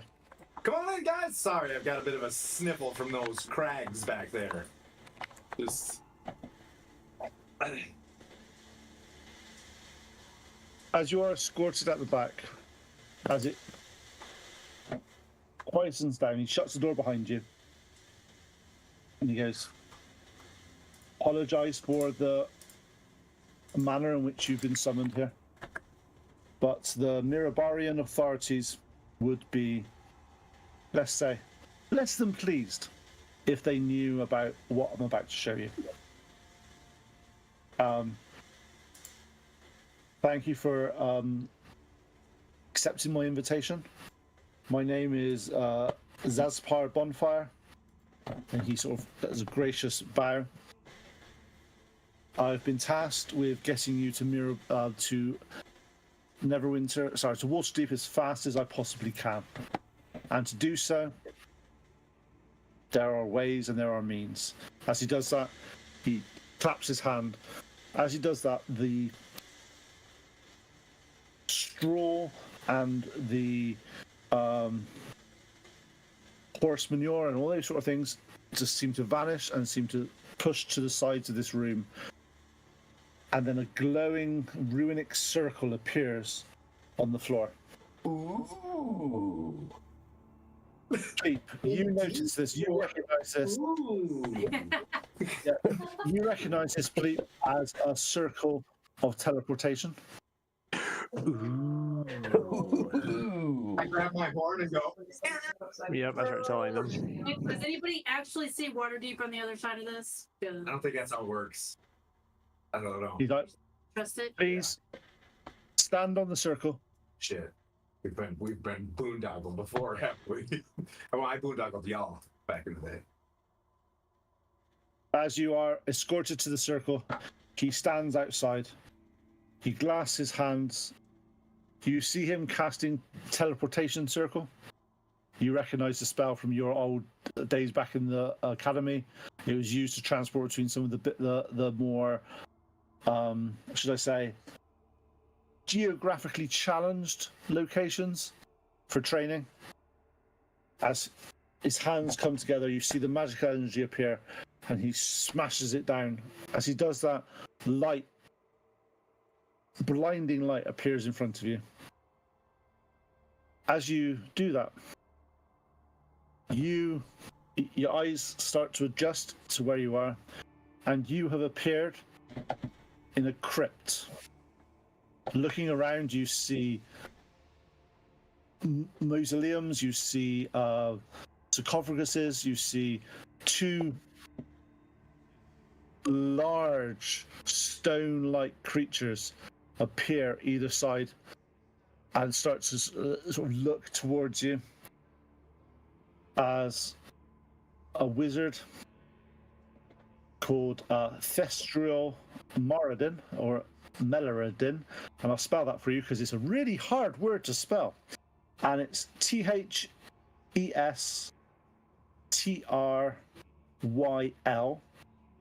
and that's her first name, and her second name is Melardin, which is Mellardin. She's a very wisp of a girl. She's very slight in her appearance, looks quite sickly in some ways, but she's still quite firm. She grasps on her round her neck a miniature version of these golems. She looks at you. We've been expecting you. Please. Thank you very much for using this service. And she ushers you to leave the crypt. So we're in Waterdeep? We made it? You are in Waterdeep. You are inside the cemetery called the City of the Dead. This is one of the locations we are able to bring here. It's out of the watchful eye of the lords. So please, this is a secret that not many hold in Waterdeep. Please do not let this be this favor to go unnoticed. You got it. And I high five her. Absolutely. This was awesome. As you open the main gates of the mausoleum, you look out. You hear the bustling. You hear the familiar sounds of Waterdeep. You know how loud it is. You know how bustling it can be. There's no doubt you are in the Waterdeep that you recognize. What happened? Moriana, what happened? I went and I peed one of those jabber pots over there. You are in Waterdeep. We're in Waterdeep. Whoa, We're in okie the dokie. crypt, the city of the dead. Is there anybody to greet? Oh, we got this lady. All right. Lady. We're supposed to Yeah. go meet. Yeah. Do we know where we're going? I know where we're going. As for the, You're the supposed to Silver go Run into- Stables. You're supposed to be going to the hall of the Order of the Gauntlet. Yep. Hey, take your scroll up and read it. Sorry Yeah. about them. Hold Yeah, on. yeah, no, I Sorry. knew. Sir Dragonoff, if you please. Okay, as you walk through Waterdeep, you remember the bustling, the commotion, the constant noise, the buzzing of various commerce and various people. It's definitely a little bit more unsettling now that you've been to places that are a little bit more calmer, a little bit more sedate, and it's your choice if you want to live in a bustling city or somewhere like Mirabar or even somewhere like BrynShander. They all have their quirks and their meanings. You follow, you know where to go to the Tim's been to this place many a times before. It's something that he's been there with Sir Istavel and Yeah. Sir Dragonoff many times. Was he there in just an awe, or was he there to do stuff with them?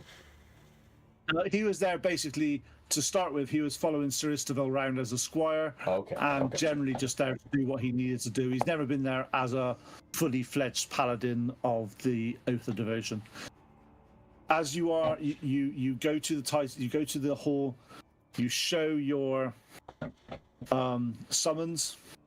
The guard looks down, nods solemnly, and says, "Please wait. You will be summoned."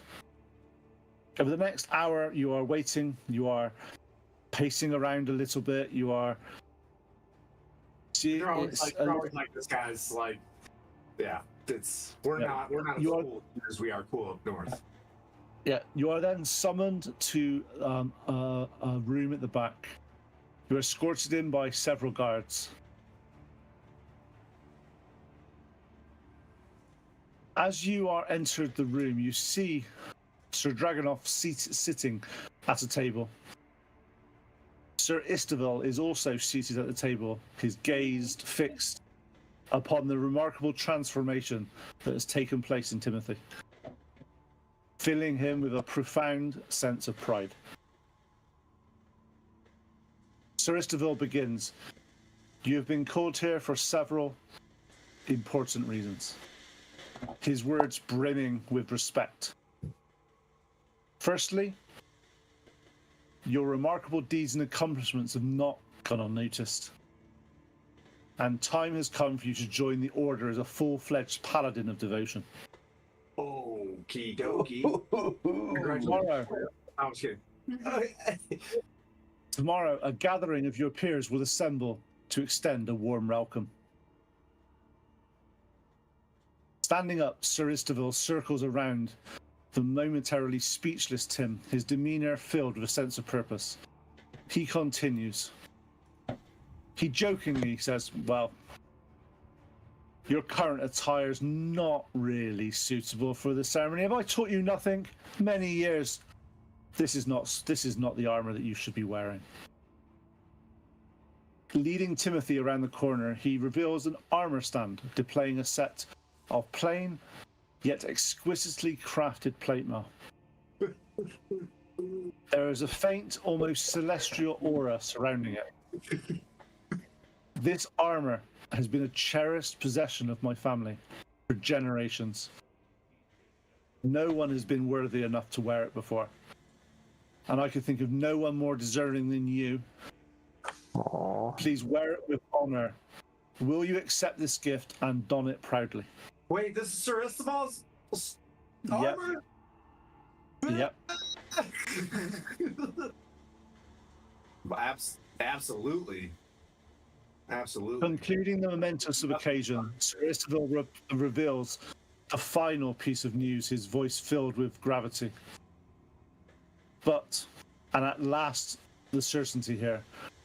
Once the ceremony is over tomorrow, we have a quest specifically tailored for your expertise in the spine of the world. You are the ideal candidate and your group to retrieve the Frost Vein rune from the giant. This quest will enable you to forge a deeper bond with the radiant dawn plate mail that I have just bestowed upon you.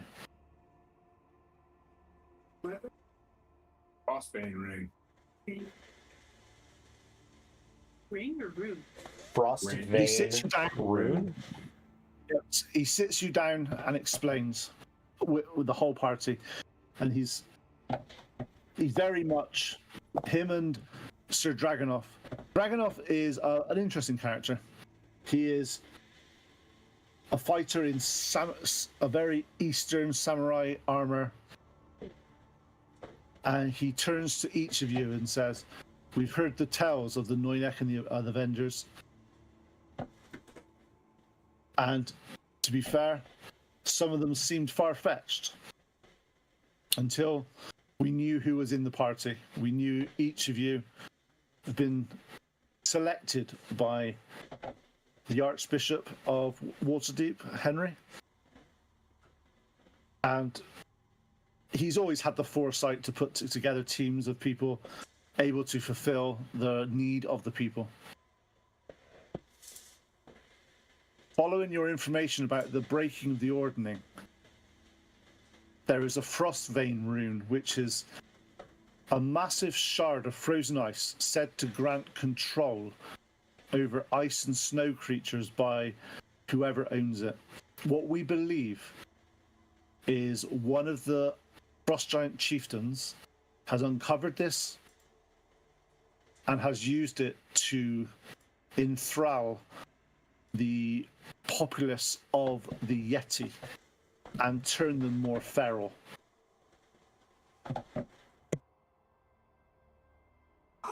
We want you to recover the relic. This will be your first task once the ceremony is complete. The ceremony is concluded from midday tomorrow. You have this evening and tomorrow morning to prepare. Please, Timothy, you must wear this armor and wear it gladly. No problem. Tomorrow you will be judged in front of your peers and in front of your oath brothers. What's the rune called? The Frost Or Vein. the relic called? Frostbane ring. Frost veins is basically me get the name for it so I can Frostbane. say it out. Where's it gone? Yeah, so Frostvein. So vein, so frost vein. So vein like the vein of ore. Got it. Thank you. Rune. Frostbane rune. Rune, that ring? It is very tough to say. Understand.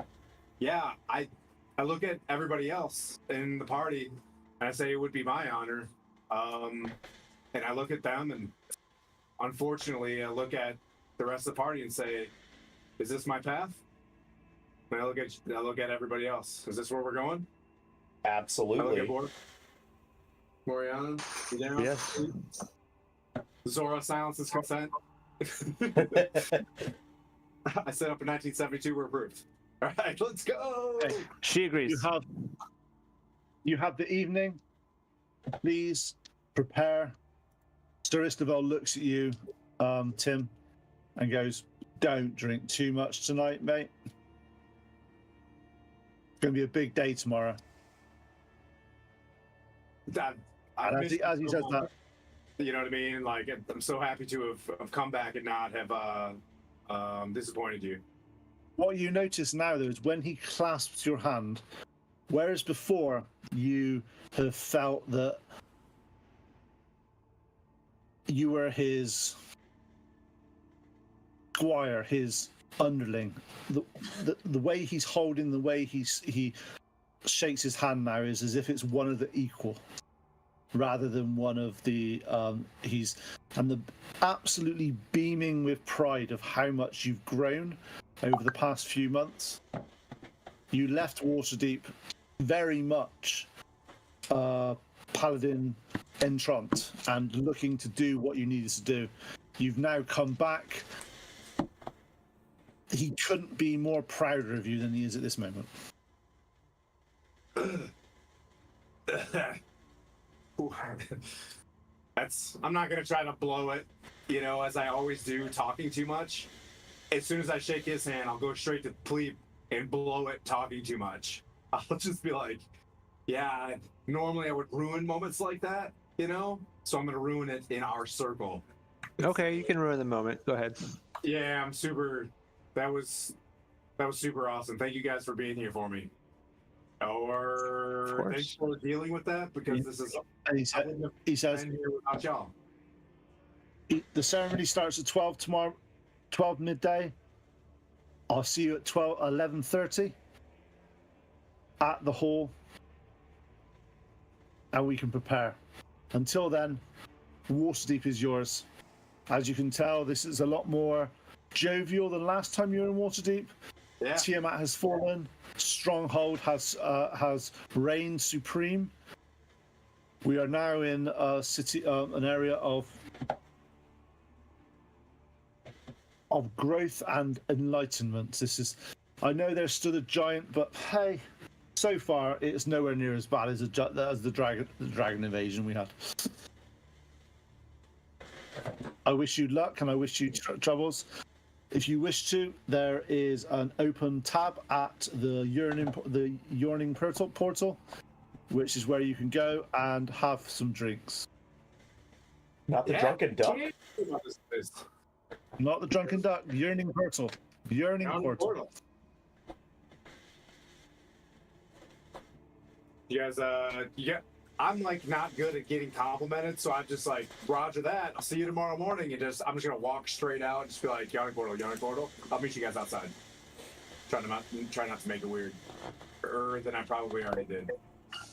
You should make it weird. But just make it weird. I'll It's fine. click. Make it weird I'll for just us. I'll click clop right on behind him. Yeah, and as we get outside of it, please, this is probably weird. Don't forget. And I don't forget to.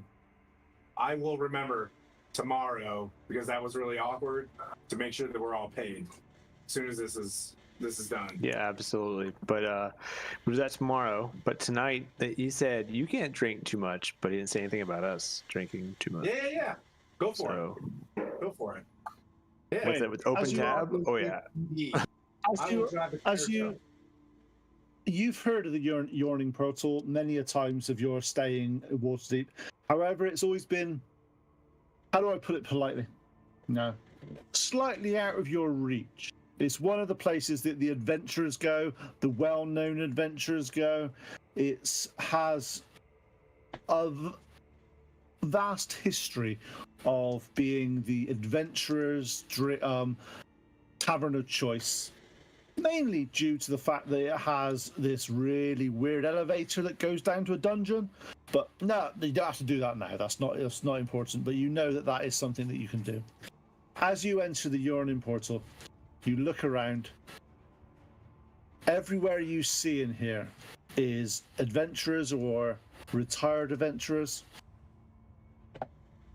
As you approach the bar, the bar person turns around. It is a portly man with a small beard, with black hair. He looks at you, looks you up and down. Noynek and the Avengers. What can I say? It's been a long time since I expected you guys to be in this place. welcome and congratulations for your accomplishments up north. My name is Mort. Please, what can I get for you? There's several drinks and several foods. If you like my recommendation, I can give it to you, or I can just give you the menu and you can select. What do you prefer? Like to hear your suggestions. As he looks around each of you and goes, I think, to start with, I think we should start with the Goblin Grog. The Goblin Grog is a greenish blue, surprisingly tasty.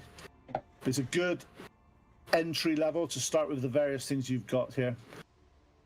It's a tastes a bit like spiced, sort of should I say, mulled cider type thing, if you've ever had mulled cider type thing. He pours out a drink for each or 5 of you, puts it in front of you, and he said, first one's always on the house. And oh, interesting. Seems to have an open tab of here from Sir Dragonov himself. That's unusual. Very, very unusual. Are we becoming Well, big? We're going to get the Revengers. Tested. We don't want to be rude and refuse a gift, so let's just accept it and have a drink. For the next few hours, you're given various concoctions and various drinks, ranging from Dwarven Fire Brandy to Feywild Fizz to a couple more Goblin Grogs. However, after a few drinks, Mort, he walks to you and says, well, I think now you need to taste something that's a little bit more substantial. Maybe looking at each of you, he sees your rosy cheeks and sees how well you're enjoying the alcohol. Time for some food. Me? Now, I would wholly recommend, it's a new menu item, especially after we've beat Tiamat, called the Dragon Steak Banquet. It is a rare and prized meat selection of various meats, but they're carved to look like little dragons. They're quite cute. It's a gimmick, I know, but just please enjoy. When you are given these meats, they're the most succulent meats you've ever had in your life. You taste them, you enjoy them.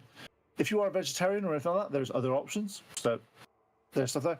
One of them is called the Elven Forest Bounty, which comprises of grilled mushrooms, wild berries, herbs, and various different items from all over the globe.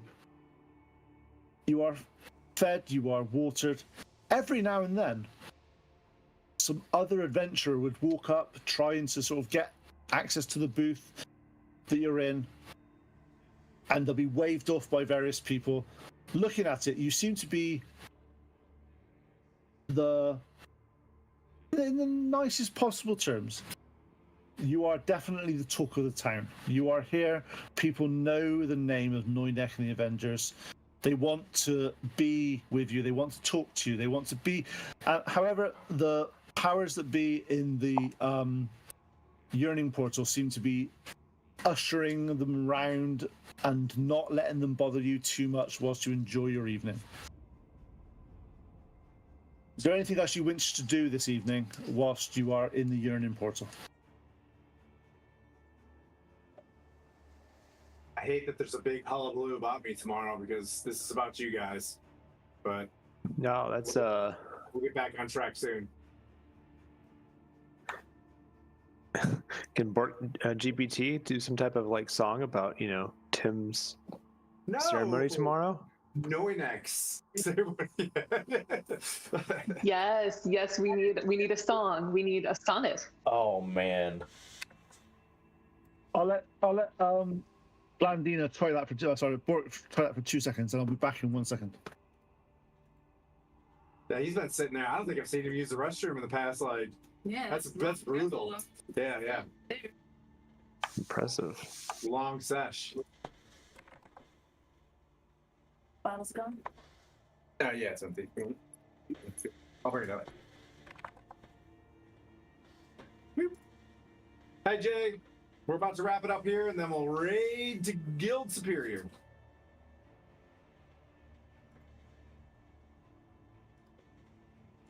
Not gonna lie. Thought we were What dead. am I was writing a not- sonnet? I'm writing a sonnet about Sir Timothy. Yes. The ceremony tomorrow. Weird.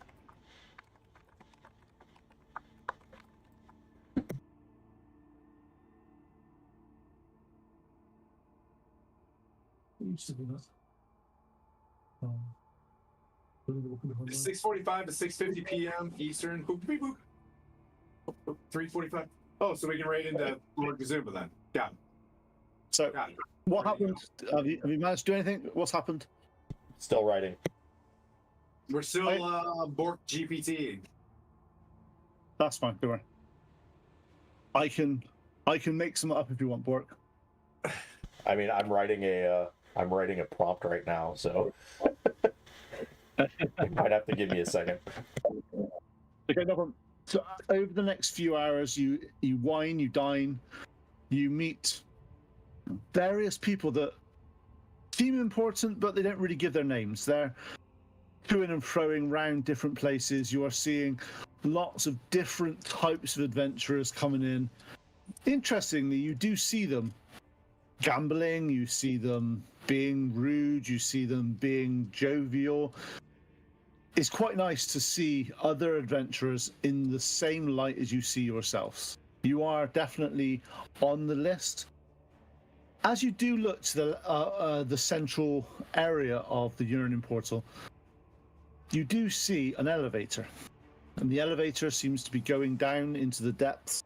Every now and then, a group of adventurers will enter. And during your time, you never see anyone leave. However, there is a board, and the board has the list of the names of who's down and odds on will they survive. Some of them are 6-1, some of them are 8-1, some of them are 3-2. Different odds for different parties. Seems to be quite a regular occurrence of betting and prospecting on your outcome within the dungeons underneath the Yearning Portal. Sounds enticing. I don't think this is the side quest we want. As the only silver adventure. There's a whole campaign about this. Let's not do what we did. Yeah. Okay. We carry on, Bork. Not a problem. Okay. Okay. Over the course of the evening, you have some food, you have some drinks, you enjoy. It comes late in the evening, and Tim and the rest of you look at each other. Is this probably a good night, good time to stop this for the tonight? Make sure you're fresh tomorrow morning. You go back to your to the hall of the Order of the Gauntlet. You are ushered into some rooms. You rest in the sanctity of the Hall of Justice. Following morning, you awake. In his room is his new set of armor, which is just so you know, Tim. It's got a name. The armor. Where's my line? Come on. It is called the Radiant Dawn Plate. You actually recognize this armor from one of the pictures that you saw in Sir Istival's home when you've been there. Seems to have been passed down generation to generation, but you know that Sir Istival does not have a child. And in the morning, he comes, sees you, gives you the armor. If you, he shakes your hand and says, "You're like the son I never had. Oh man, I'm proud of you. The things you have achieved, no one would have thought was possible. Think about it. 5 months ago, 6 months ago, if I had said that you would defend a whole town against a horde of frost giants, would you have believed it yourself? I didn't do that. My friends did. You did as part of the group. You are part of the whole.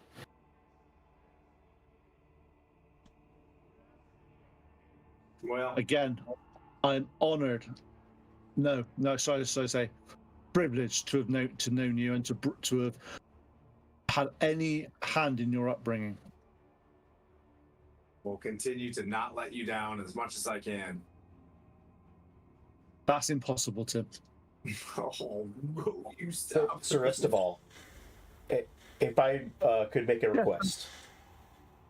Yes. It's Bork, isn't it? It is, sir. It is, sir. It's a pleasure to meet you. How is Timothy on his adventures? He's only my best friend.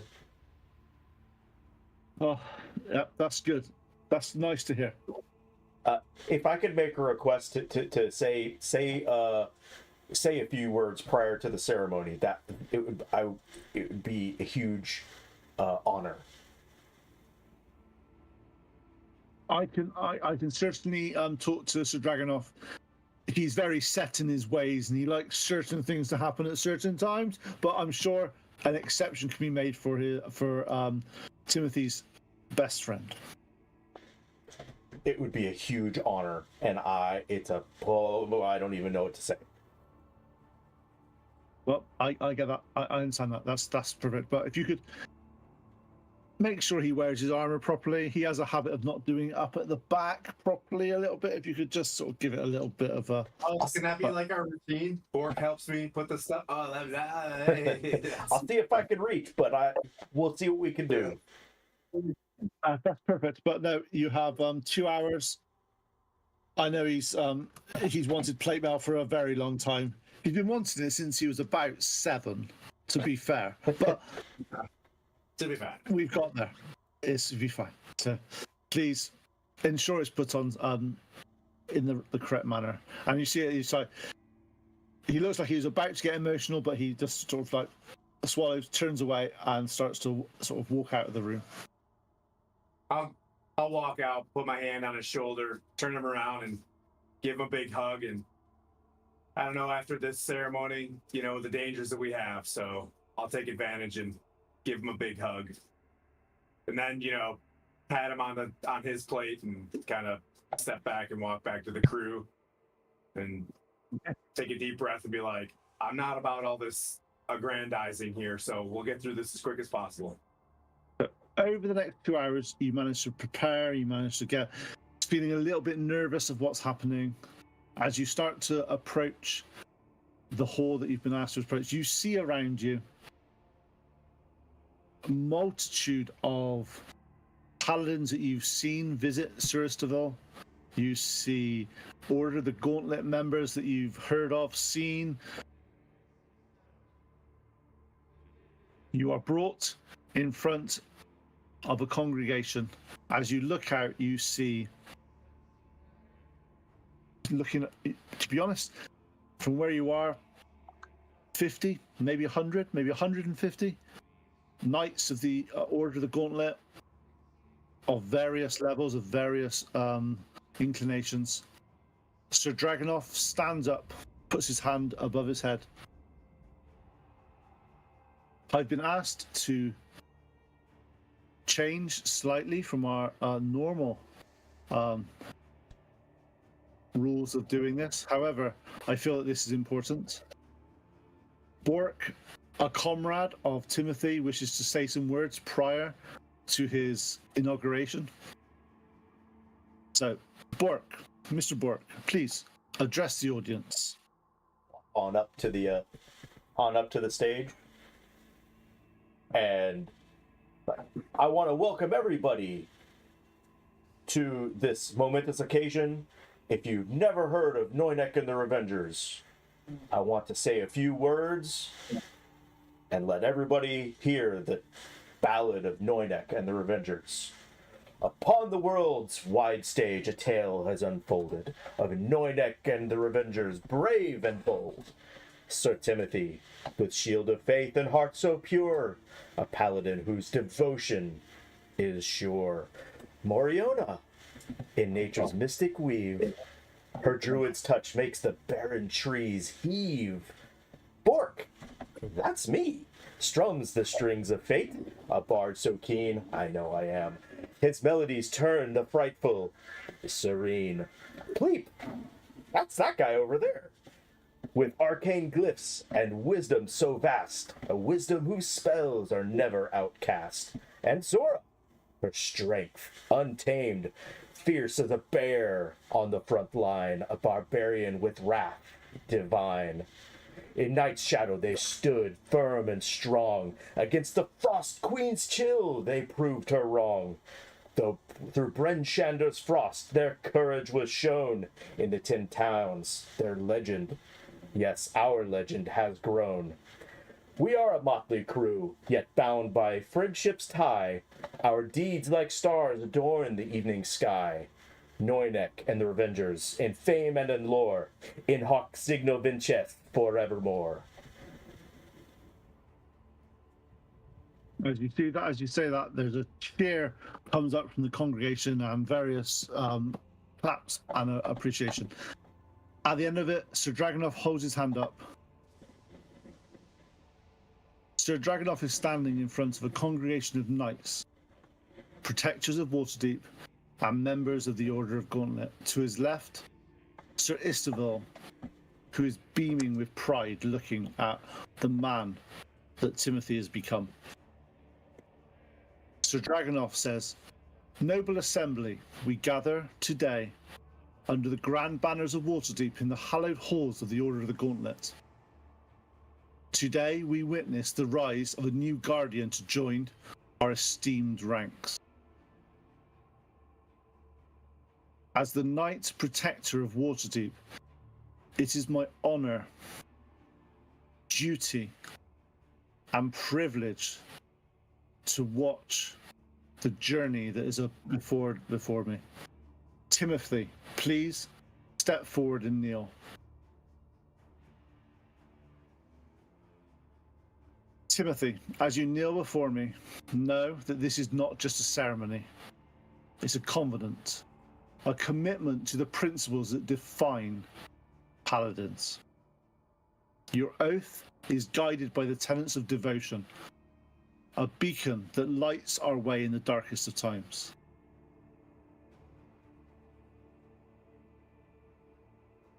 Timothy, your efforts to unite your party members to ensure that each voice is heard and valued has not gone unnoticed. In a world teeming with shadows, your effort kindle the light. Your efforts to kindle the light of friendship is admirable. A true paladin not only wields the sword, but also embraces the hearts of the fellowship. First, the tenets of devotion. The first one is honesty. You have shown unwavering integrity in your journey. Your word, as strong as the mightiest fortress, has been your promise. In your actions, in your speech, you have embodied the truth, serving as the moral compass for your comrades, the noble Noynek and the Reavengers. Courage, the second tenet, is the very essence of your spirit. You have never faltered in the face of adversity, whether defending Pleep, whether defending any of the members of the Noynek against the valiant forces of the Frost Giants that attacked BrynShander. Your bravery has been a beacon in the night, guiding and inspiring those around you. Compassion, the third tenet, is a virtue you hold dear. Your selfishness shines through the unwavering commitment to your allies, always striving to include them and make them feel valued. You have healed others before yourself, a testament to your altruistic nature. This compassion was not only recognized by your peers, but was also admired by the Yeti chieftain who honored your bravery and empathy. Oh, yes. Honor, your fourth tenet, is reflected in your fair treatment of others. Your honorable deeds serve as an example and an exemplary to those around you. You have constantly strive to do as much good as possible whilst causing the least harm. That's a true testament to your character. Lastly, but not least, is duty, the cornerstone of your order. You have been responsible for your actions and their consequences, always protecting those entrusted in your care. Your obedience to just authority has never wavered, even in times of doubt and peril. These acts, Timothy, are not just tales of valor. They are the living embodiment of our tenets. You have walked through fire and ice, yet your spirit remains unscathed, driven by a greater purpose than yourself. Remember these tenets of devotion, the sacred vows that bind us. Honestly, your word is as unbreakable as the mightiest fortress. These are the pillars of which our order stands. He looks down at you and says, Timothy, do you swear to uphold these tenets, to be a shield to the weak, a light in the darkness, and a paragon of the virtues of devotion? I swear. So, with the power vested in me, I hereby knight thee. May your blade defend the innocent, your shield to guard the weak, and your heart remain steadfast in the pursuit of justice and peace. Arise, Sir Timothy, paladin of the oath of devotion, guardian of the light, and the Marchion of the Order of the Gauntlet. Ooh. As Sir Dragonov utters the last title, there is a rush of murmurings amongst the gathered assembly. It's been years since someone new to the Order has not started at the entry rank of Cheval. Sir Dragonov raises his hand to settle the assembly, looks around. If anyone has objection to why Sir Timothy shouldn't be awarded the rank of Marchion, raise your concern now or forever hold your peace.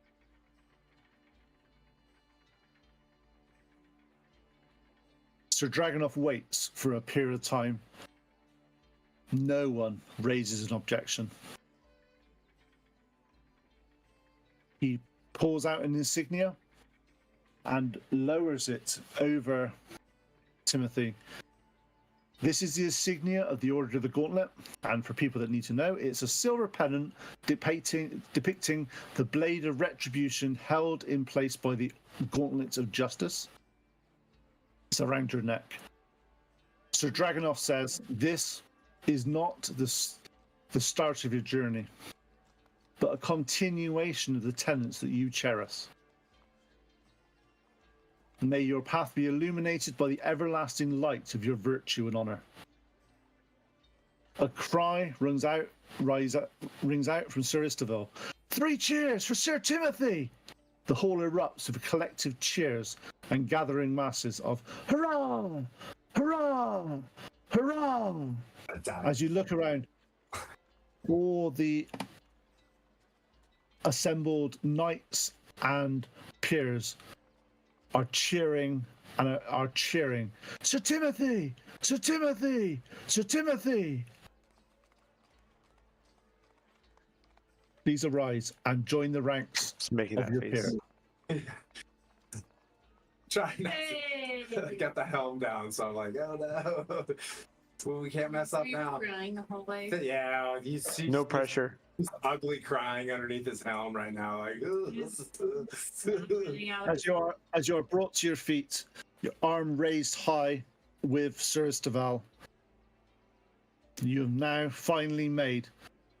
You are now a knight of the Oath of Devotion. Sir Timothy has been written into the chronicles of the Order of the Gauntlet. and I wait for the credits to roll up in the game, and they don't. Like, oh, it's not over. Oh, shoot. They don't. As they start to roll, it is now. Obviously, it's nearly 1 o'clock. It's nearly 1 minute till we finish and hand over to the next stream. So I think that's pretty good timing. Well, Well, I can't say well done, Yeah, Pete. I awesome. felt like that was, but that was Nice. awesome. Thank you so much. What a good birthday That's cool. present, Austin. Awesome. Appreciate it. As a words of affirmation person, that's the birthday present you're looking for. Aw. Thank you, Pete. That was fantastic. Yeah. Thank you all. Well, Thanks let's everybody for all the donations too. We appreciate it. Every little bit matters, and charity comes from the heart. absolutely. So just showing up and being here in support of it. You know, if you didn't have it in your wallet, just joining up and giving your prayers to the young kids out there that are trying to struggle. That's fantastic as well. So thanks everybody for your weekend as well, hanging out for the 5th hour. So appreciate that. Absolutely. I think we can go to Lord Kazumba's. I think that's the plan. I think that's what was hinted at us. Okay. Well, so we'll Big ring. everybody stick around, and we'll go to Lord Gazumba here in a second. But thanks again, and next week we'll be around for the Super Bowl one shot, and That's right. yeah, We got Catching Cantrips, Tori Hill, comic book artist. We got Old World Charm and Pete, and we got Boop Boop Boop. Was that? Did I round it out? Is that everybody? I think that's We it. got I think it's 4 of us. Catchies. Yep. Okay, so that makes it 6 because Catchies is a team. But yeah, So, all right. Well, we'll see everybody next week, and thank Thank you, you. everybody. I'm a night. Everybody, thank you.